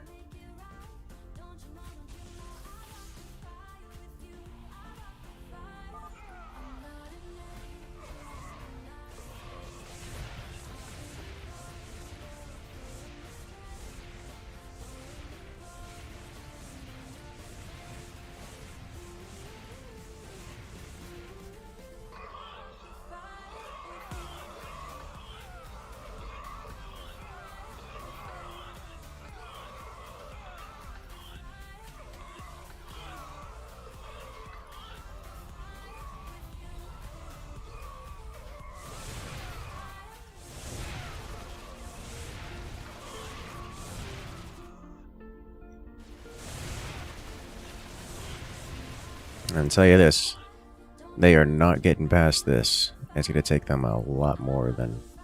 Oh.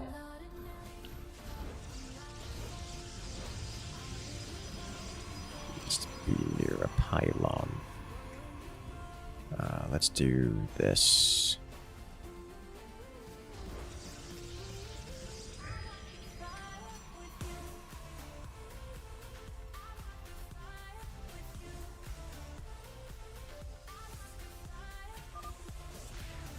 Do this for the moment, which I'm not sure if that lines up. It does.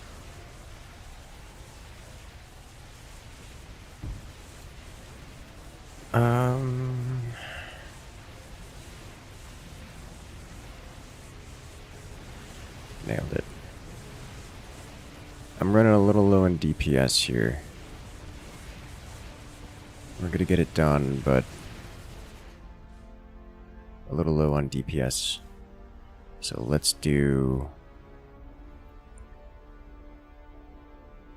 many more of these. And the last guy goes to you.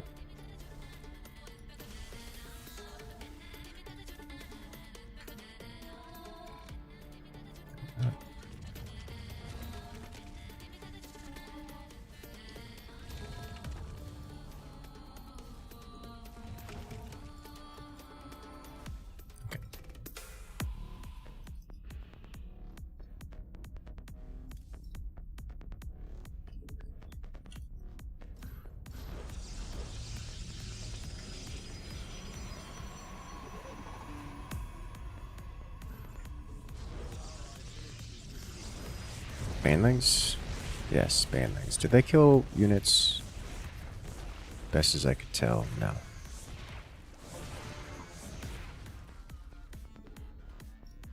Okay. I'm very glad that we got a pylon in the corner, that we got this here. So otherwise that could be a problem. Let me start getting some real upgrades here. We'll go with seismic spines.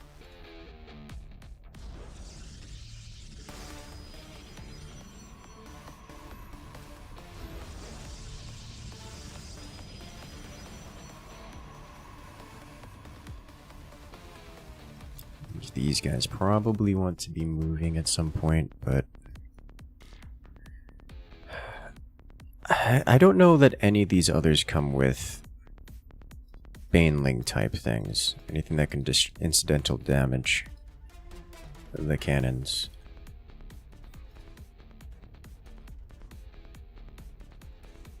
Is this cannon a permanent fixture? It probably is. Let's get you maxed.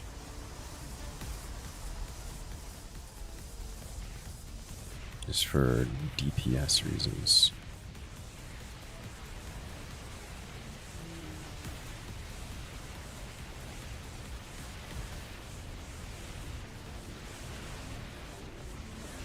There we go. We have spines going like all the way up and down this now, which is what we want to see.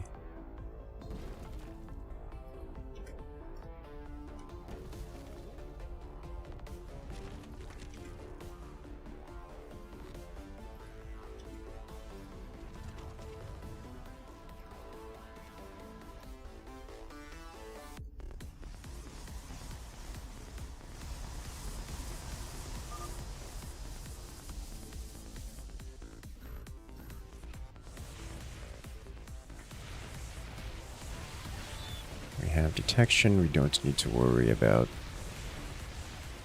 relying on our worker for it. Okay, so then they go through all of this. They then have to go around here. Which is good. Nice. Is there also a way? There is. I can continue the maze.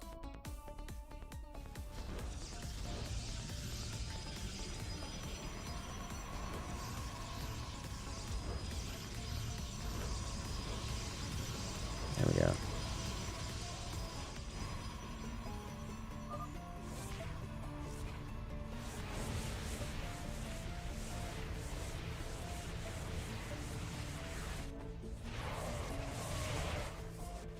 About any of those getting across. I don't think so. I think I've got enough fancier here.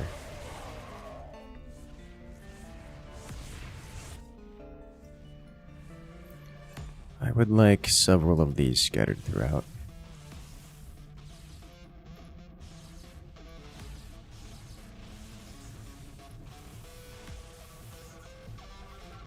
Just like all over the place.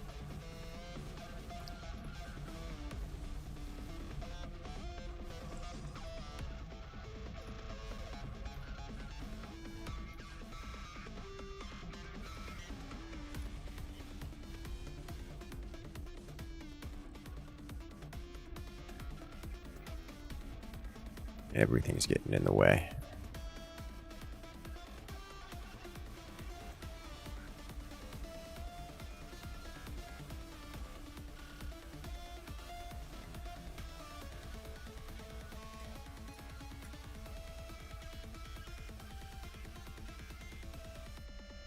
Okay.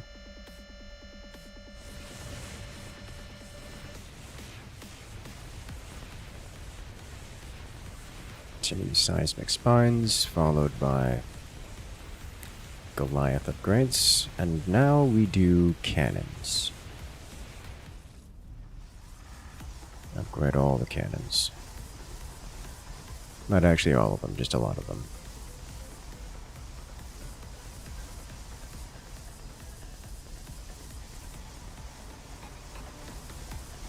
Okay.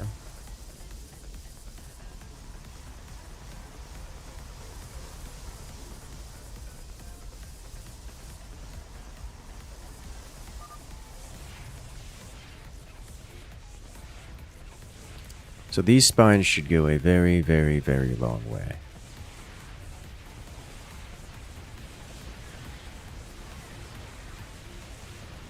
And once they get into the long straight lanes, the lurkers should shred. A lot. Nice. Shift Q the Mercurial command. Can you? Oh, that's convenient. Thank you.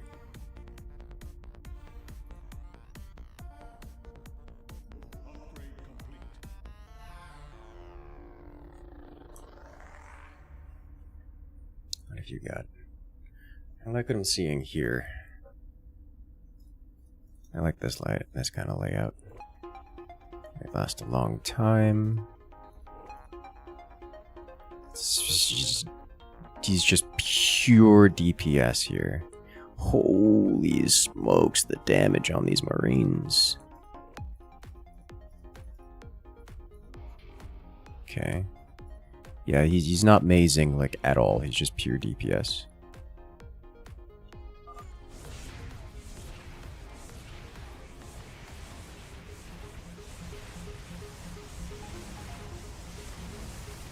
These things are fast. And not slowable by the fungal. Which is fine.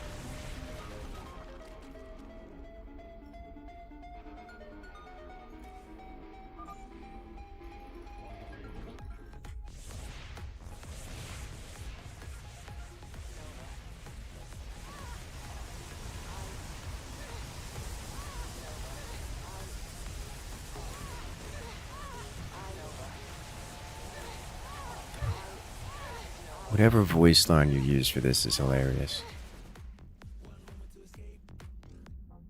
I'm truly the Marine King. I approve, I approve.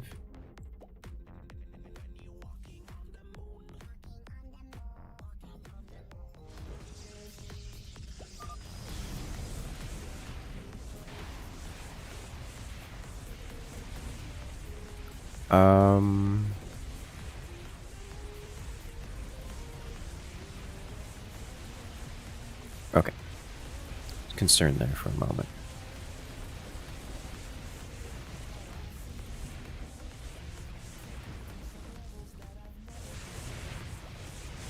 No longer concerned.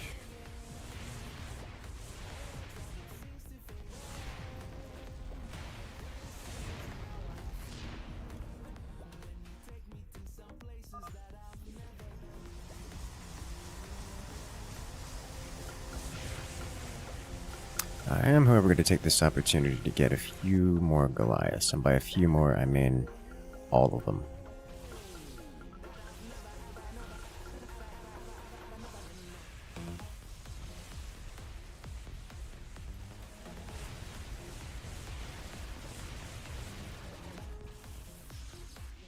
Yeah, those are never getting unstuck.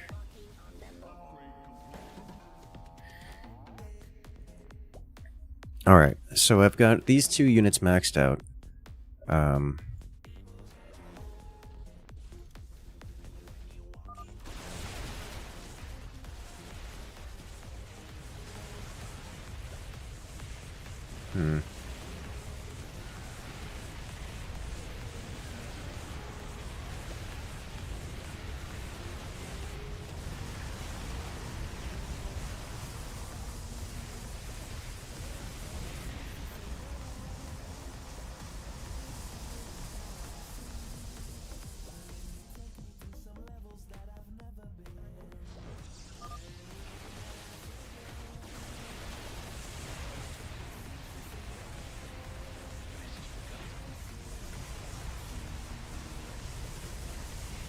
Battle cruisers making it?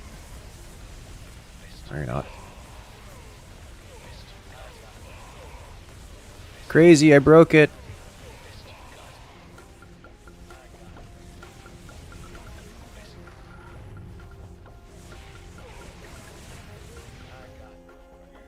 You know, I just realized something. With this style of maze, it is super easy to juggle.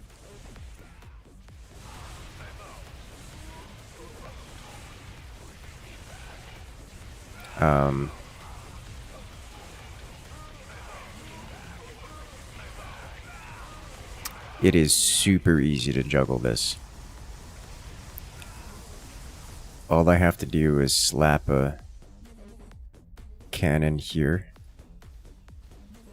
after opening this, and they have to run all the way through the entire maze again, and at no point is it covered, or at no point is it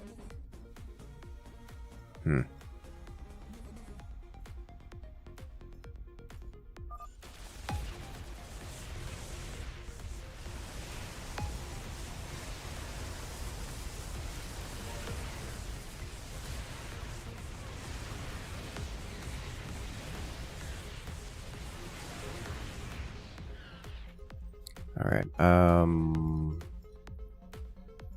what would be a good way of doing this? We're dealing with some big boys now, so this isn't really single target DPS-y, but what is? Ghosts?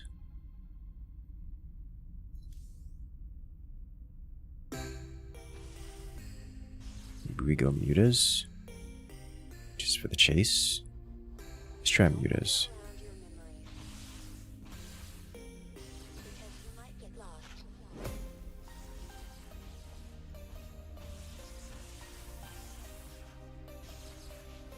With muta upgrades,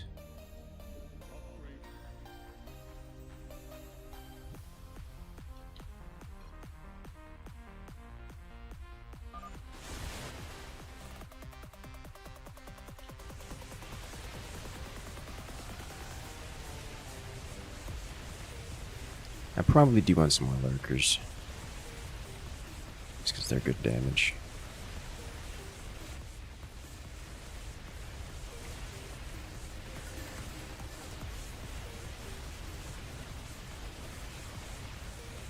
Yeah, we have so much DPS here with this.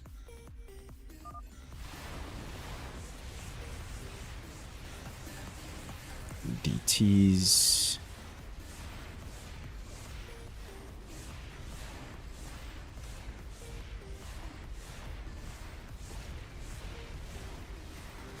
We lost a life, which means someone's previous wave made it through. Why are we losing lives?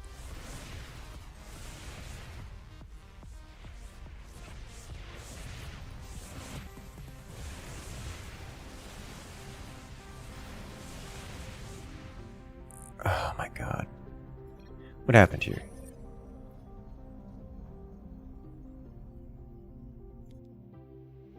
They might not be the truth. What is truth? Let's find out what happened here.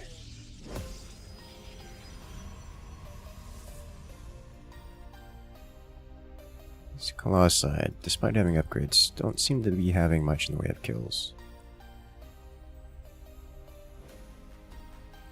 These Colossi do. Kind of. I don't know that they're... These tanks certainly do, oh my god.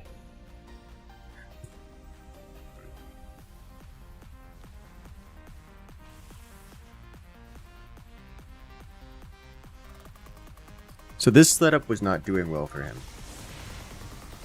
Like, he was leaking a lot. So this wave leaks on, I believe, this vertical axis.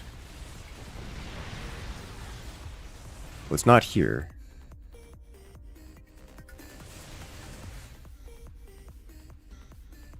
No. Alright, well, these just get... things get slaughtered here, barely making it in at all. Okay, then what happened here?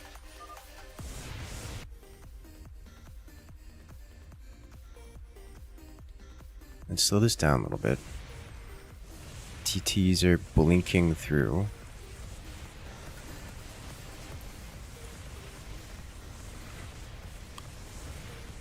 DTs leak here.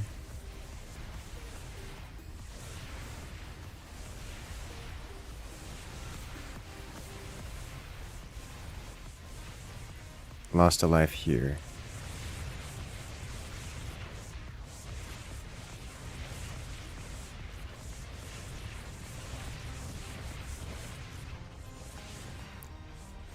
So the DTs have a measure of blink that allows have blink, which enables them some degree of anti-mazing. I think blue leaked DTs. Blue and yellow leaked a single DT.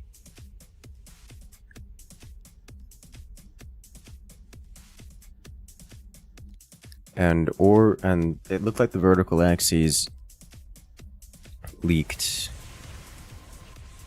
a bunch of them from this left side.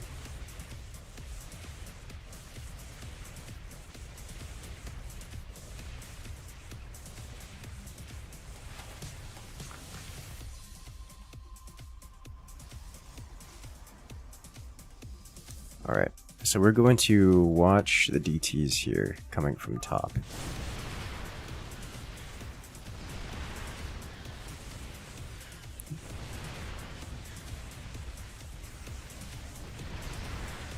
This is some good mazing.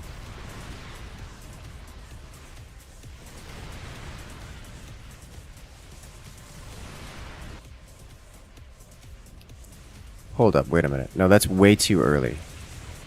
What happened? What? The wave would only... I'm confused.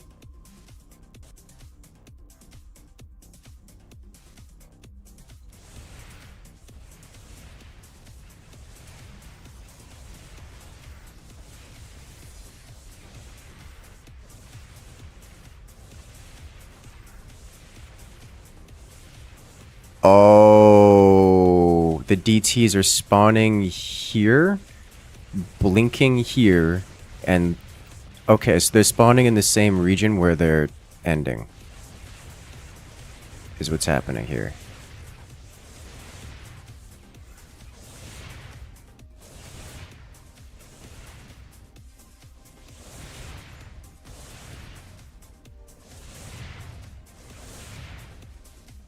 I need to see where that comes from.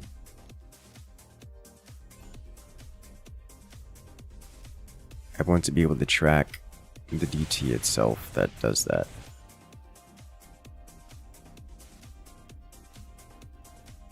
A DT blinked to the edge of the map? Yeah. It's one of these DTs that does it.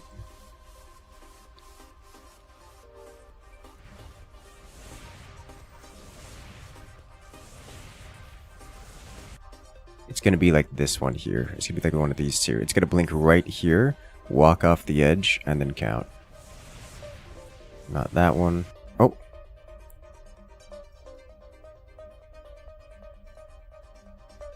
No, it's this DT right here. Alright, no, this one doesn't count. Yeah, that one doesn't count. It's gonna be one of these. Might even be these four here.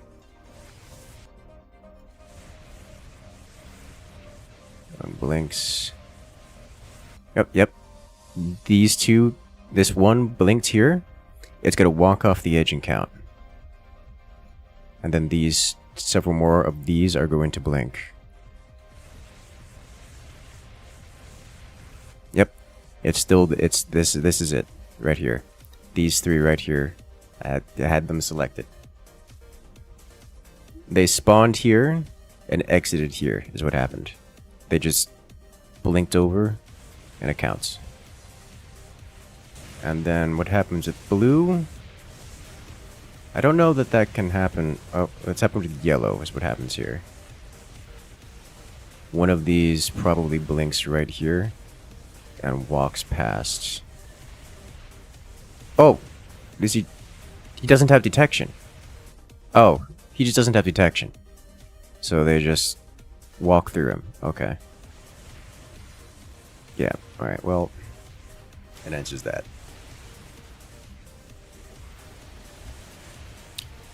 Crazy!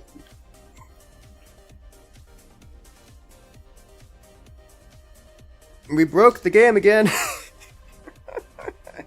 So that's two major bugs we've discovered. The first is the unit never gets its move command again after you cast fungal with it. It locks it in place and it never moves again. Second is that a unit can walk back into the pad from which it spawned and cost a life. Okay. Not the pad from which it spawned, but any other pad.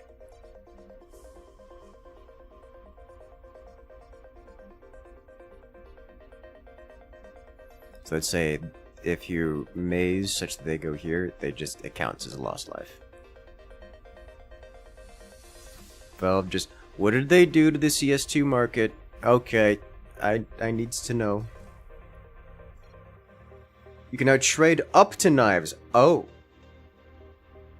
Oh no. Well, that's gonna bring some prices down.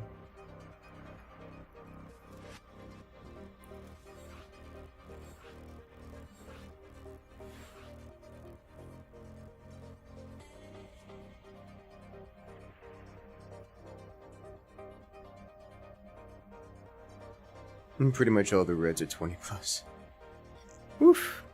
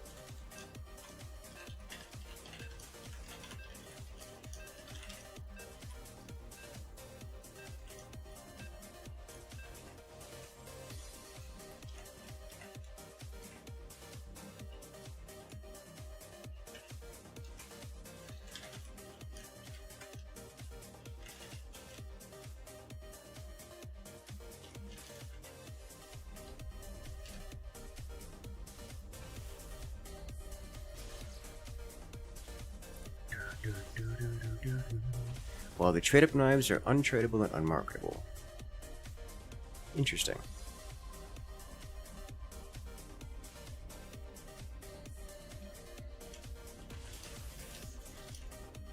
I am going to attempt a different pattern. And it's going to be a predominantly unit-focused pattern.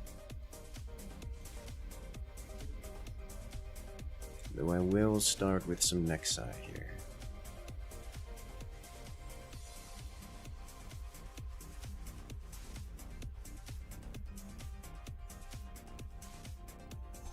Just in front so we get a little bit of eco.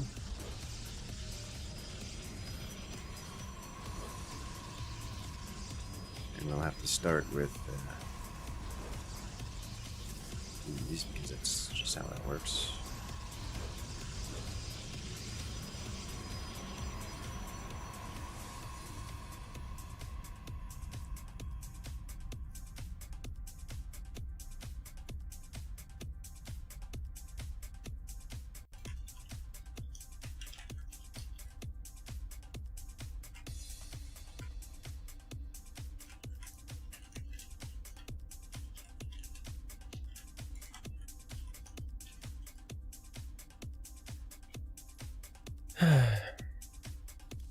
This can only go well.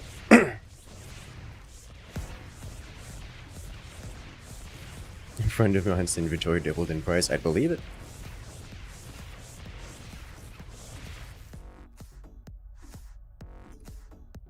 Infested execution. Alright, so if I'm doing this, I need... I have half mine to go ultras. But... I think the answer might just be ghosts. Doing 25 damage?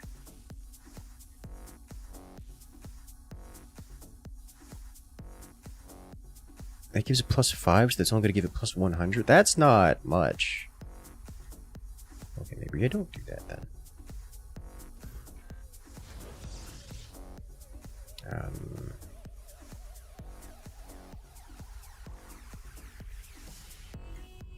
Okay. Well.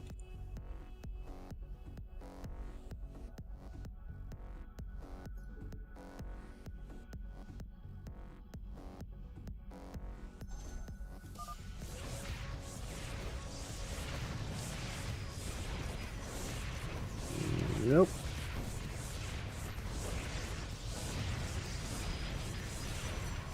Denied. I'm going to end up pathing that all this way into here. Oh, hello. I do not have a good solution to this.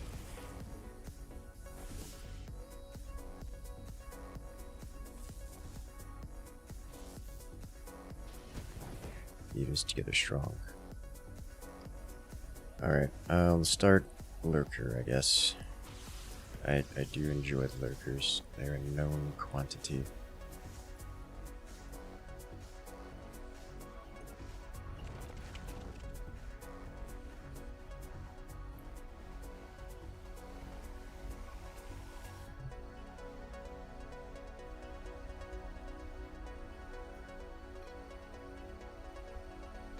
Unsieged tanks. That sounds like a fascinating idea. Honestly, the single target DPS of that is probably okay.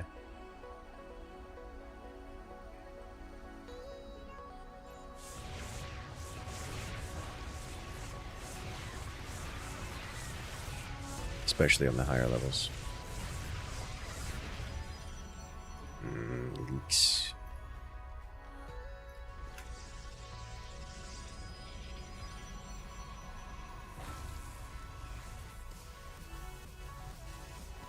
So fast. Okay.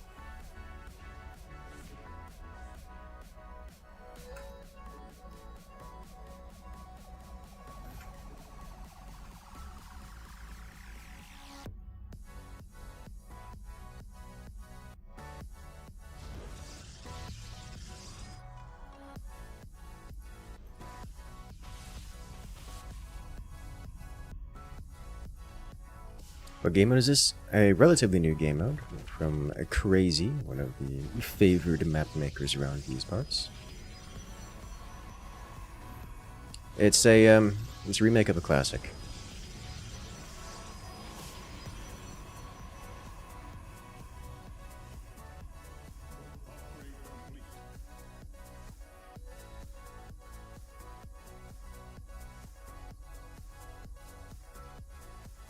One from the olden Brew War days.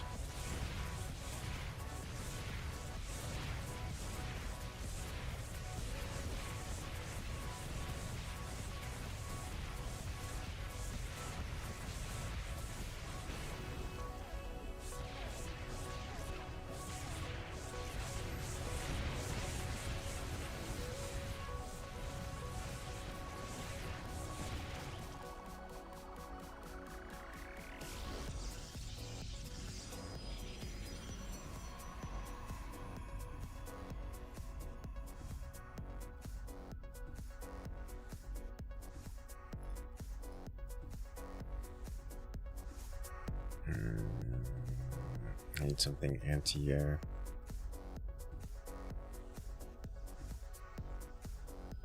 I think Marines count as that. Let's get some real DPS going. Oh my god, it spawns 2 per. Well, that's just ridiculous.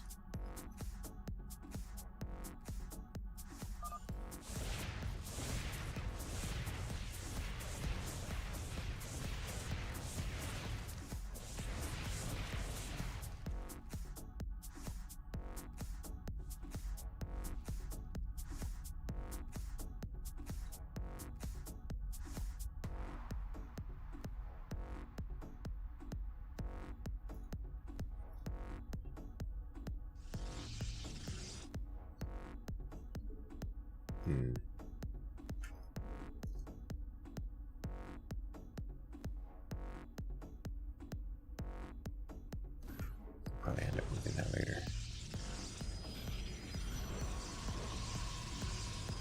Like, by later, I mean right now.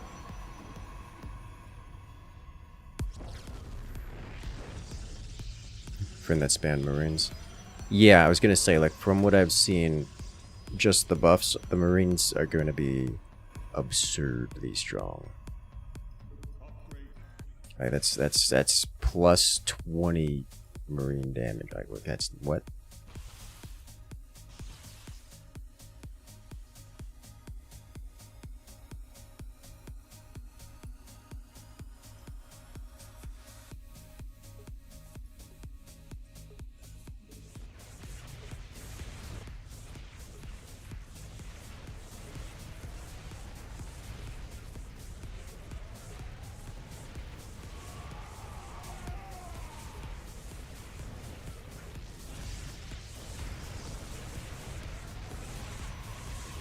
Slaughter them all.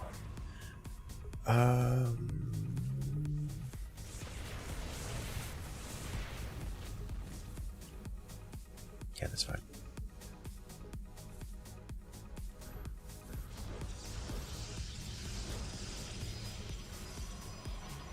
Just to be careful with the banelings when banelings come.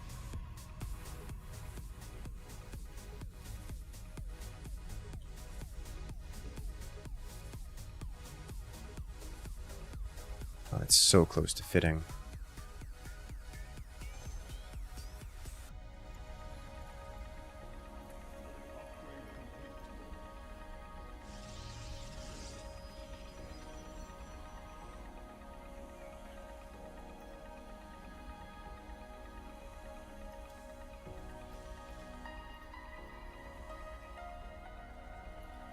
Let's get another one of you.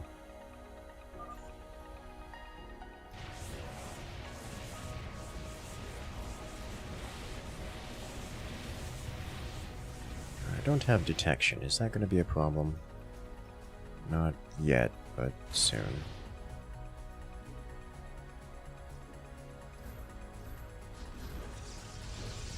This kind of marine heavy layout does leave little room for detection.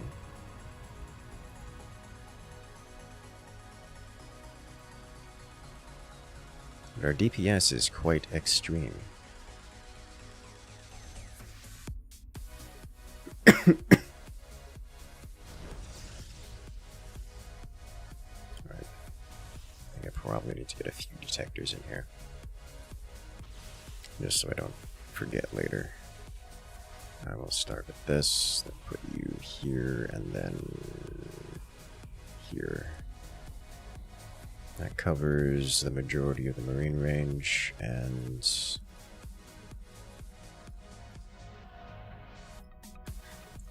we're good.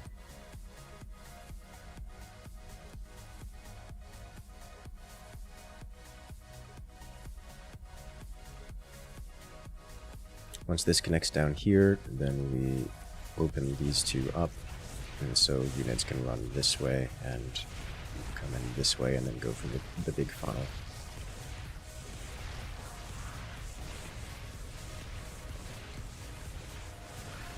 Honestly, the lurkers are softening everything up. That these level 1 cannons are doing great work.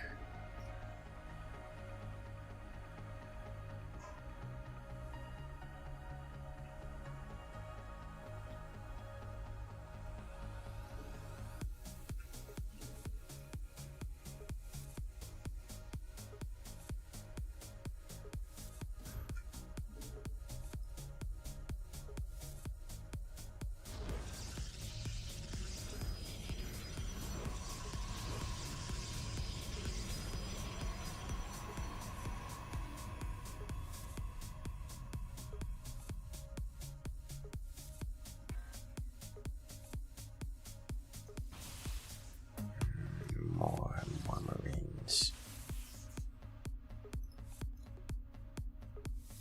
I'll have you sit over here, I guess. Let's see. Then we can hit the stim button, and they deal plus 50% damage.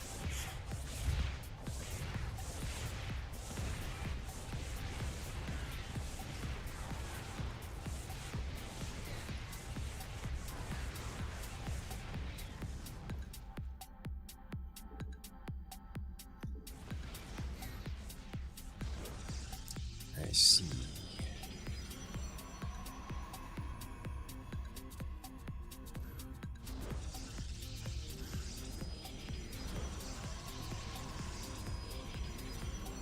Oh no, that's blocking. What I need is this here.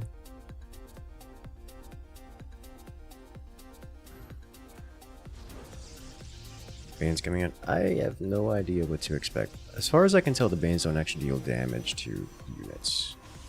So I can safely leave them around and just work. I guess we're gonna find out. Not this way, but soon. Meh. Makes it cross.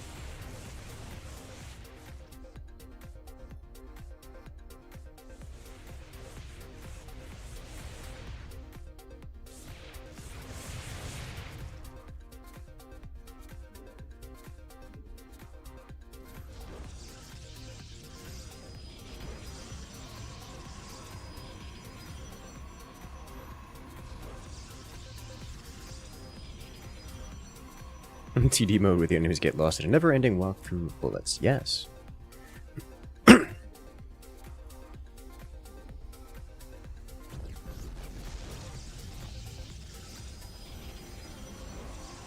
we go. Better. So now the enemies will go through here and then in, as opposed to just walking around. Which is... this is a pretty atrocious maze already. Love to see it. Alright, let's get more marine upgrades because we can. And then the next wave is stealth, so I will be adding in additional raven. Putting you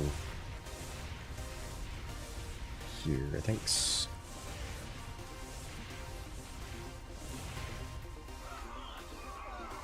Yeah, that was fast. The DTs will cause problems for me when we get to that stage because blink, but we don't. I don't know how. It's gonna be a while before we get there, so we should be okay.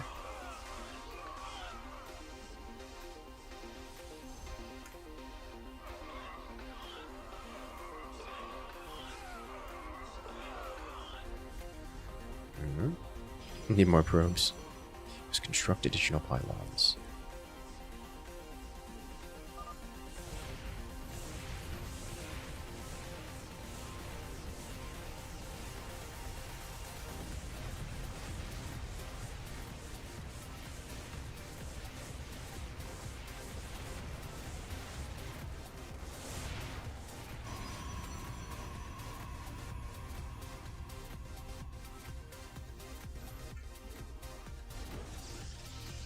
No idea if that will work, but we'll move it later if necessary. I have an educated guess, but we'll see.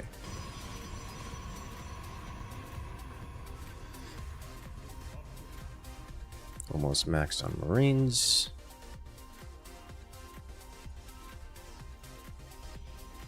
Let's get some more Marines.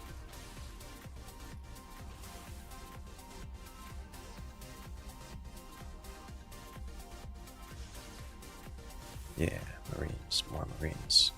Kind of leave them lingering about. I would like a few more of these Marines just in the middle like this, because it's where the aircraft fly over. When is Baneling Wave? Next wave. Let's find out.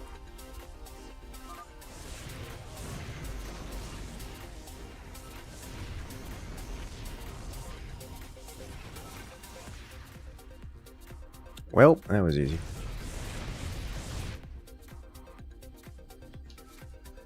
Alright.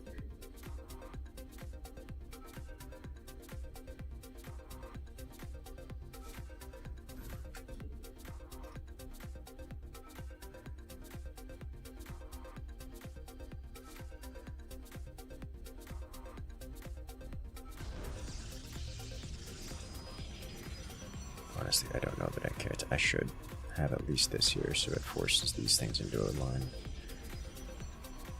And then away we go again.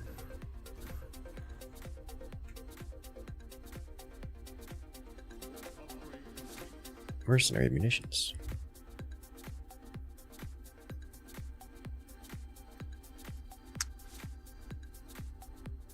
When poor Bill does trap with the maze buildings, he does.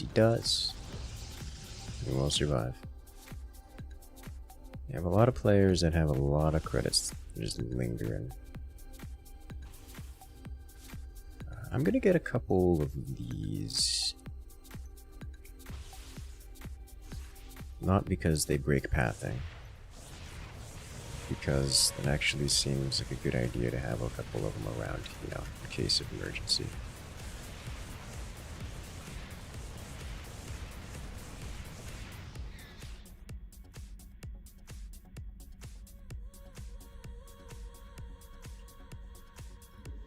Marines are maxed.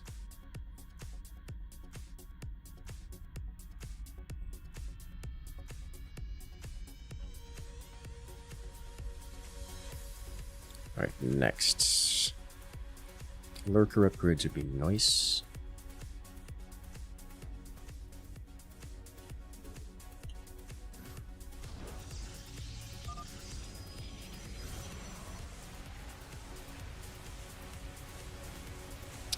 Can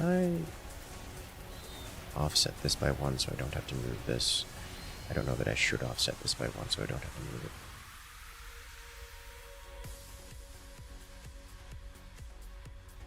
Because this has to be here. Which means, you know what, I'm just going to put a pylon here.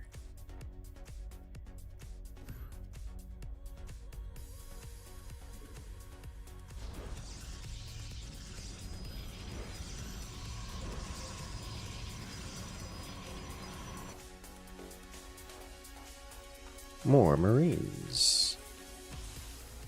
Are we losing life? What round is that?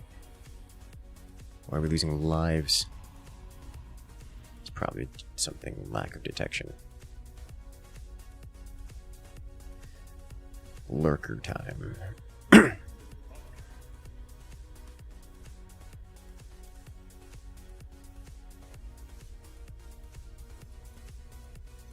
I don't actually want to spend that many on next side.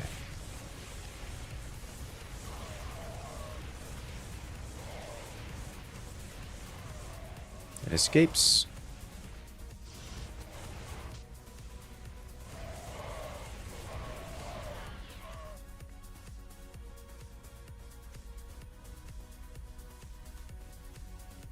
Need more marine deeps. Interestingly enough, I think the photon cannons end up being more DPS than the marines by kind of a lot. By a lot, I mean by like 8x per, which is substantial.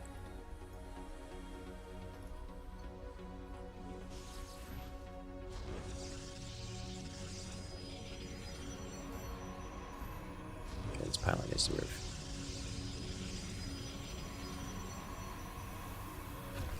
Here's a fine place to move it.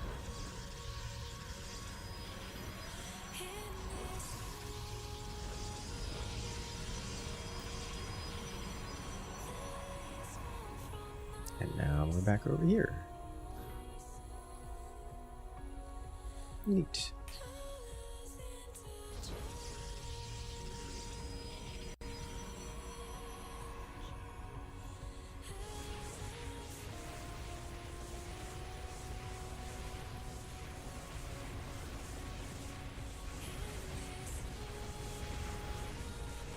They're blinking around town.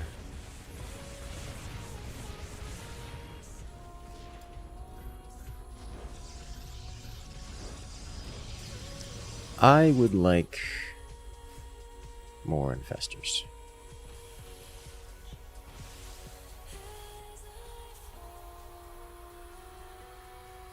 Hey, he's finally moving them, okay.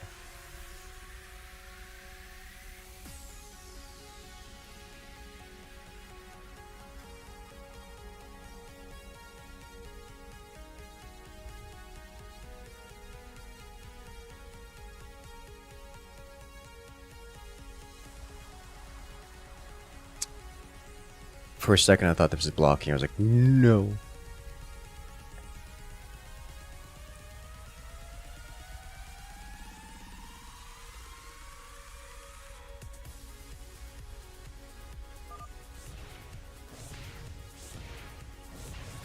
I almost certainly need more lurkers.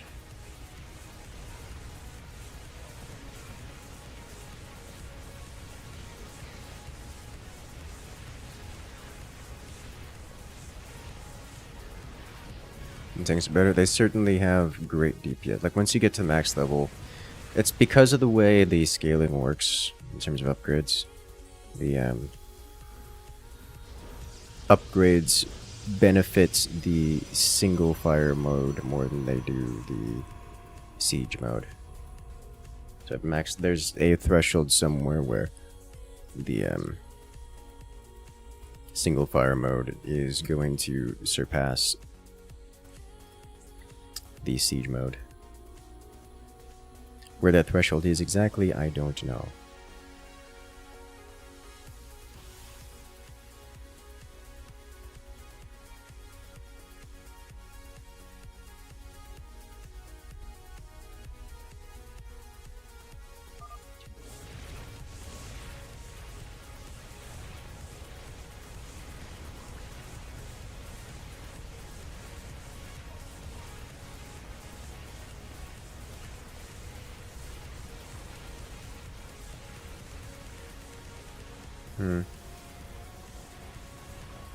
I didn't notice it sneaking by.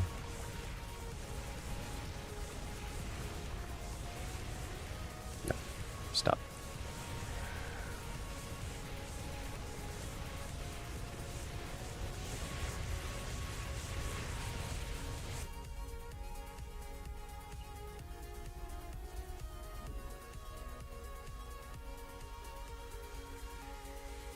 It's a fine place for a pylon.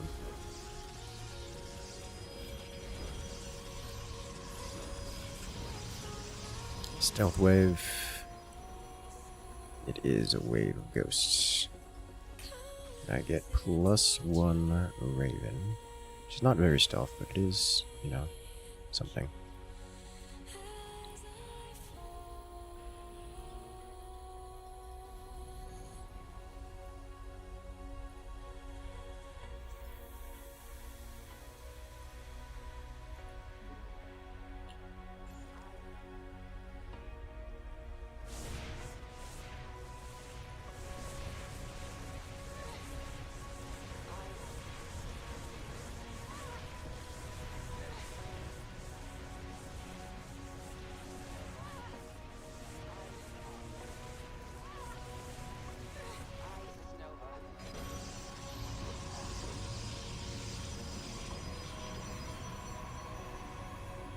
Okay, I think we go around this way now. Fully blocking a pathway. Was that me who did that? That might have been me who did that. No.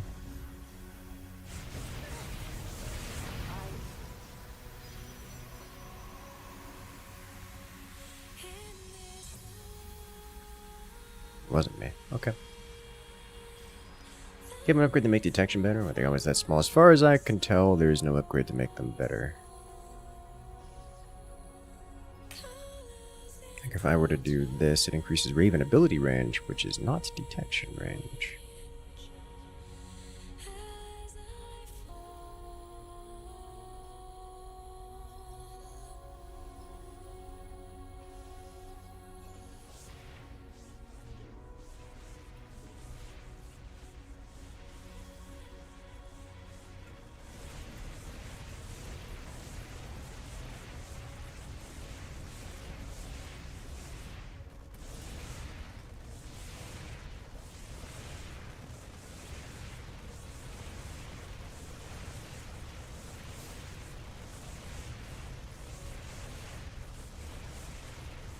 Yeah, my DPS is insufficient here.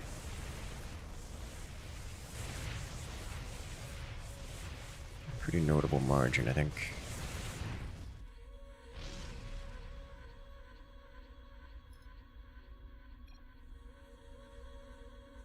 How's it just bonus? Well, I mean, they take lives if you go down to them, so they do in fact give bonuses when you destroy them.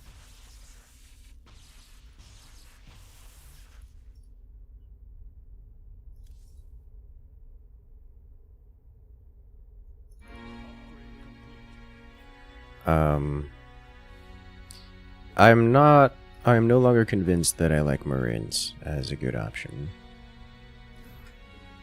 At least in terms of like as the meta option.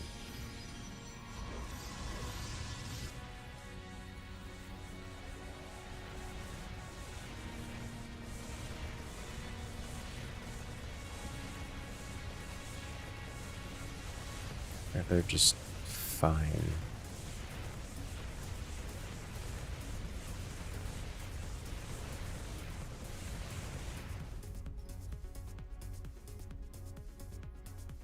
Could use a couple more lurkers coming up this bit.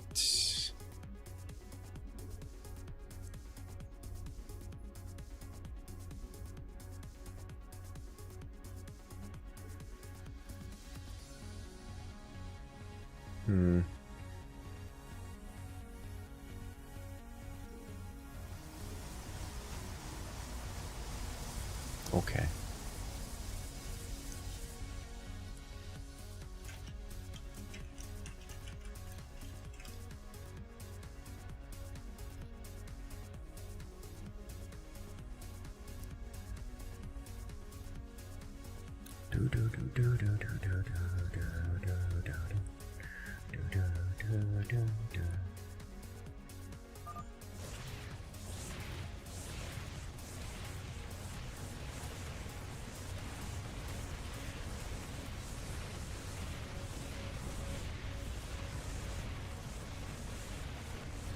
No armor plating there.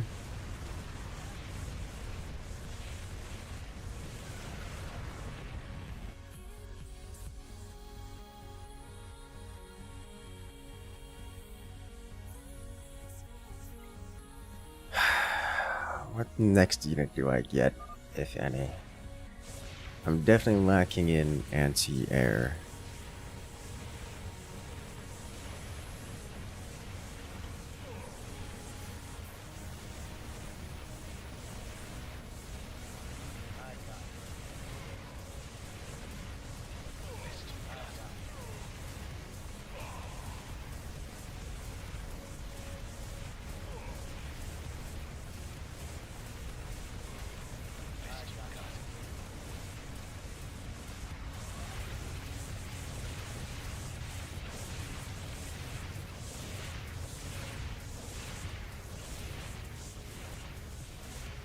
It makes me want to just get Goliaths again.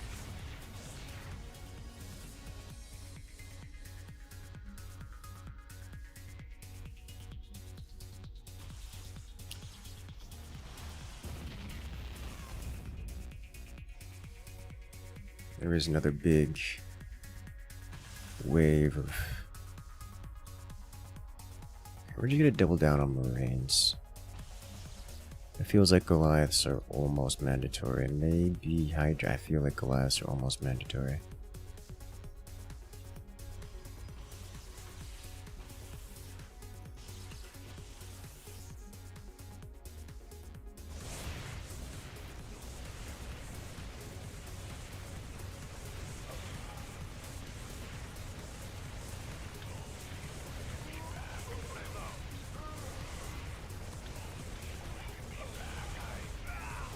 Why you so weak?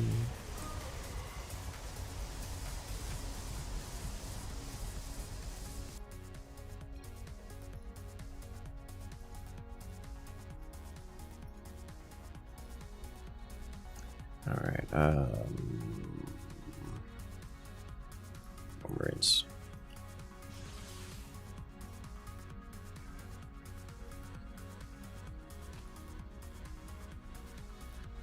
Yeah, it spawned Marines for him. Oop. He has Muta upgrades and only Muta upgrades. Alright, be careful with that.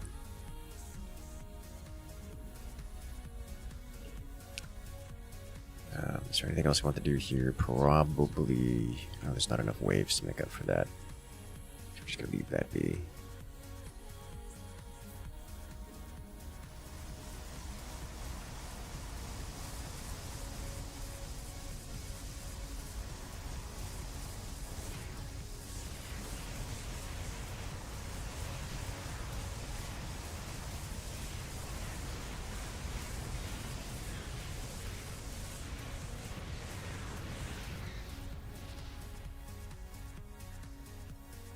Okay. I feel like I don't have enough lurkers to justify all the upgrades I put into them. But also, this doesn't happen to do like plus 2,000 damage, it doesn't.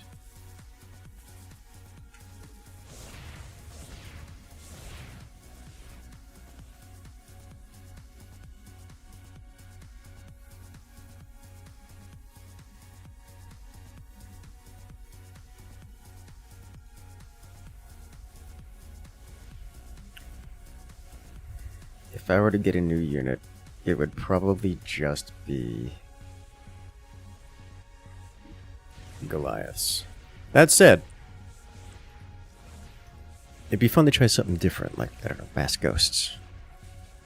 I'll have to give that a try.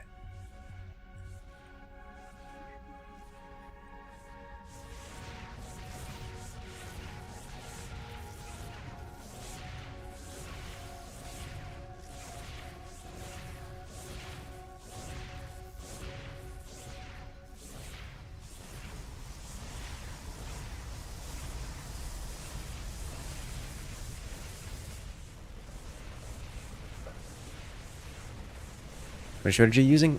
Big maze, big marines, big damage. We're just kind of exterminating everything as it runs around. Now, we're about to hit a Zeratul wave, I believe. Yeah. This one has blink and all kinds of problems, so mass detection everywhere.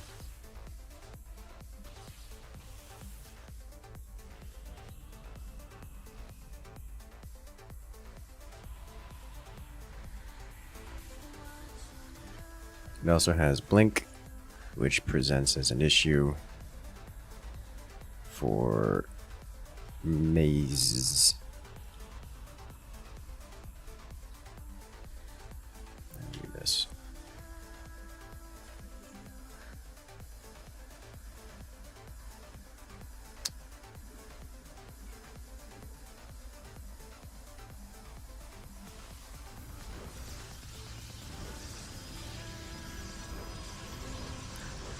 I really can't do anything else here at this base, can I? Not without purging.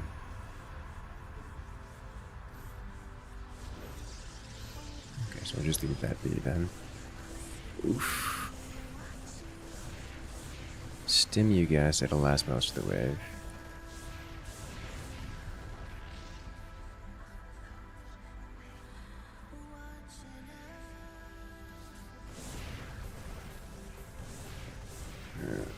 Stealth getting through. Oh, hello. There's the big creatures that are making it by, and my game is crashing? Question mark? Nope, I'm alive. Okay.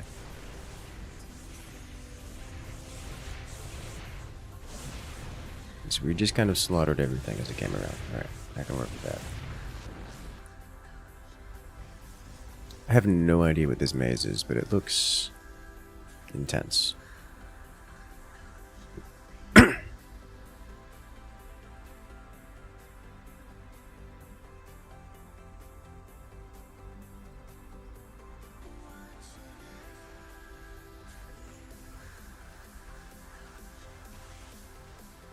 More marines, please. Yes.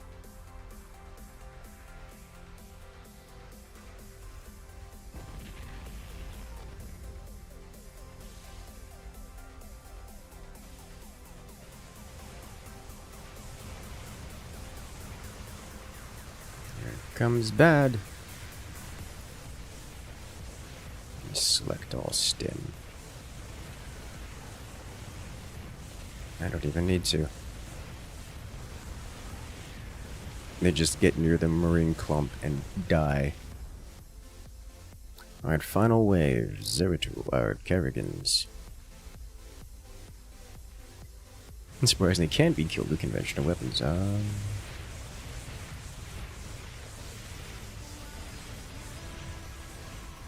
Is this gonna be a problem? This is not gonna be a problem. That's a lot of tanks.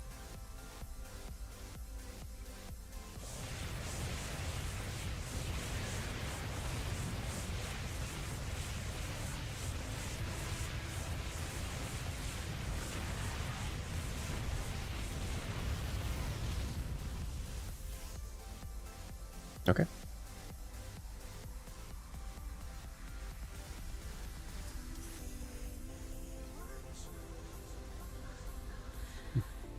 Tanks didn't struggle in siege mode. That does not surprise me to hear.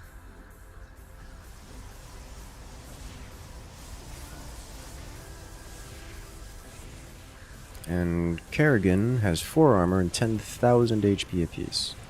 Okay. Easy to see you can have cannons action though.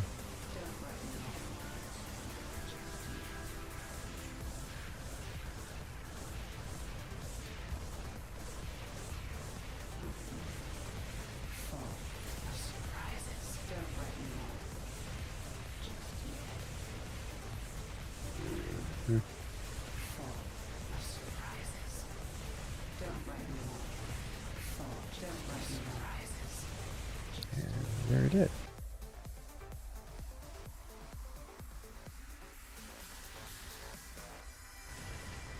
Are units just not spawning for him anymore? Is that what's happening down here?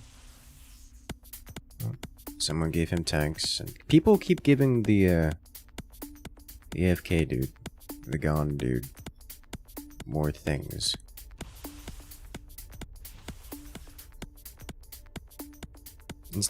It says the next round is still going, but I don't see what the next round is.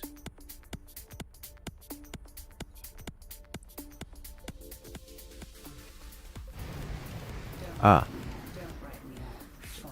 Previous round is still going. They made it all the way through yellow? Impressive.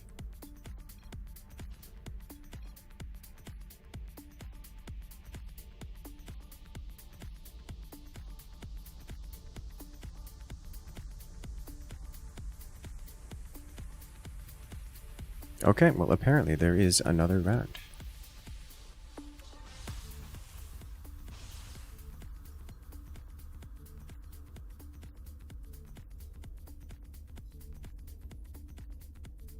Which may mean I need more Marines.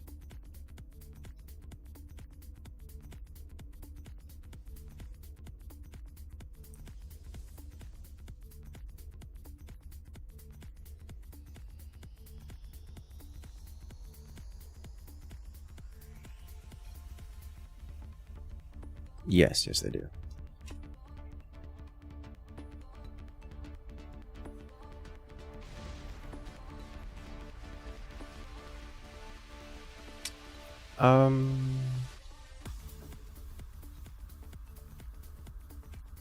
Let me just upgrade existing cannons.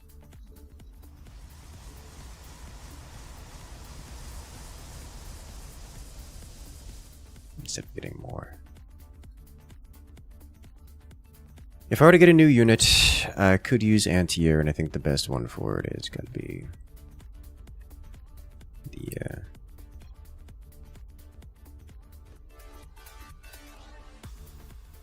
Goliath.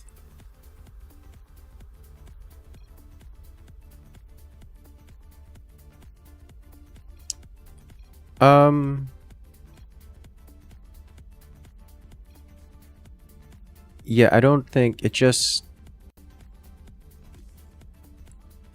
The timer just reset. There are no... There appear to be no extra waves. Okay, GG indeed it is. Alright, we did it, team! Seems a bug. No, I don't think it's bugged. I think it's incomplete. Big difference.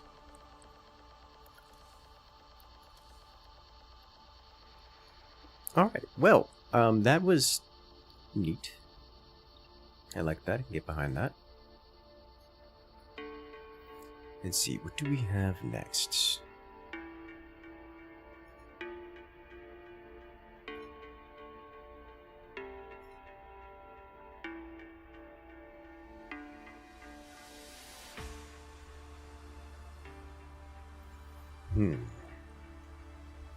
We alpha tested this, yes, and found several things wanting.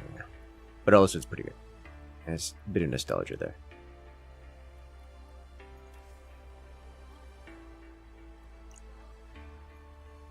Oh look, it's Sir Hex.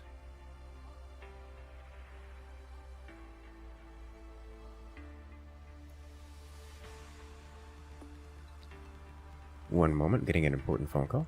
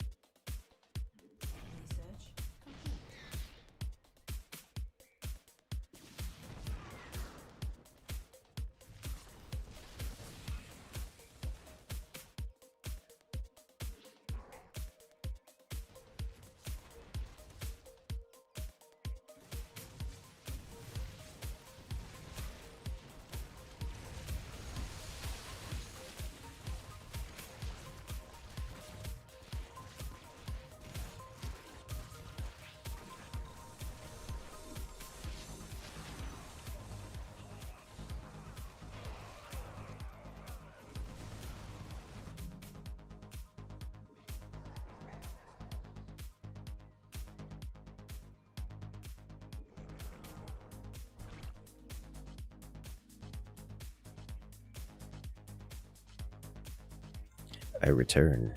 I think I just got asked out. I'm uncertain.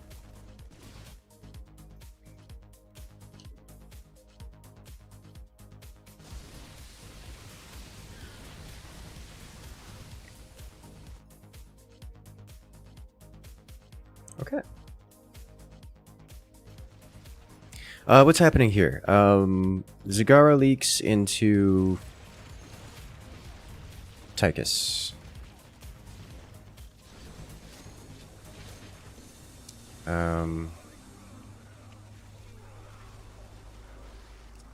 It's gonna be kind of annoying, actually. Not Tychus, Megsk.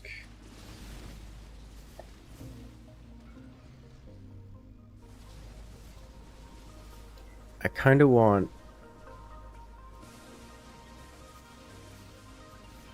I'm always tempted to go just Banling spam. She could just be Canadian. She's not. He's very not.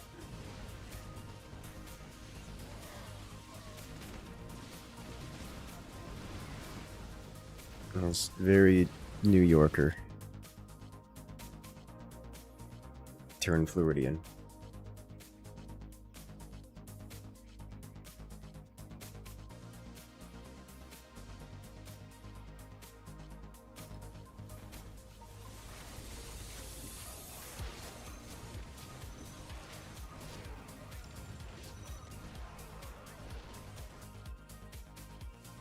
Super Gary going. It's a good argument for not even bothering a Super Gary here, but I will not heed it this time.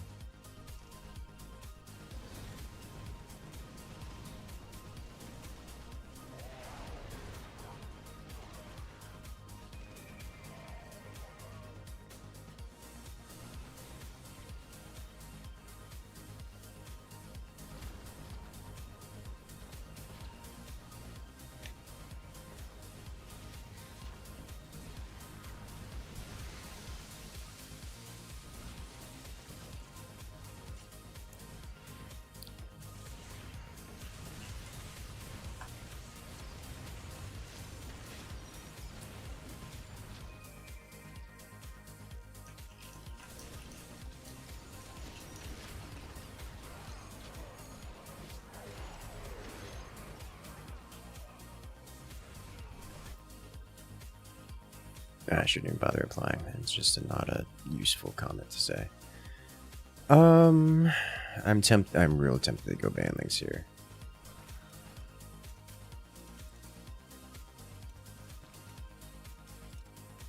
Real tempted to go Banlings.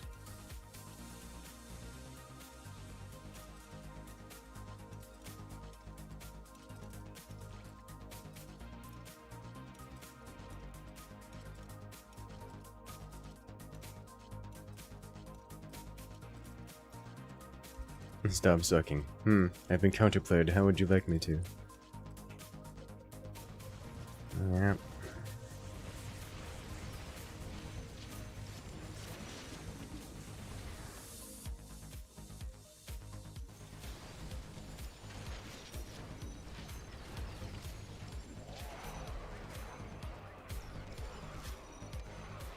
Oh, come on. Yes!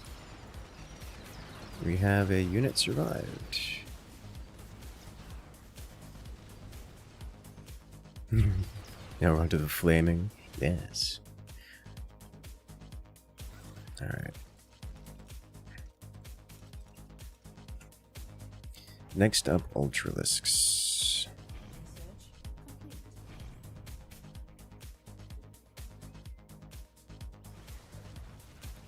Don't think there'd ever be a StarCraft III. Storyline just kind of completed itself. Yeah, I didn't like the StarCraft storyline for StarCraft II. Certainly not Legacy of the Void. The earliest win is someone can have in this mode a win where the opponents go AFK and don't do anything. You just get kind of overrun.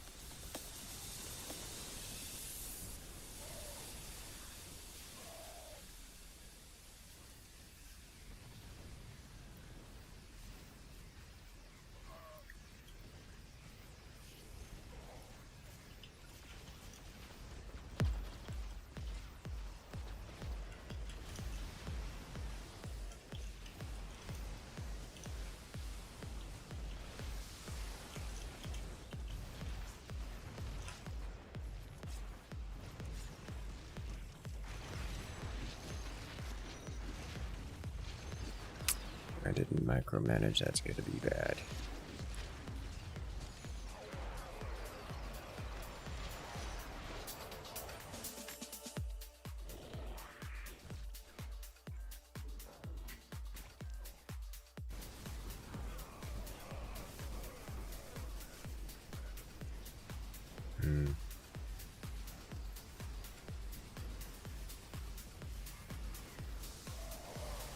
Fascinating, this guy's already got infested liberators on the board. I wonder why.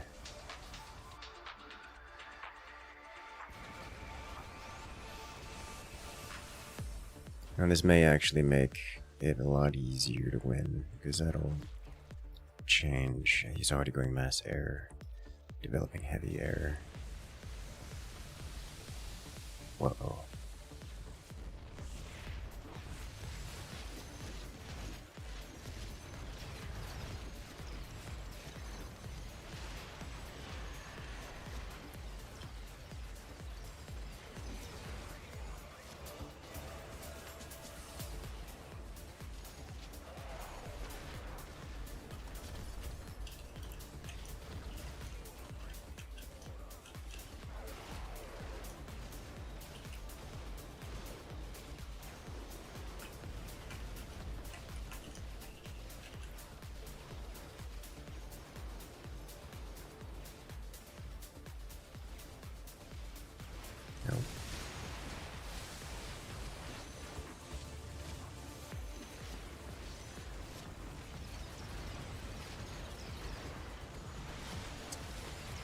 Unfortunate.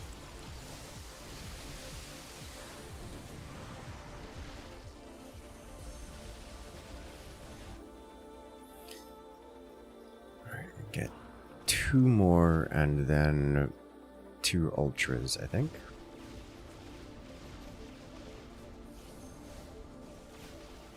Makes possibilities for futuristic stuff be in some weird place to start. Yeah. Yeah. I imagine it could go back to the original everyone fighting for resources kind of deal.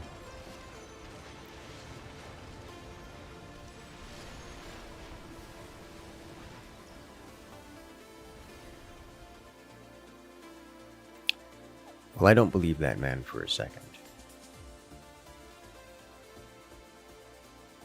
Trash Doctor's first dead. Who could have thunk it? Who could have seen that one coming? I think I need ultras next. It's just necessary.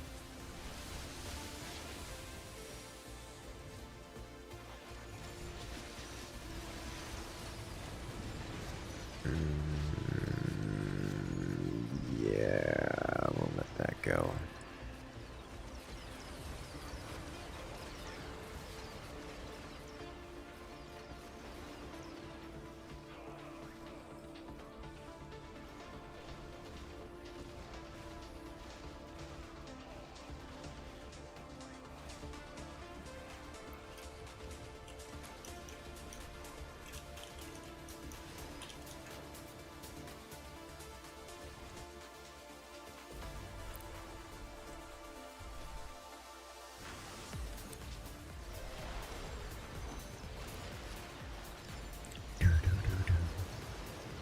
No, we have a chance at that toxicity.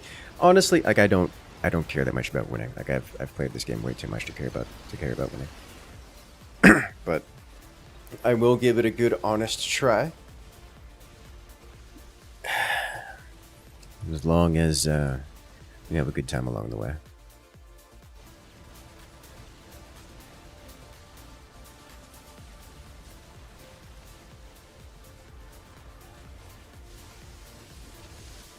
Technically do have a story with... Yeah, there's still things they can do within the StarCraft universe. It's not saying that can't be done. I do dislike the path they took, but it's really not that big a deal.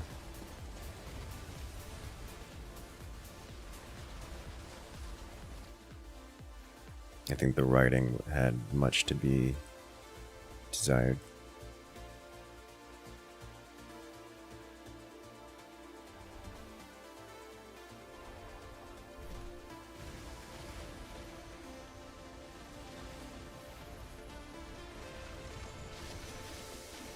I'd be more interested in seeing a massive overhaul of the everything, like mechanically.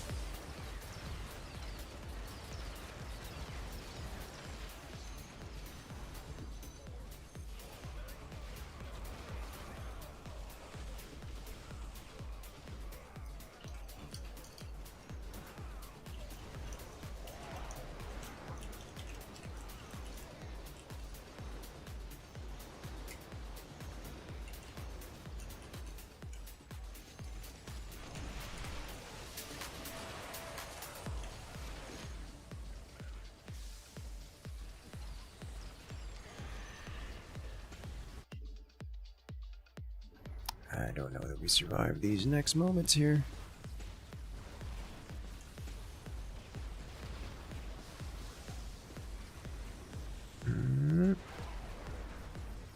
Nope. Is Zerg here and random human be a good one? Probably Kerrigan and Rainer. Natural Zerg. So, I don't... Like, story-wise, I would think it would be something like all the factions separate and go about their daily business, and then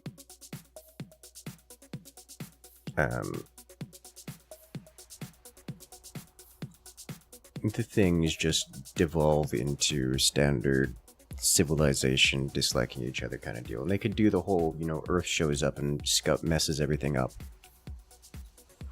plotline as well. And that's also a decent option.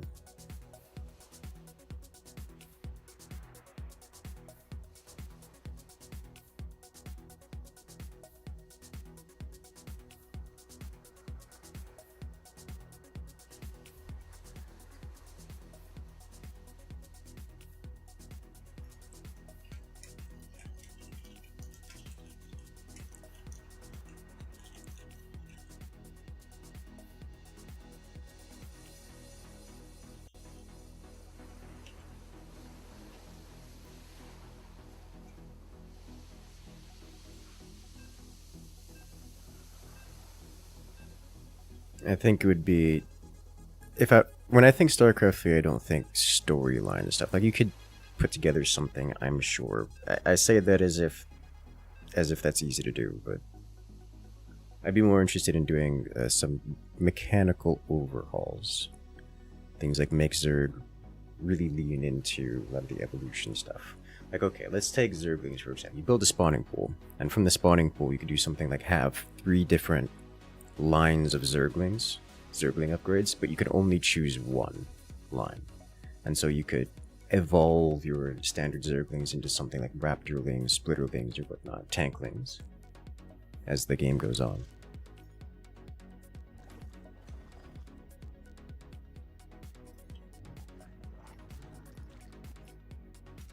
And you just repeat that for every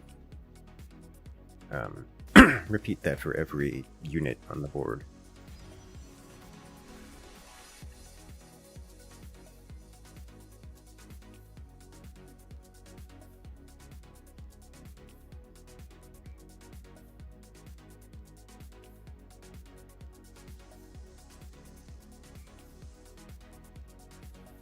Something like Terran getting a lot more upgrades, but everything requires an upgrade, so that you get this kind of idea where there are a great deal of power you can get, but everything's locked behind like an addition, an add-on, some infrastructural bonuses.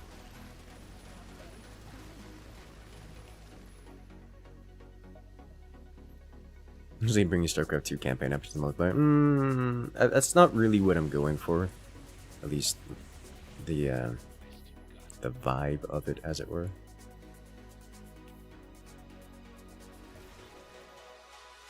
DT Lings win. Why you like this?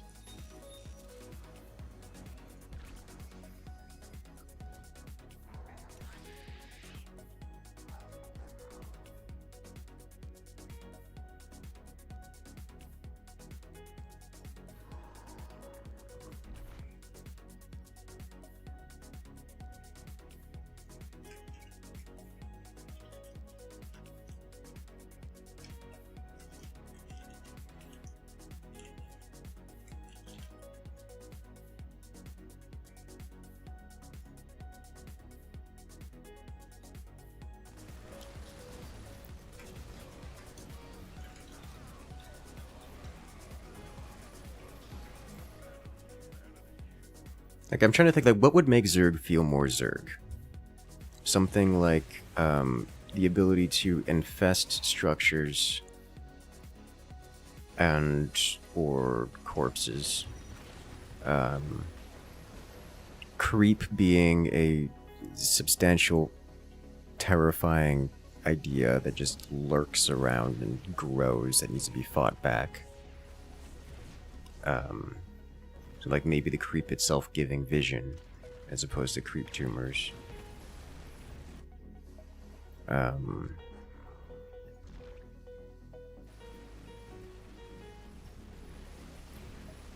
Things that, like, if corpses die on creep, then they give the Zerg minerals kind of idea on top of other bonuses.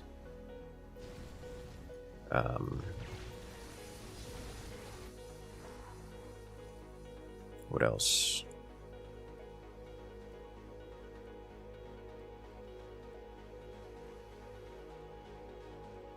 Maybe if... I think infested or underutilized. I think so too. Maybe if you manage to creep on enemy structures, then you can get a substantial amount of minerals out of them or something of the sort. Like resources. Biomass and kills the special upgrades. I don't think going with the biomass and the special upgrades route is wise. That's way too Dahaka, just very hero unit kind of deal.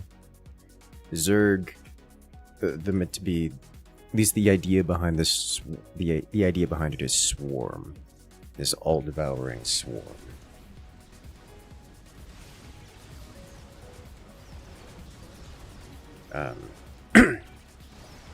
Something else that could fit that would be the. Like, there's a couple things Zerg do well. There's supposed to be this all-devouring massive swarm, as well as this rapid evolution, adapt to whatever is in front of you kind of experience. And so I'm thinking like, okay, well, you have a baseline set of units, and then you have side grades to the units that you can get from the like the evolutions layer.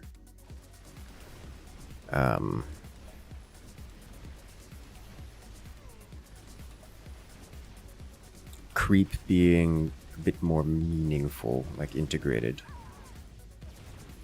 Things like absorbing buildings and like dead enemy units. Kind of like a parasite in the enemy. That would be an interesting idea as well, mixing that in some more.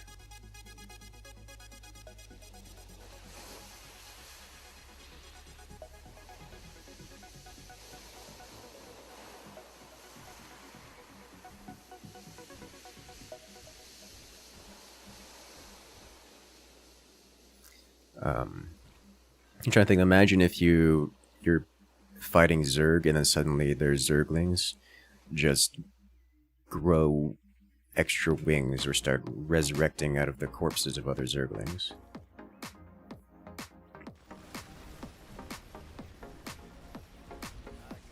Suddenly you want flamethrowers.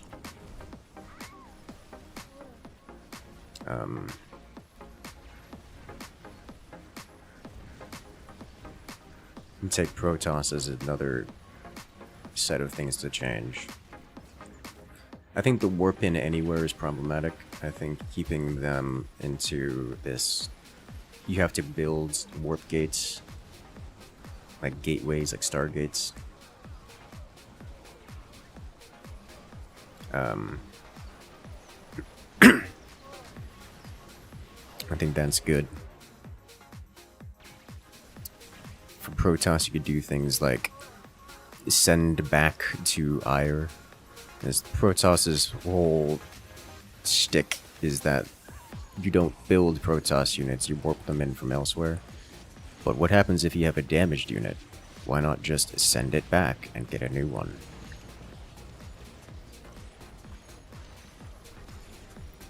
That could be an interesting mechanic for them. So that you never actually repair them, you just get new units. You have to like create a queue to send them back through a nexus or something like that. Partial refund for damaged unit, yes. as an alternative to repairing, because like the Terrans get repair and heal. The Zerg just everything passively heals constantly, and the Protoss you could get do a refund type system.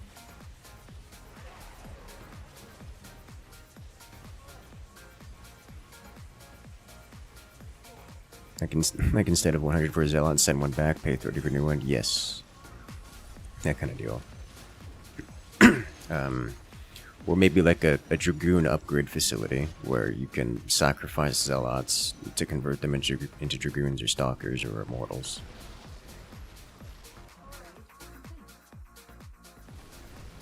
Maybe like Zealots never get refunded. Instead of refunding them, they just become Dragoons.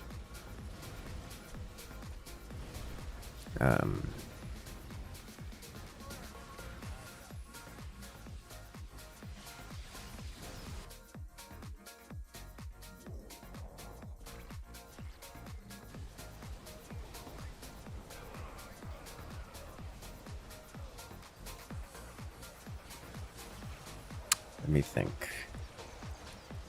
But those are the kinds of things that I would think about focusing on for a StarCraft III.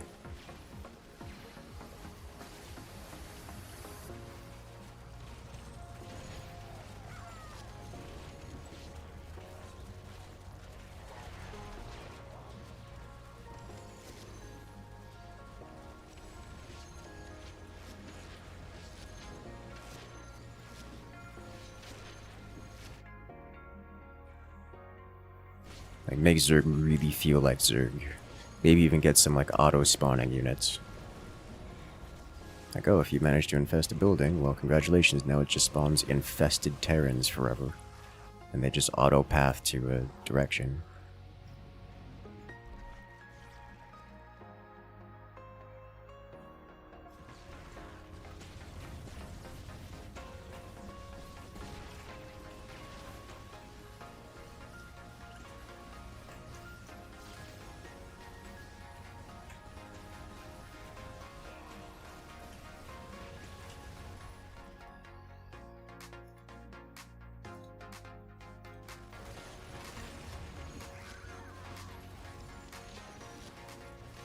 I'm sure they don't go to the free unit route anymore. Yeah, that one might be problematic.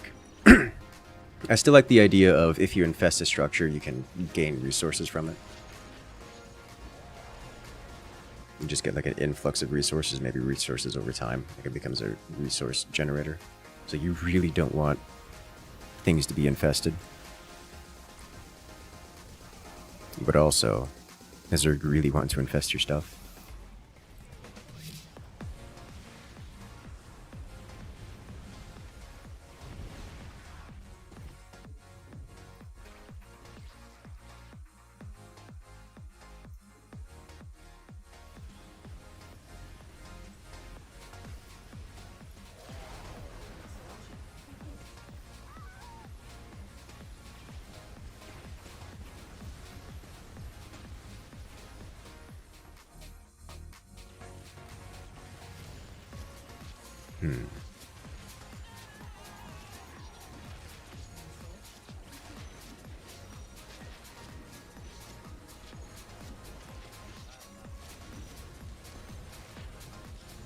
Galactic War RTS stuff is making waves in the game community. I think Galactic Campaign like Empire with faction theme meta progression between battles. I mean, that would be something that's always good. Any Zerg unit that dies temporarily turns the floor into a small zone of creep that shrinks over time. Like it would a building left in it. I think that's probably not the way to go. But I'd be curious to see how that works out. I mean, at that point, you can get cheese stuff, and it doesn't connect back to this contiguous, creeping growth idea. It's just, oh, you send some Zerglings in, and you infest something because it touched it, which I don't think is fun, nor does it really fit the feeling.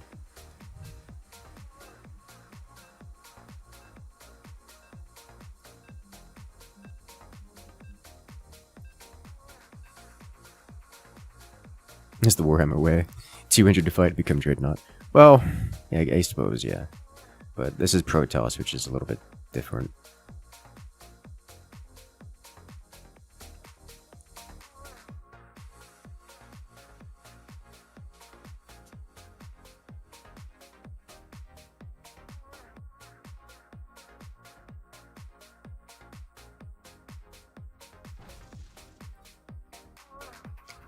I'm choosing random. Why is it like this?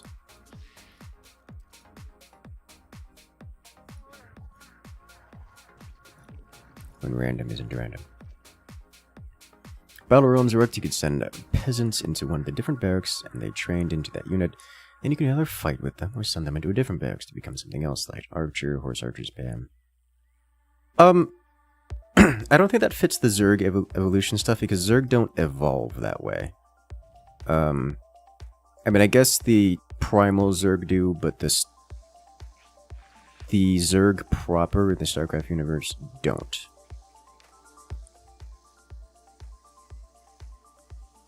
The hive mind Zerg don't, I should say.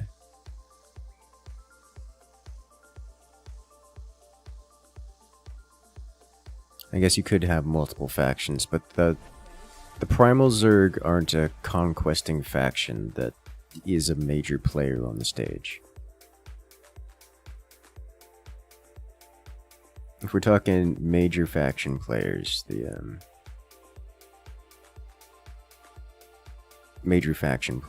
it just doesn't work that way. It'll be prettier than choosing for each unit. Want to give more options than choosing a loadout before each match. So it would, but I also think it doesn't feel the way Zerg is expected to feel. Have a good night, Bean. Good luck out there.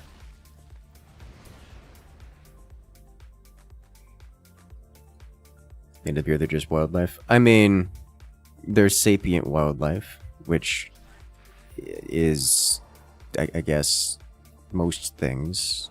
Every other sapient creature is sapient wildlife.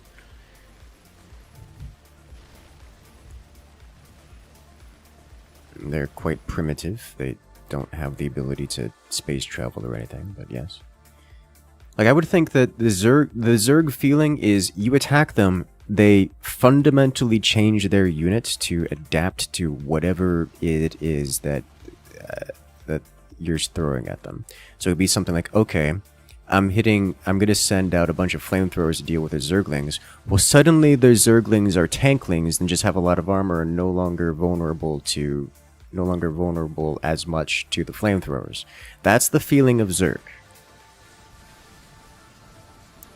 So it makes sense to me that you could have, Zerglings, you go over to the spawning pool and you can choose one of, 3 pathways. You can say, okay, you can evolve them into tanklings and then start getting tankling upgrades, or you can evolve them into, raptorlings, and they get bonus raptorling things like speed. Or you can evolve them into splitterlings, at which point you just get more. That kind of deal. Maybe they can go into a Baneling strain, where they're normal Zerglings, but they come with the extra DNA options to evolve into Banelings at any point. Maybe Banelings are a fundamentally different unit this time. I don't know.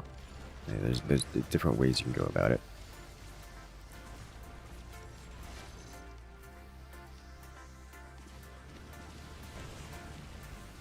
Allow each spawning pool its own larva. I kind of like the idea that everything comes from the hatchery. I could see playing around with that. Allow each pool to go different biological routes. I think that's probably a bit much. Because then you're just turning Zerg into basically the same kind of production-oriented faction as all the others. Because now you're building, 17 spawning pools to spawn enough Zerglings to do the thing.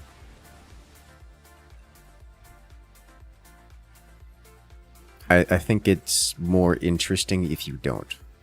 Not that it couldn't be done, not that it's a bad idea. I just think I just think it's more interesting if you don't.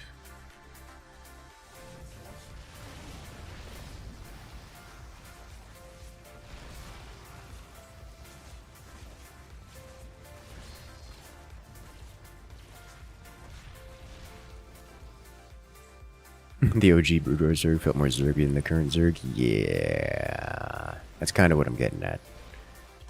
Make the factions like actually different. Make them feel like give them the extremes that we use them for. The word Zerg is a word that has transcended not just the game, but gaming as a whole. Take inspiration from that and make the Zerg Zerg. Make them Zergy, as you would say. Have them vomit out through choke points like a flood of liquid, angry liquid. Have the creep spew forth from every direction that has to be kept back with things like flamethrowers, plasma beams, and lasers. Give the Protoss plenty of options to scorch the earth and remove the concept of biological life from a region via extreme application of plasma weaponry. Make the Zerg Creeper world. I'm not opposed to give them some Creeper world style mechanics. Like, creep colonies exist. What do? They spew.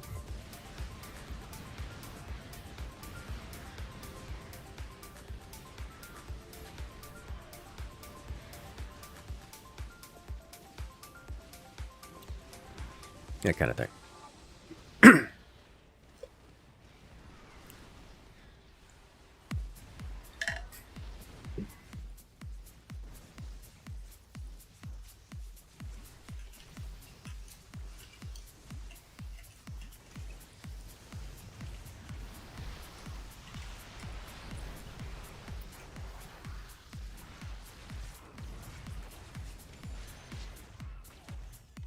That's very fish. No, I mean, make the creep colonies as a thing are a thing in game. Make them spew creep.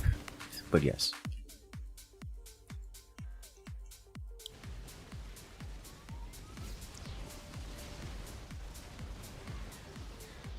There's not a swarm in the files that vomits creep in the line. Yeah, there is. Give us the cool abilities to see in the cinematics. Have an Archon splash attack turn into a line of lightning. Have an Ultra march over lings and push aside back. Yes, I would love that. Like, absolutely turn Protoss into the spellcaster race.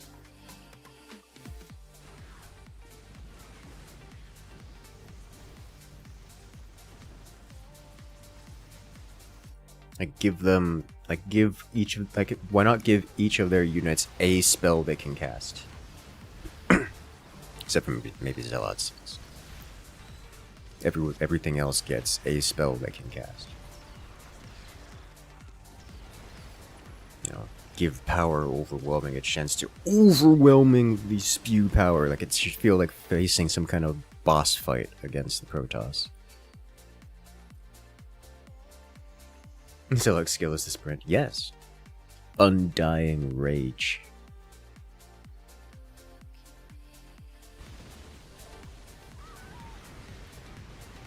I think every Protoss unit has a castable ability other than Tempest of Carry. I do think that is actually true. But it doesn't feel like it.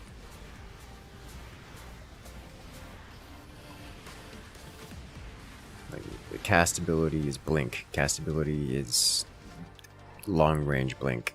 Like, okay. Charge is a bit underwhelming, as is... Like, I think Charge being underwhelming is probably okay. I am not paying attention to what's going on here. Is probably a good thing, because you don't want your spammable melee tank unit to be also a heavy spellcaster. That's going to be problematic for everyone involved, but...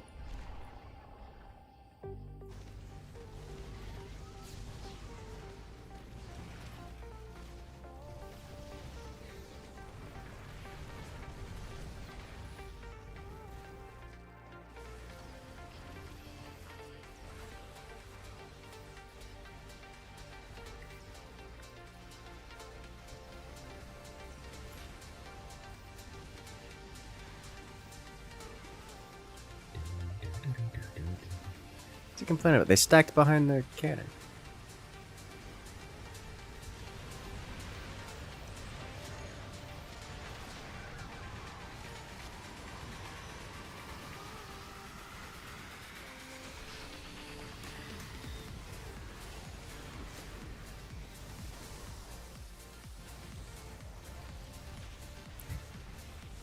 If we got all Protoss can actually do, they know where to play anything. I mean, that's kind of the idea. Like, give them big, flashy stuff. Like, give them things to do. It won't, you know, not be everything, but make them feel Protoss instead of just shiny fanciness. Give them some serious spells with which to play.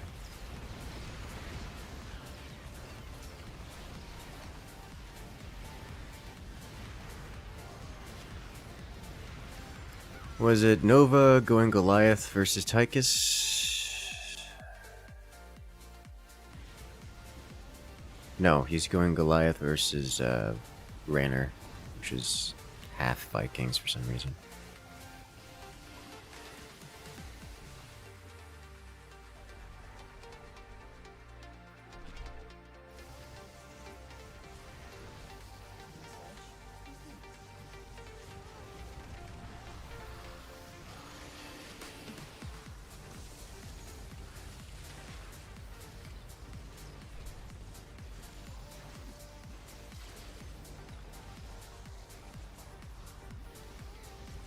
You know, is it 2v3? Yeah, it's 2v3 now. Brown started pinging my board and then left.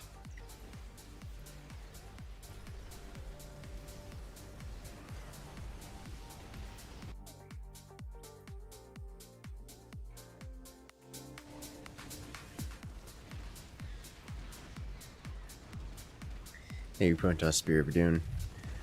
I don't know if Protoss... So StarCraft... You gotta be careful with hero units. StarCraft generally, as part of the core game, doesn't incorporate hero units. And if you incorporate hero units, things change kind of dramatically. So I don't know that hero units is the way to go. But you can certainly get things like Mass Spellcaster as an idea. Like, think of it like playing Zinch in any of the Dawn of War, or I guess any Warhammer RTS.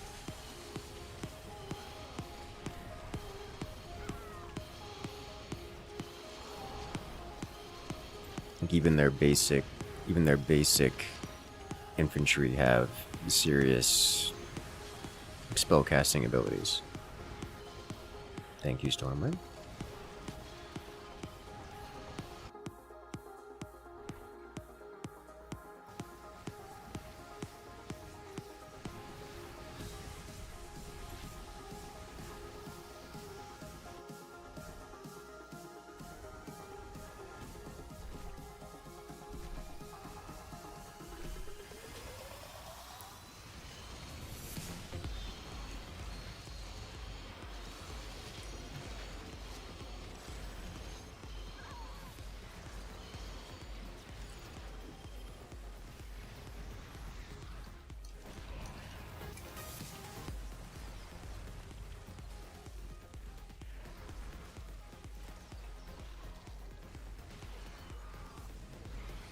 You could easily live with StarCraft II for another 10 years. You say that, my CPU can't.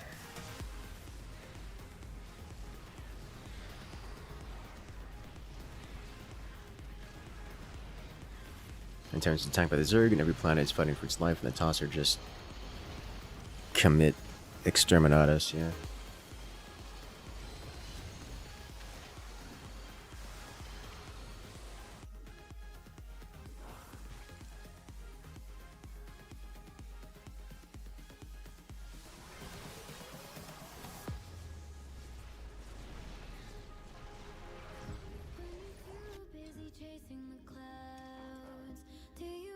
Sending out war fleets to everywhere, and the Terrans are stuck in the middle. Yep.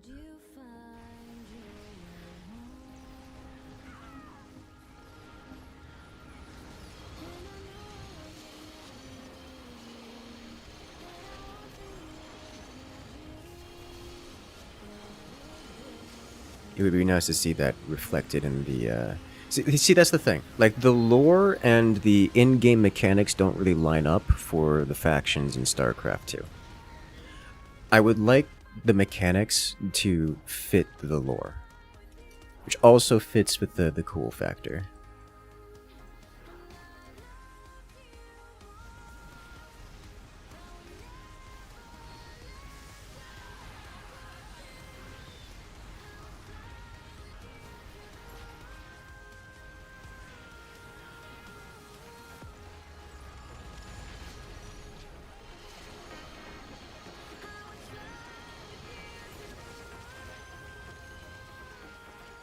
The amount of Protoss present in StarCraft II definitely felt off. Yes.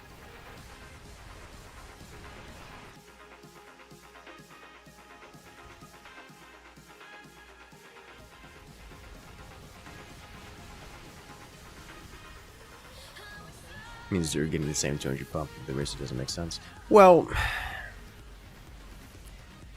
I can. So what they did to balance that's a balancing issue as opposed to anything else. Because I mean, yes, Zerg gets 200 pop, but they also don't cost 1 pop per unit. Like Zerglings cost half a population. You know, something like Zealots cost 2. Like this isn't really comparable. Like in effect, Zerg will have more than 200 units on the board at any point in time, whereas something like Protoss will never have 200 units no matter how hard they try, unless it's like 200 probes. You know, the 200 unit cap, pop cap is not a unit cap. Like these are different things.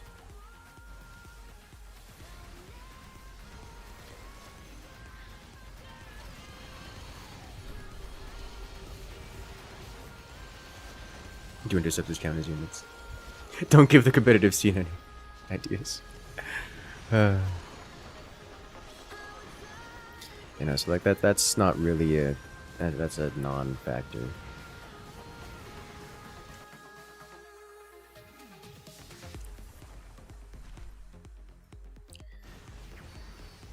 All right, let's get armor.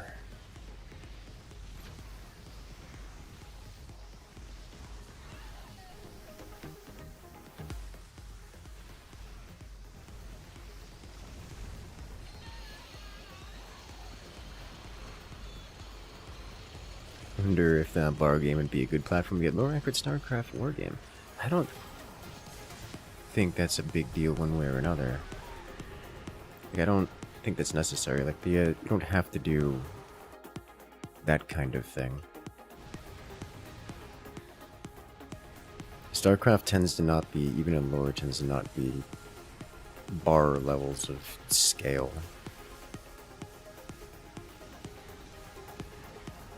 It's more like, it's not quite squad combat, it's somewhere in between.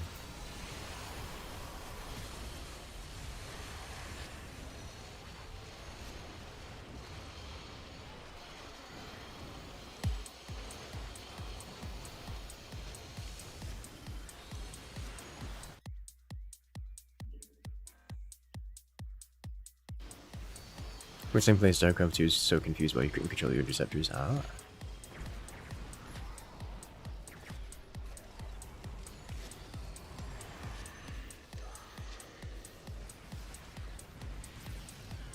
You know, man, all I was trying to say is that I think it would be nice to have something a little bit more interesting for the factions. Like, give them more variety, more asymmetry.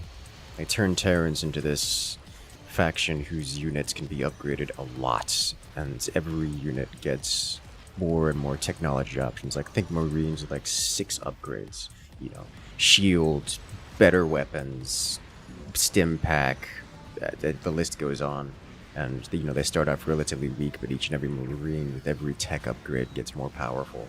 And by the end, they just have this max. We just have this, you know, max tier Space Marine army. And, you know, in order to get these upgrades, you have to get the infrastructure online to produce Marines with these upgrades. You need, like, tech labs and additions onto your buildings everywhere. And so you have this kind of sprawling cityscape of add-ons and different infrastructural tech options to provide for these Marines that end up getting super upgraded and then pumped out in mass.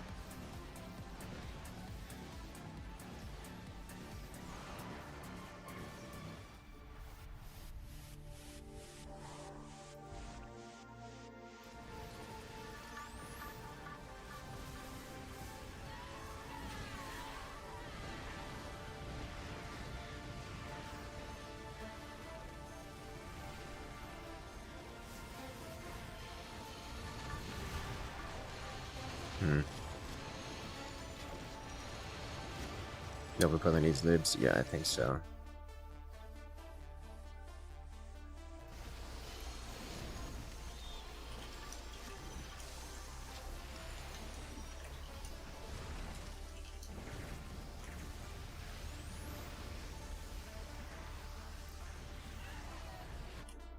We're missing the single target DPS necessary to survive things. Research complete.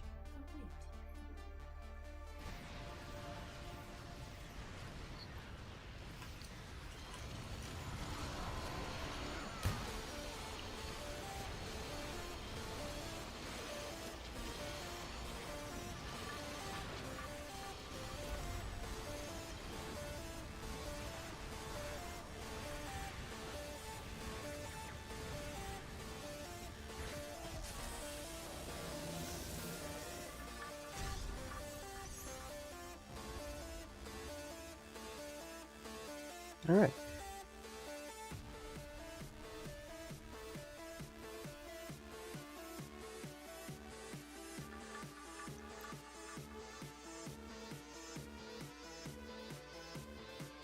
You want giant slow but nuclear banelings. Okay, well maybe that's a bit much, but yeah, that is the idea I'm going with. Maybe even give the Zerg the ability to like hot swap. Let's say you went down the Raptorlings train, and the opponents started doing things like, oh no, it's flamethrower turrets everywhere. How am I going to deal with this? Okay, let me just tech switch out of Raptorlings and reseed all of my Zerglings into Tanklings. Slower, beefier Zerglings. Let that be a thing. Whereas everyone else has to like commit to a tech tree, the Zerg can just kind of reshape their tech tree to fit whatever the opponent's trying to deal. They wrap around and constrict whatever the opponent's trying to do.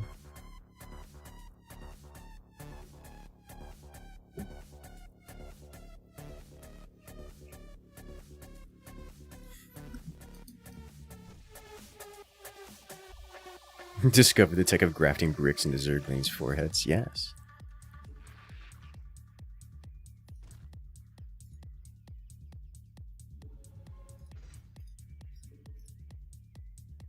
Of course, all this is somewhat of a balance nightmare, but balance is secondary to fun. Zerg can mutate into anything to adapt, but require Cocooning to do so. Yeah. Like it's, you just like change the text from Raptor to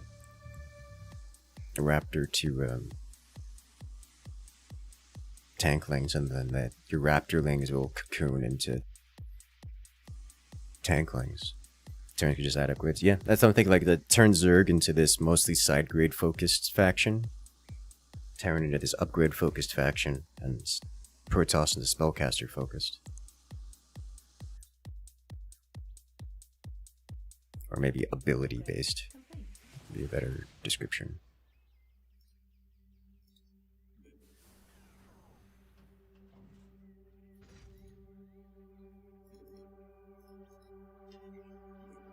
Upgrade complete. Upgrade. Make the abilities less. Make the abilities more impactful. Upgrade. With so that they can actually be useful when it works. Something like Shade is not. I mean, something like Adept Shades is. It's not convinced. It's decent movement, but it's one of those things. Like Blink and Shade are one of those that you just like have to constantly manage.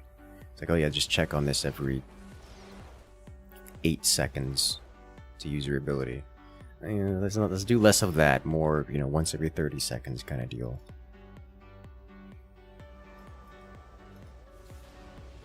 I want to see big red circles on the ground that are terrifying for the opponent to have to deal with, but aren't, gonna instantly wipe an army if you look away for a second.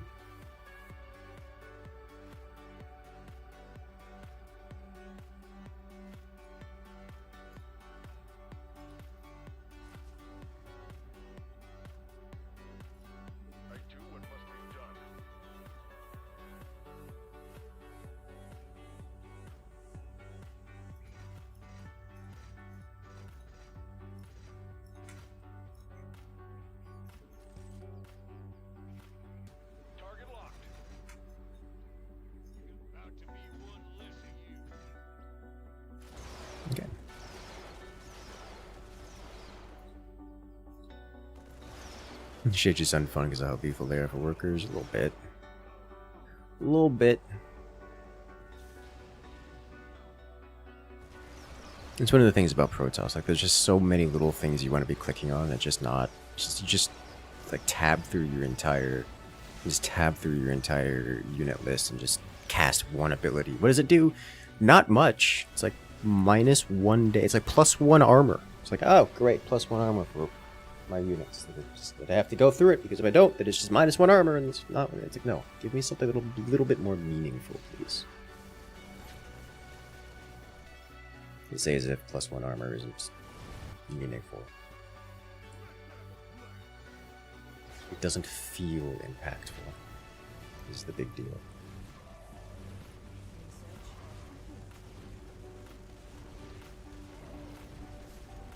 A spellcasting buildings with tech requirements followed by long cooldowns could be an interesting concept. Yes.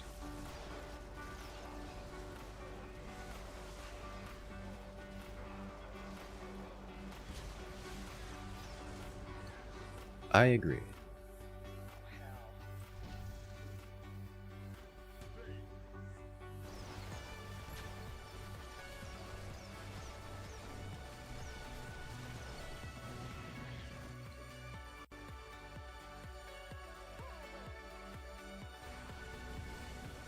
As the next generation of RTS allowed for setting up macros to how units should use their abilities when activated.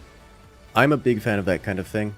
I like how many community games and maps have included autocasting and such, and basic like AI control into their units. And that is, every time I look at it, I get disappointed that Ladder doesn't have it. Vikings automatically land when attacked by ground unit, etc. Yes. Obviously, you don't want to take too much away from the players, but I mean, come on.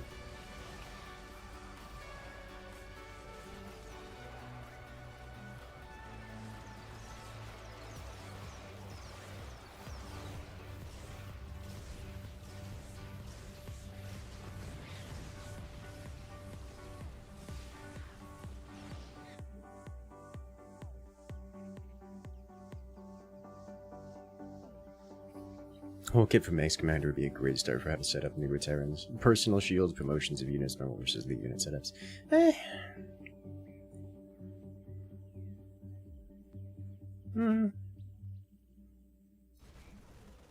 I kind of like the idea. I kind of like that idea. I don't know that I think it would be not ideal to go with the promotions idea. But the bonuses you get from promotions, I think, would be good if developed in a tech-style fashion.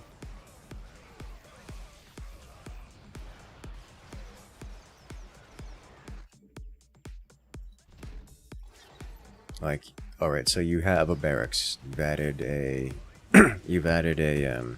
a tech lab onto the barracks. This tech lab gives access, for so long as you possess this add-on, this tech lab gives access to, gives all of your Marines extra shields, like, you know, combat shields. Then maybe you build a second tech lab and you set it to stim. Now all of the Marines you make have stim, that kind of deal. I think would be a little bit more interesting. And so you end up with like 8 barracks, and all the Marines that come out of the barracks have a bunch of different tech and upgrades. Maybe nothing as impactful as energy shields, but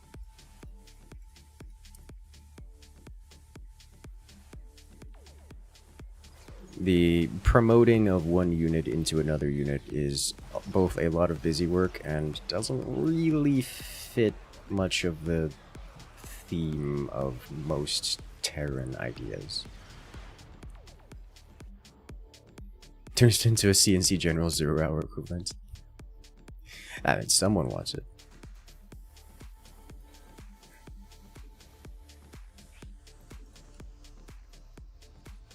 Target locked.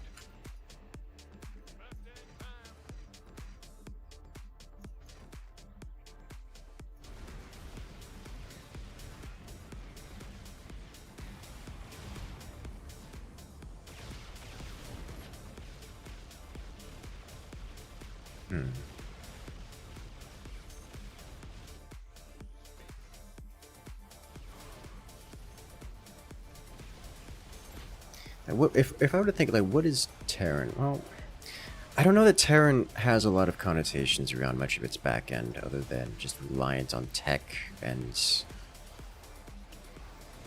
generic sci-fi outputs. Space Cowboy, yeah.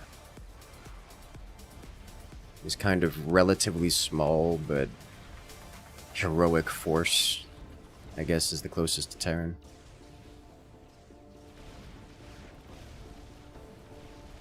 Units have a kill counter or something. I just don't think that would be good for baseline Terran set.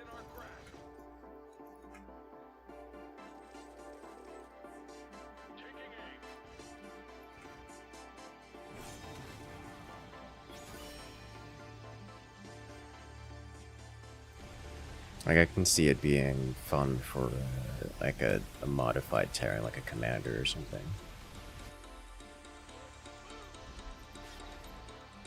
It's just not what I'm envisioning, I guess is the way to put it.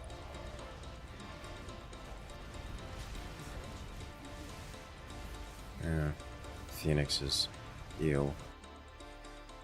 Okay.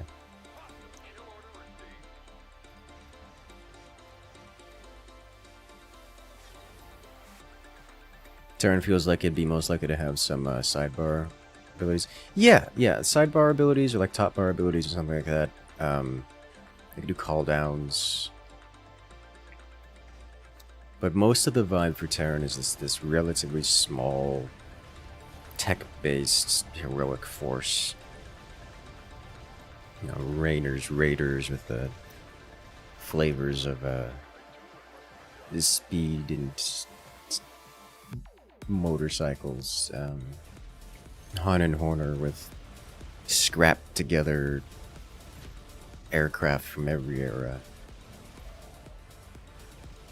The only one that really breaks the mold is Mansk. Even the UED is this elite task force sent to operate it in an expeditionary fashion in a different galaxy.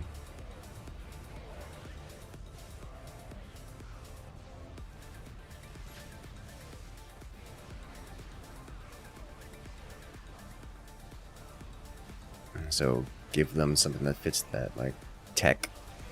You build up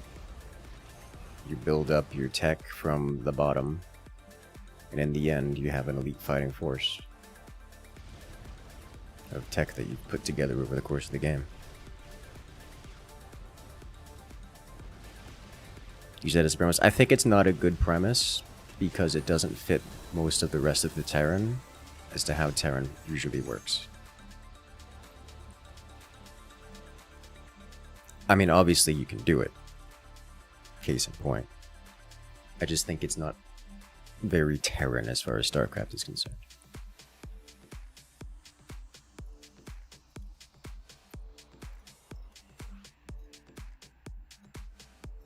So if we were talking about doing, like, redoing the base race of Terran, I wouldn't go that direction.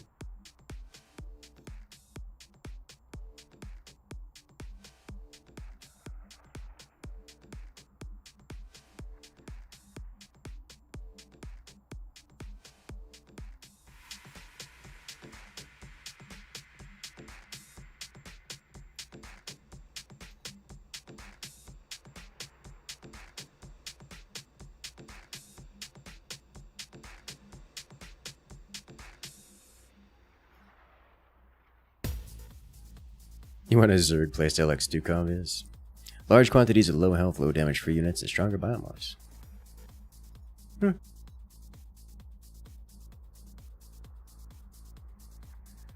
wish siege tanks didn't feel like SPGs, but actual tanks that could turn into SPGs. I mean, realistically, the only reason they don't is because StarCraft, as a balance like meta was, doesn't benefit siege tanks in standard combat mode. Brood War it did, but here it doesn't.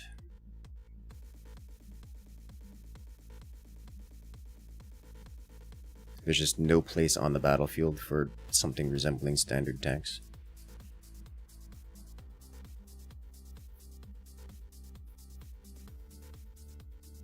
which is a different problem.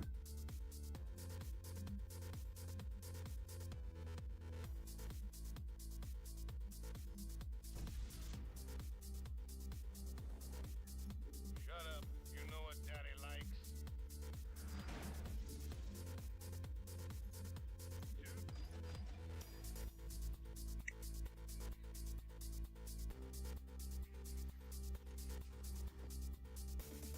Hmm.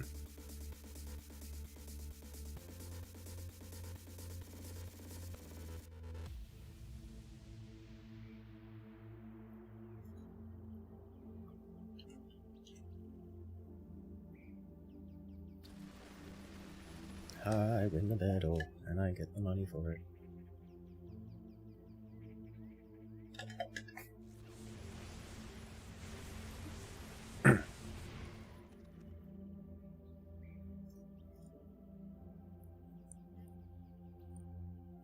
Like comparing siege tanks to StarCraft II to siege tanks to StarCraft Brood War, there was a very real place on the board for for siege tanks to be running around in pom-pom mode and just not sieged.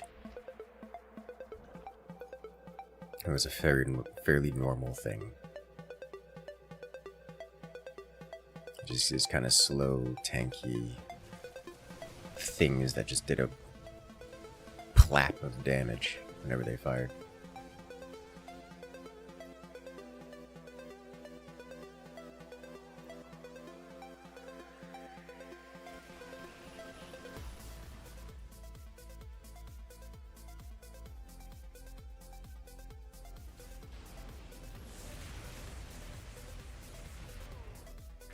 Engaging.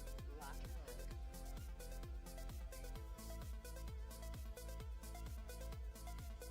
Taking. Pulling the trigger.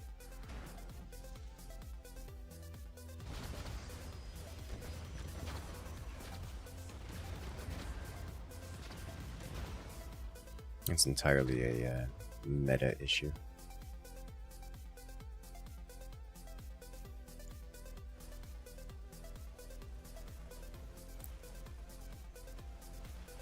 Already having to deal with this. Infested siege tank. I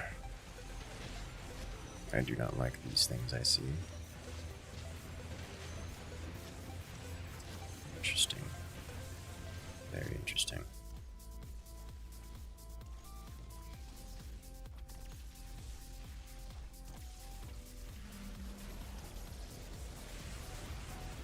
Yoink. Lock and load. Well, Brood War tanks also two-shot Marines and Lings, so it was a viable anti-ground unit as a pom-pom and was able to barely 1v1 a Zilla. Yes, Engaging hostiles. Taking the shot. I believe that's also true in StarCraft II. It's just, you're just not in a situation where you want that as a thing. I don't have the ability to show off that.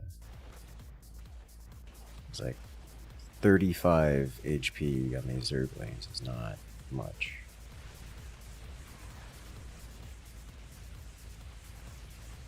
They do actually kill Zerglings. Like standard siege tanks do actually kill Zerglings pretty well.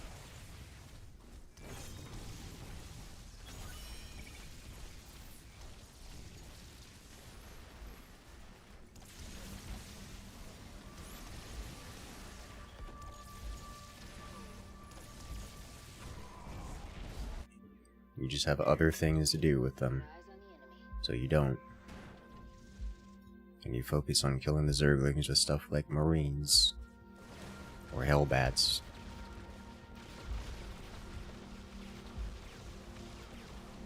And let the siege tanks focus on other things like attritioning the Zerg as they try to chase your Marines down.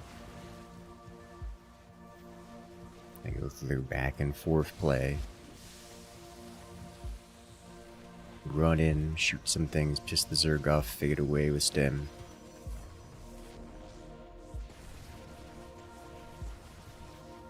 Let the siege tanks just splash all the Lings and everything else along the way, one by one.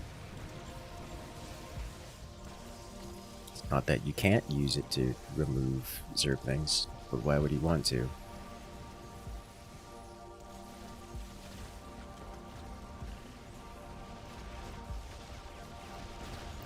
I don't have the ability to see into the invisible.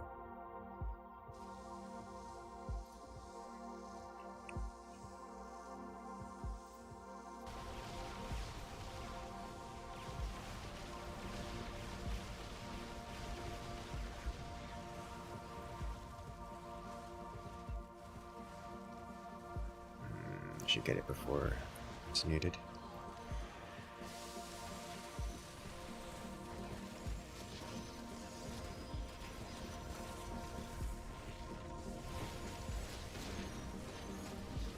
And deal 20 per shot. Zerglings have 35 HP by default, so it should two-shot Zerglings. Marines, I believe, have 45, which wouldn't two-shot.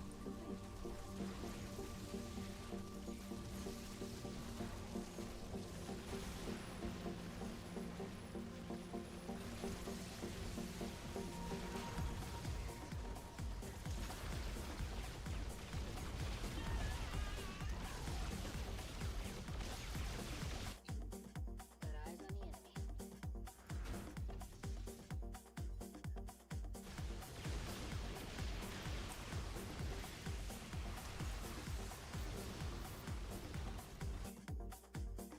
Engaging.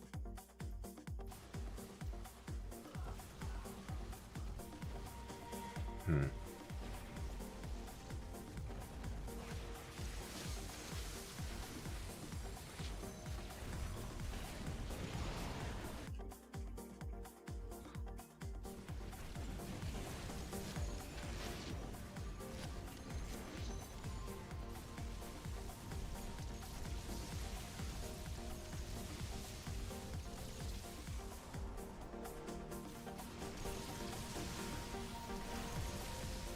Go. Wipe that out.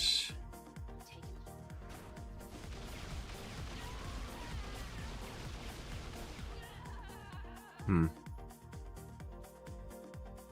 Still 3-shot against Marines? Yeah, that's a pretty big difference.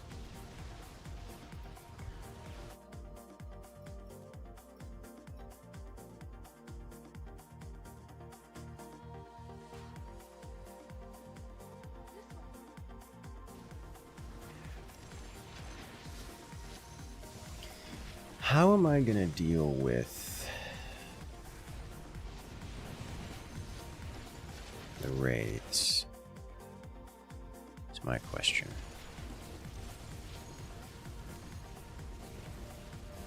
So I'm gonna struggle real hard against this Artanis if I have to.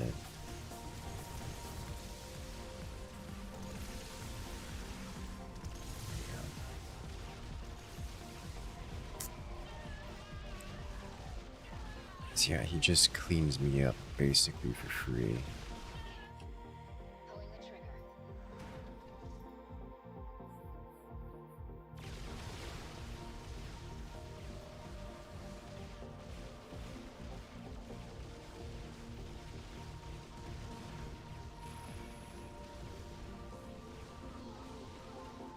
I don't know that I have a better option than just more of this.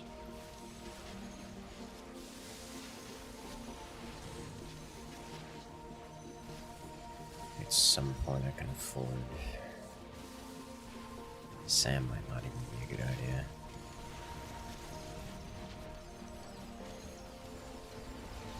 Oh, that's a problem. Is it a problem? No, no. No. Vega's good. Vega's do a lot of damage.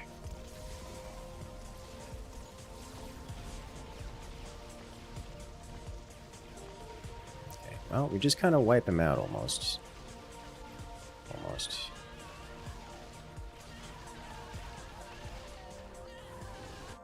Took out half his stuff.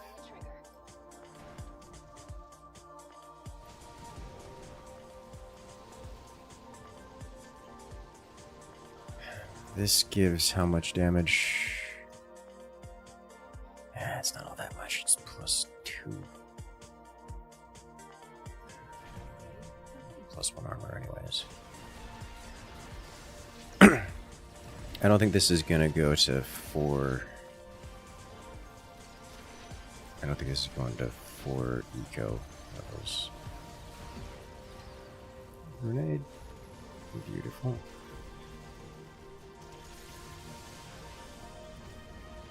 Completely clean house of this. Steel wraiths.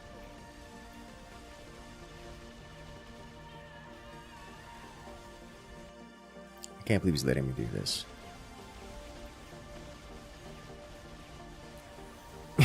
Peak BM build.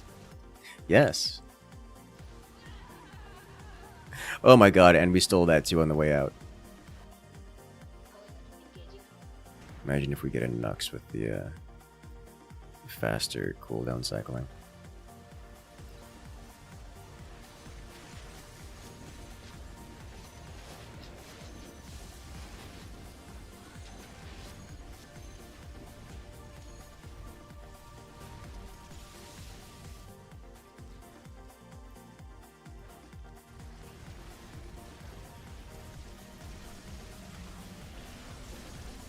Your wave is mine. I stole his entire wave. That's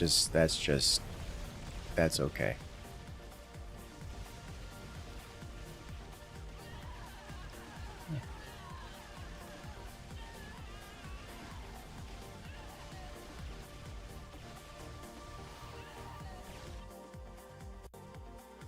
Good lord. Pulling the trigger. Taking the shot.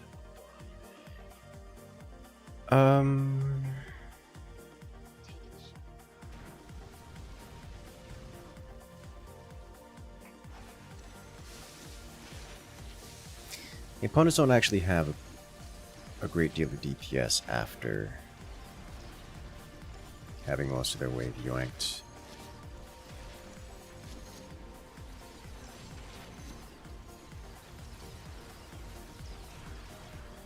Oh, that's a problem. Autocast stole their zealots.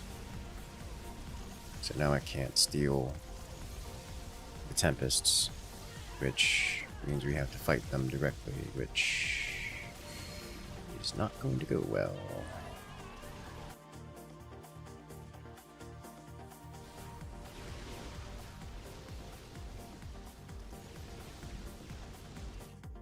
I think we go with you. I'll put you here.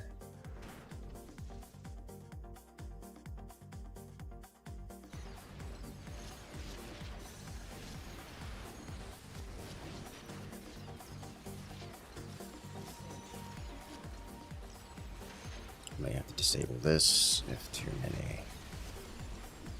Yeah, that's gonna be too many to get through.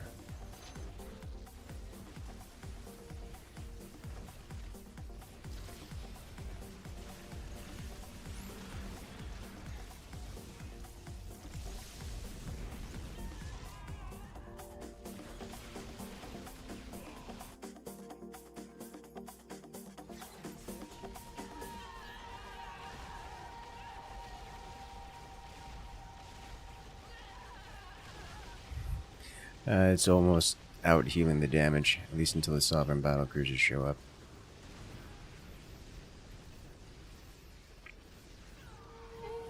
Akara's gonna do great and terrible things.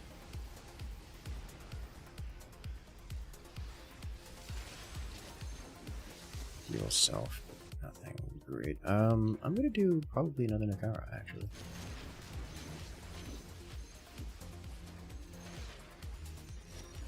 And we'll spread them out.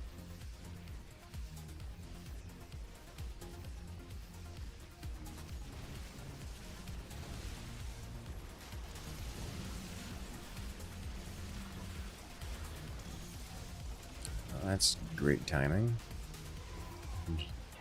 Just nearly obliterated the Nexus there.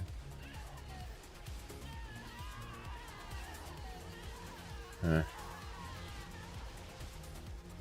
I did heal the Nexus up. I'm going to get one of you here. here. We get both of these. Better.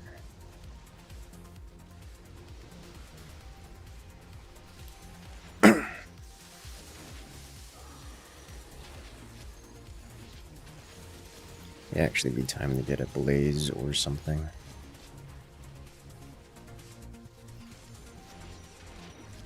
That's too many zealots, I think.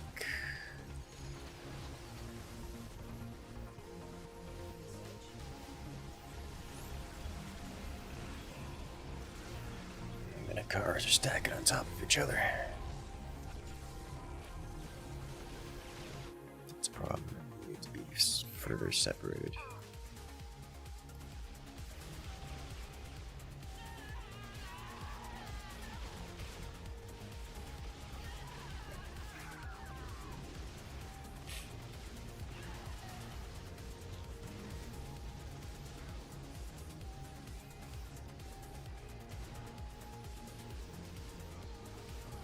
You got a second cast of Dominate off, which is hilarious.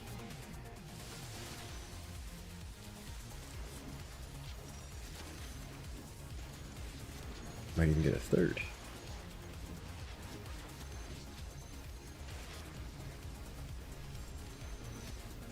You're certainly getting a third. Neat. That's just disgusting value. Positioning's a bit better here now. These Sovereign Battle Cruisers cannot be mind controlled. I was wondering, it's like, wait a minute. I see what he's doing there. He says, alright, mind control OP. It forces him to a very specific build, I guess. In that case, maybe I do something. Oh, that's only gonna kill half of it. I need a little bit more anti-air. Direct anti-air, and I think that's gonna come from Sam's with shade suits.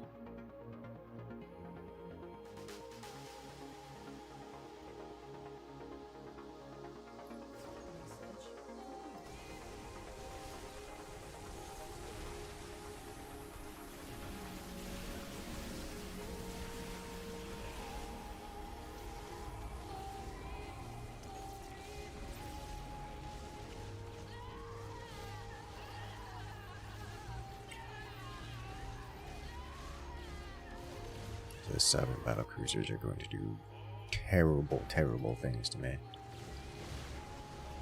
Fortunately, my teammates should be very well kitted for handling them. Not much as you can be before the stack happens.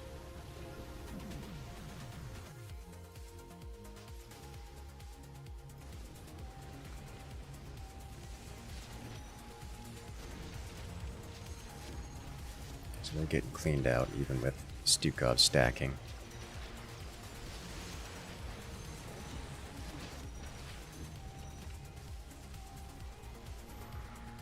Zealots are getting cleaned up. Completely. You love to see it.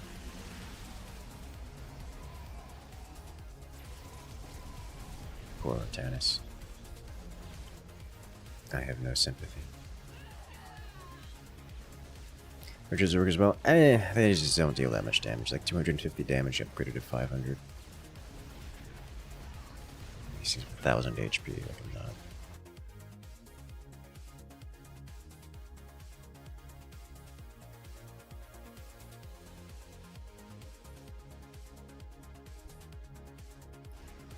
It's just not that interesting to me. Not when there's that many of them on the board. I should probably still disable autocast here. Let's see, how much damage is it actually? Yeah, 250 damage. It's just not that big a deal.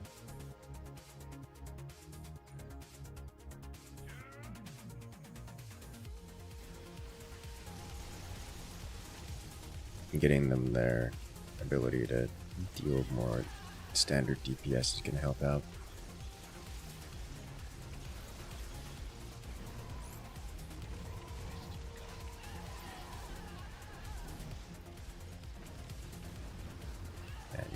36 x2 every 0.7.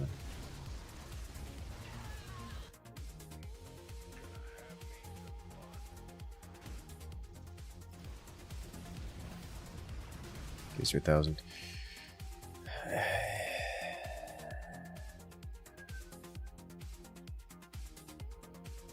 Yeah, probably is worth it, isn't it?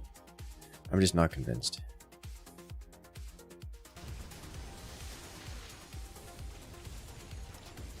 Why is it not worth? Because they die quick. The Sams die very quick. They go down to like 2 hits, and they don't get a good opportunity to deal much. That the damage output on the basic weapon is massive. If I can give them the shade suit so they actually survive for, you know, like 6 seconds, that's comparable DPS while being actually capable of doing more against other targets. But they're dying pretty quick anyways.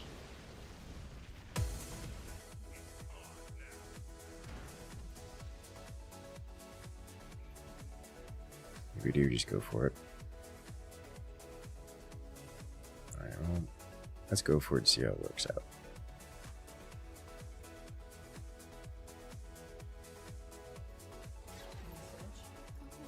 I'm not getting the stun though.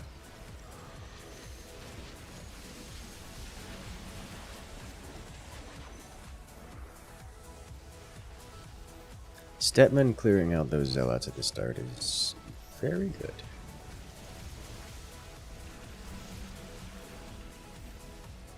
Alright, well, I should have seen that coming.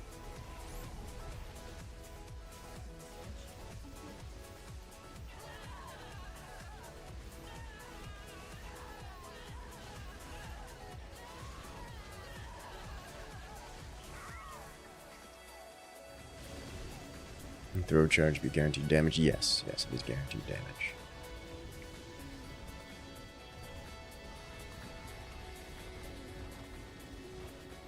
Should probably put these guys in front here. No, no.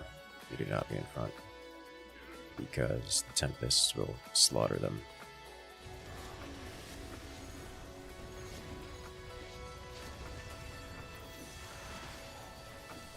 Hello, look who's here, building things that are not particularly vulnerable to mind control.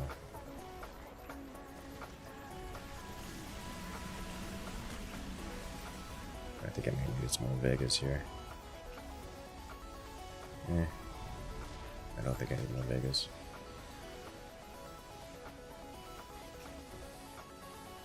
Oh, I mean, getting something.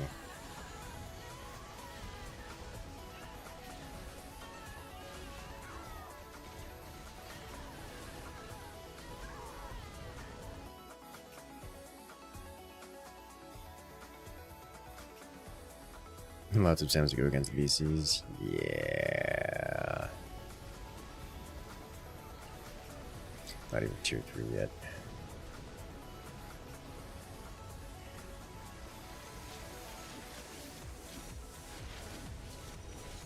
I don't think you get anything interesting in this, do I?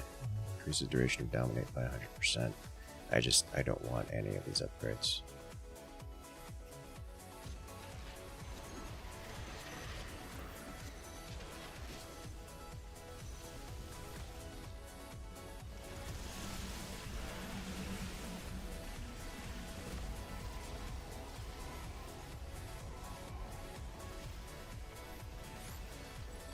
There we go.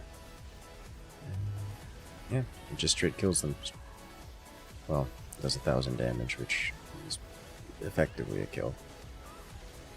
Okay, so that is definitely worth it then. My strategy of my intended goal, original intended goal, not nearly as effective as this.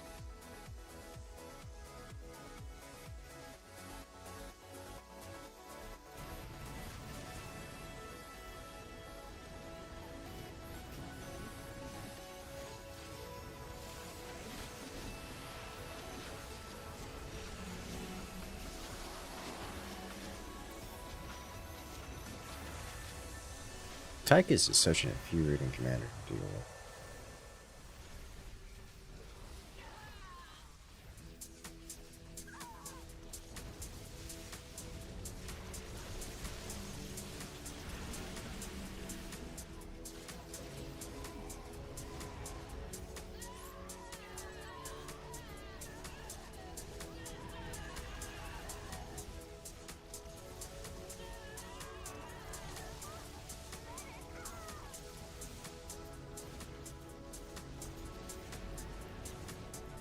This looks like I need more Vegas.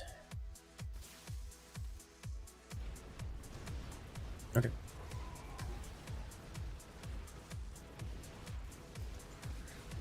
The fact that there were any Tempest surviving with the mission.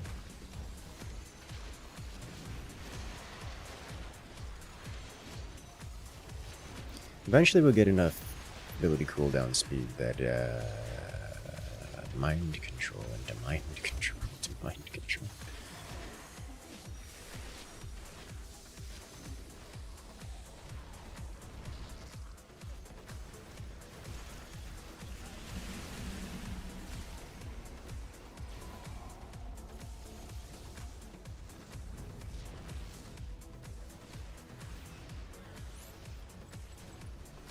There we go. And the BCs just almost die. With +3 armor, they have so much HP.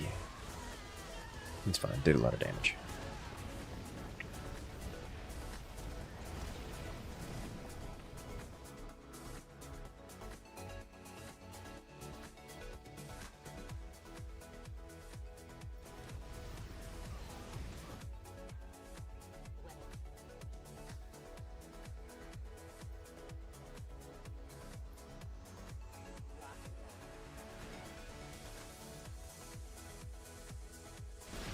Do I go with Rob or do I go with Blaze? I'm gonna go Blaze. It's like neither of them are shooting up, and this Blaze will die slower.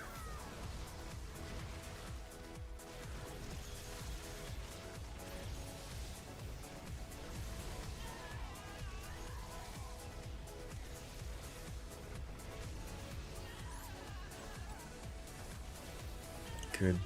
Got the bombs off on the targets. Lots of damage. Not actually getting kills on them, but damage is happening. Let's get one Blaze in front. Just to let him run forward and die slowly. Give everyone else a better opportunity to function.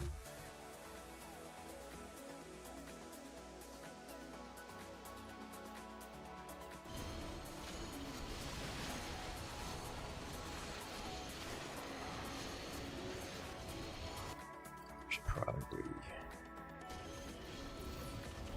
reposition the Vegas.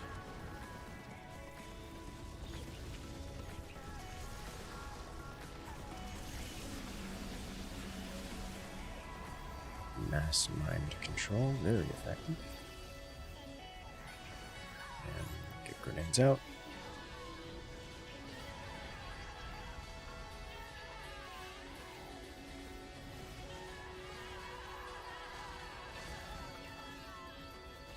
Rip Nakara, you'll be missed. Let's do this.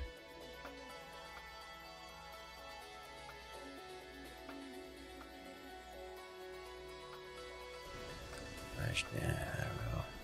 I'm gonna get it because it's cheap, but that's probably a mistake to grab.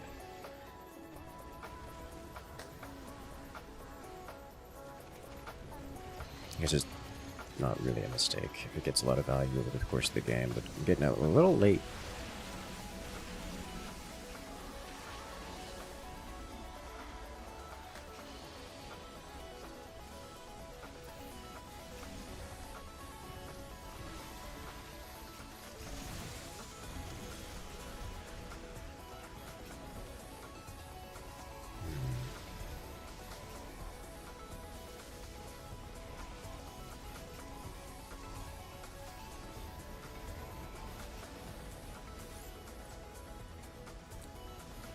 take out one battle cruiser and go into several more.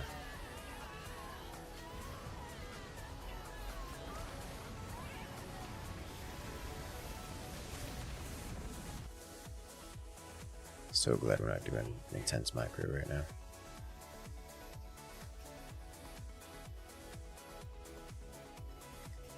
I think despite it all, the SAMs are still the way to go. Like the Vegas are cost efficient still. They're still cost efficient against the Artanis wave, but I think SAM is just better here because we don't need cost efficiency against the Artanis wave. We need total damage against the Honor.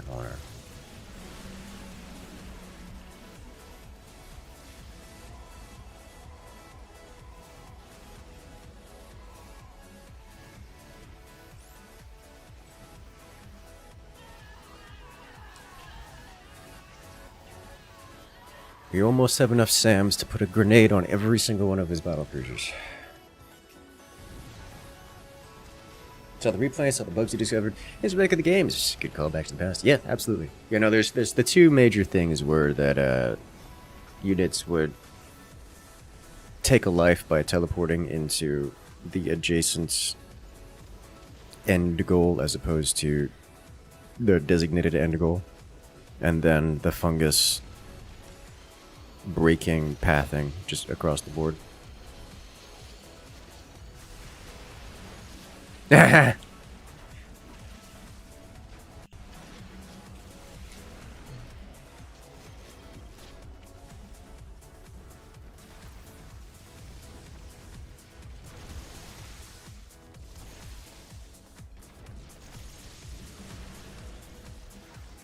Oh. We didn't get that many mind control uses.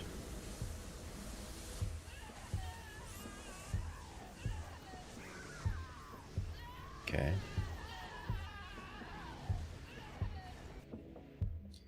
We may in fact need more mind control. Sooner rather than later. Get one more SAM here.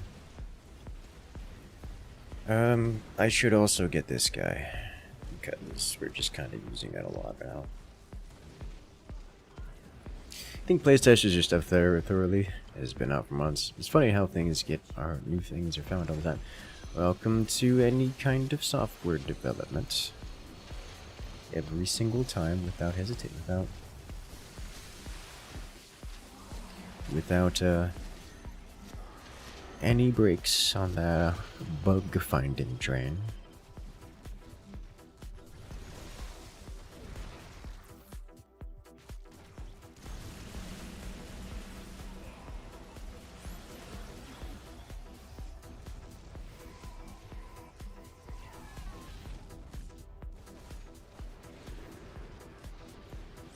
I like how he's trying to put the Sovereign Battlecruisers behind, as if that will save him.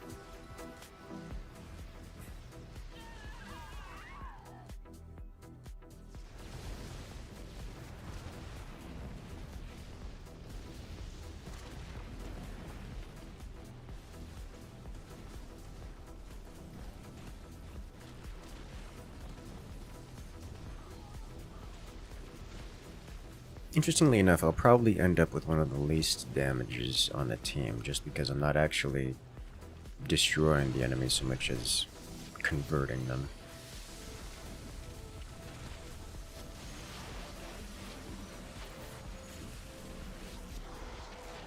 Is this lethal? I don't think so. Big shield coming in hard.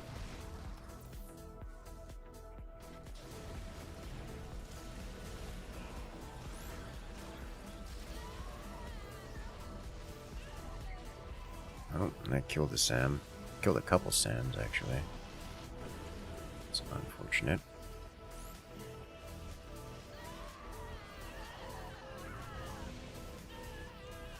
Take his mass Wolo, yes.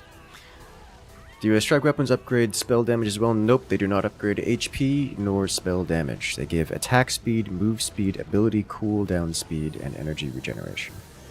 They move faster and deal basic attack damage.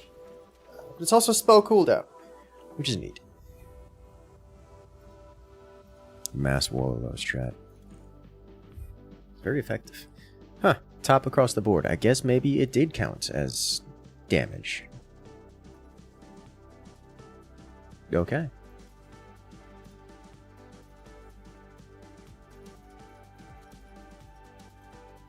Yeah, just Mass Wallow solving the problems of Artanis. I like how Snowdrop here ended up going Sovereign Battlecruiser spam. I'm entirely convinced, like explicitly because of the Mass Wallow issues. Mass conversion. That's what we call hilarious. I would have kept doing it too if you didn't go Sovereign Battlecruiser. It just would have been like 3 lines of Vegas. Was already tempted to do another one. Vega Dominate counts the damage it takes to kill the unit dominated. That's so it would seem. So it would seem.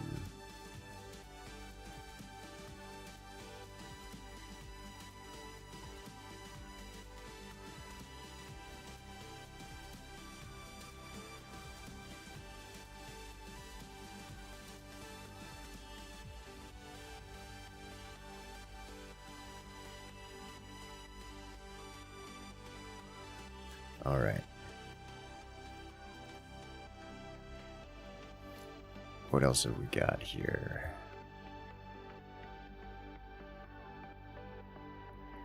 Real tempted to desert war. There were too many Vegas had to have something to not get Giga nuked. I mean, to be fair, Artanis was the one getting mind controlled. You weren't. They were still on cooldown. Because that's how that works. So it was kind of funny.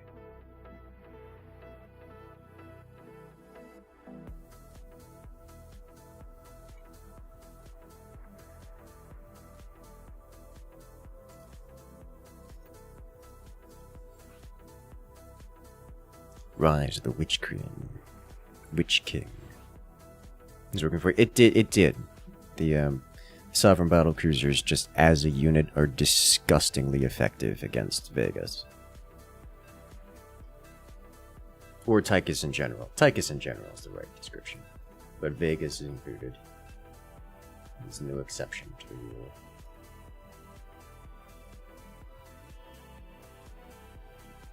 Well, for those who are here, I remember we had a new Forts video go up earlier today. So make sure to go check that out.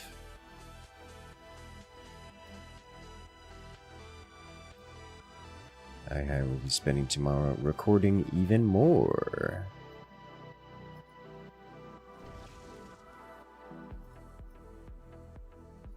I think it'll be a good time all around. Alright, this is random is not random. You cannot convince me otherwise. Oh, rip barcode. Could have seen that one coming.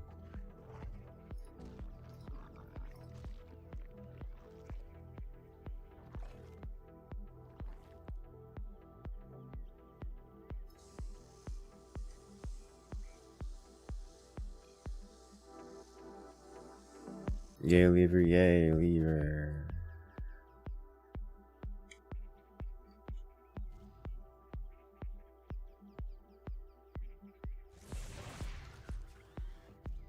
Alright, that's nastyling.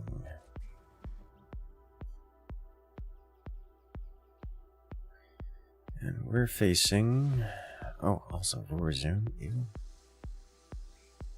It'll be fun. All the commanders get turned off in the random selection. I certainly hope not. That'd be a little awkward. Maybe a straight tier 3, maybe. Aircraft. Decisions. Sam's making your 1,350 HP SBCs into 350s. Yep. They were getting the kills, but they were doing a lot of damage.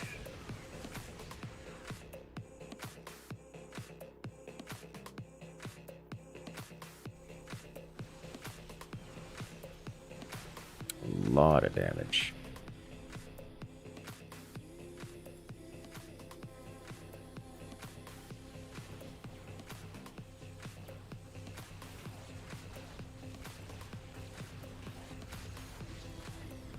He resist receives a stun. I don't know. There's a lot else going on there. Like, I wasn't coming in with a wave of anti-air. Vega doesn't count. That's such a pitiful DPS.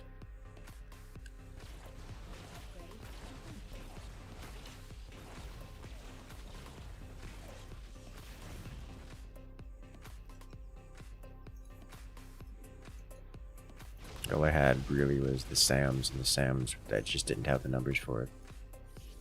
20 DPS for 650 minerals. Yep. Mm-hmm.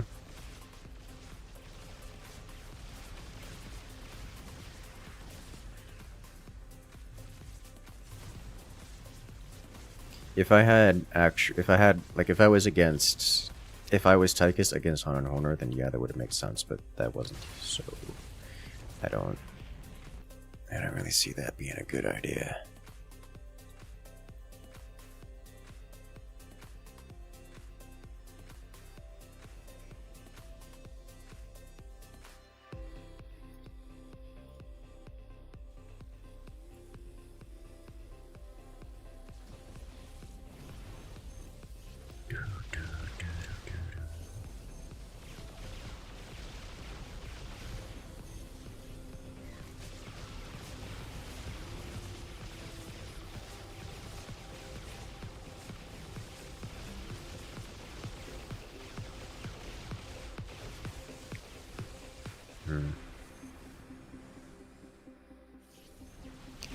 I don't know how I want to play it. I don't know how I want to play this. I think just a couple lurkers is MVP. I might just go mass Bane.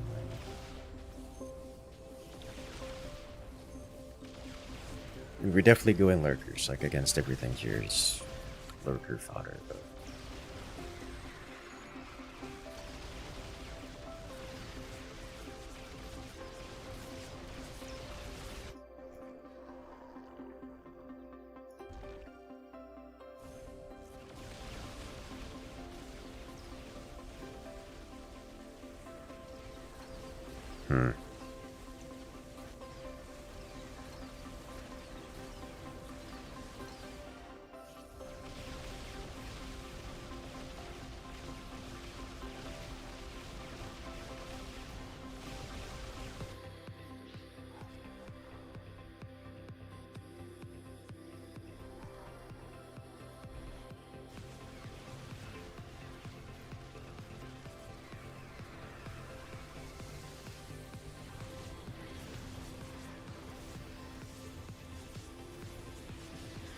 Okay. Lurker time.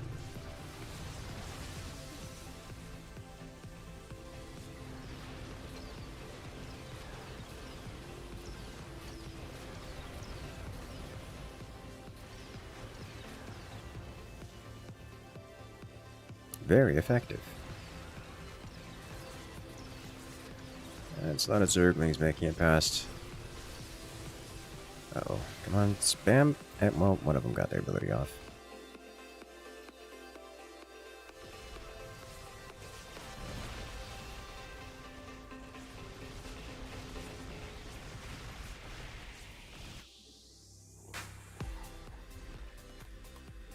Alright, so if I'm gonna go...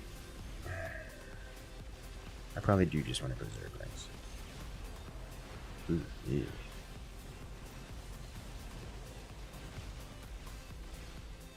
We do the Zergling box and we fight the Zergling swarm here and also the Stalkers.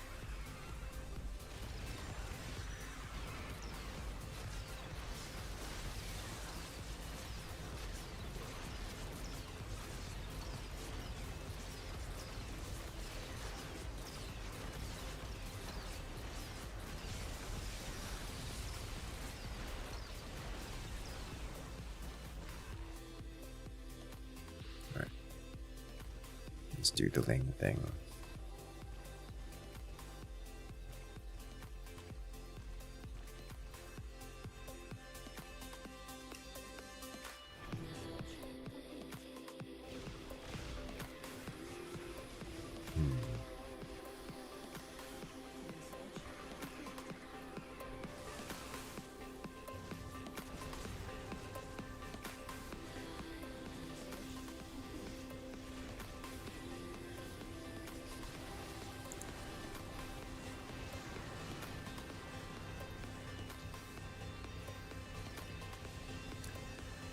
Yikes.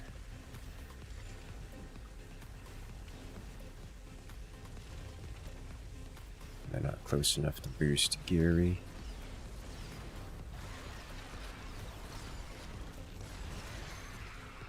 Oh, just get rid of a bunch of their lings and a bunch of their wave in general. Gonna work with this.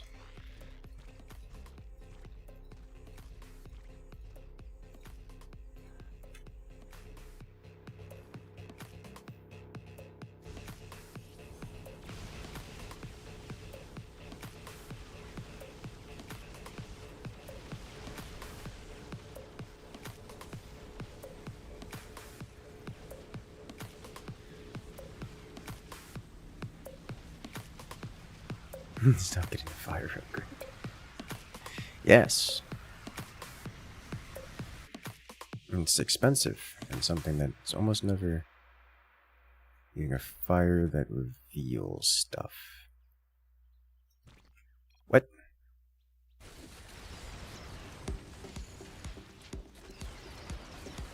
Okay, now you lost me.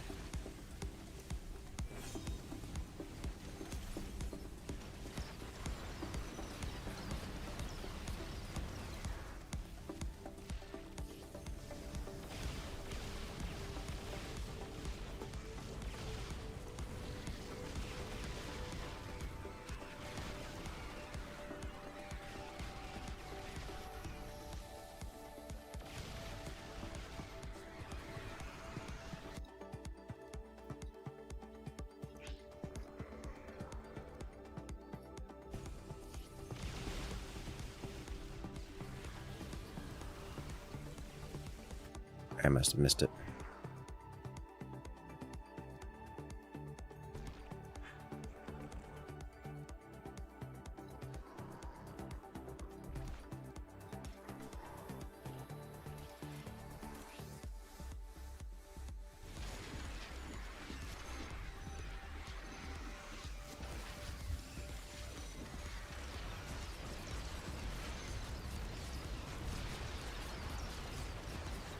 It's just kind of lurkers and zerglings solving the problem of all the enemy.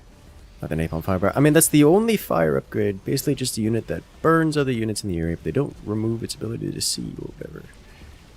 Alright.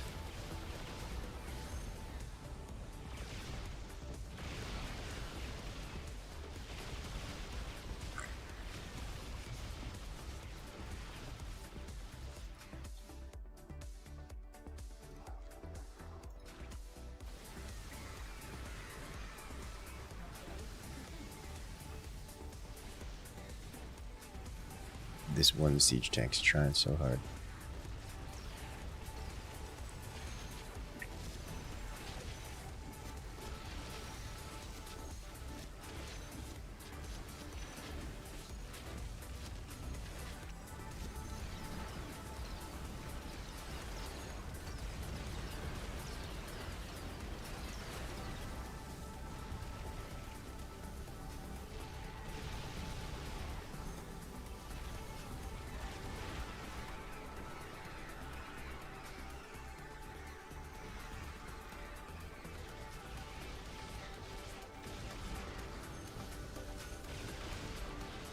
Should end it.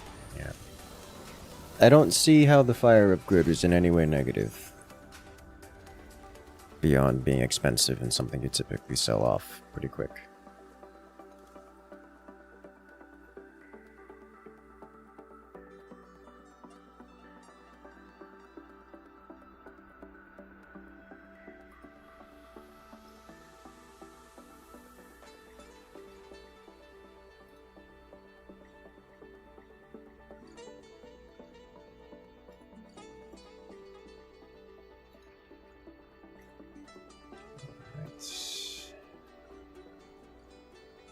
It's annoying to stack wraiths because it reveals cannon to the wraiths. Oh, I see. Because it gives vision. So the wraiths leave the battle to go shoot the high priority target, which in this case is the cannon.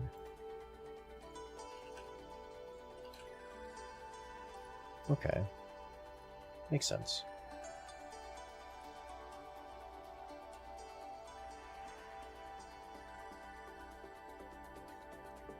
I understand.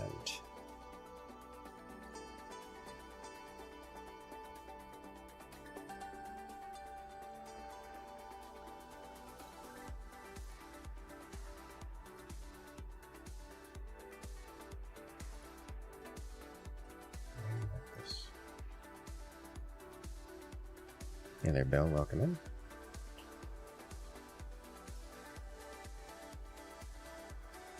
Alright, we're gonna go have a little bit of fun. Switch things up a little bit. What we're going to do is we're going to go say hello to a friend. Looks like they're playing some measure of puzzle game. I'm into it. I'm actually kind of curious what this is. I saw Winter is also doing Heroes of Might and Magic, which is very interesting to me.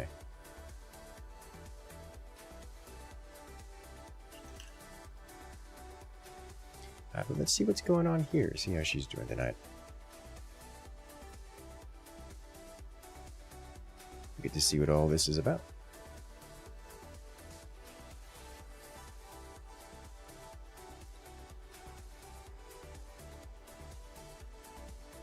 Come with me.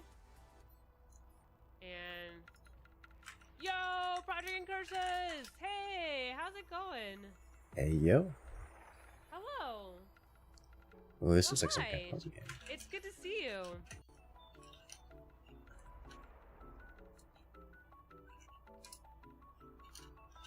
Okay, can I put this guy? Yes. I spent a lot of time at TwitchCon talking to persons such here? as Blink here.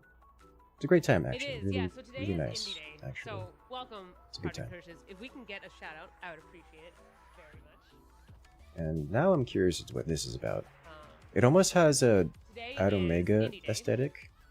And on Indie Day, I try a variety of, well, indie games. Right, because you know, there's like a bazillion indie games out there, and like most of them are not good, right? Like a lot of them could have been like an art project. A lot of them could have been a therapy lesson or a therapy session. Some of them probably could have been an email. You know, like.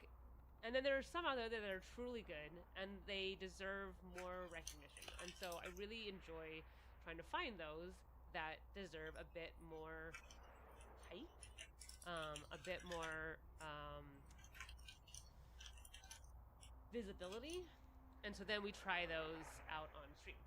And we don't always play through all of it. Like sometimes we play through a few levels or whatever, but it at least gives you like an idea of what this game is about. So this game is like, it's a very Portal-esque kind of game where there's like puzzles and Okay. sort of operations. Well, if you guys want to hear the rest of this, Where we've make got sure things from, to like, okay, jump we gotta on connect the over. electricity from That's going to be there it for me to tonight. I'm there, going to be hanging and it out in turns chat for a on while. different So I things, will see you guys there. Have a that good night, kind of everyone. stuff. Make sure to stop by tomorrow So where we we need do to figure more out things, more content.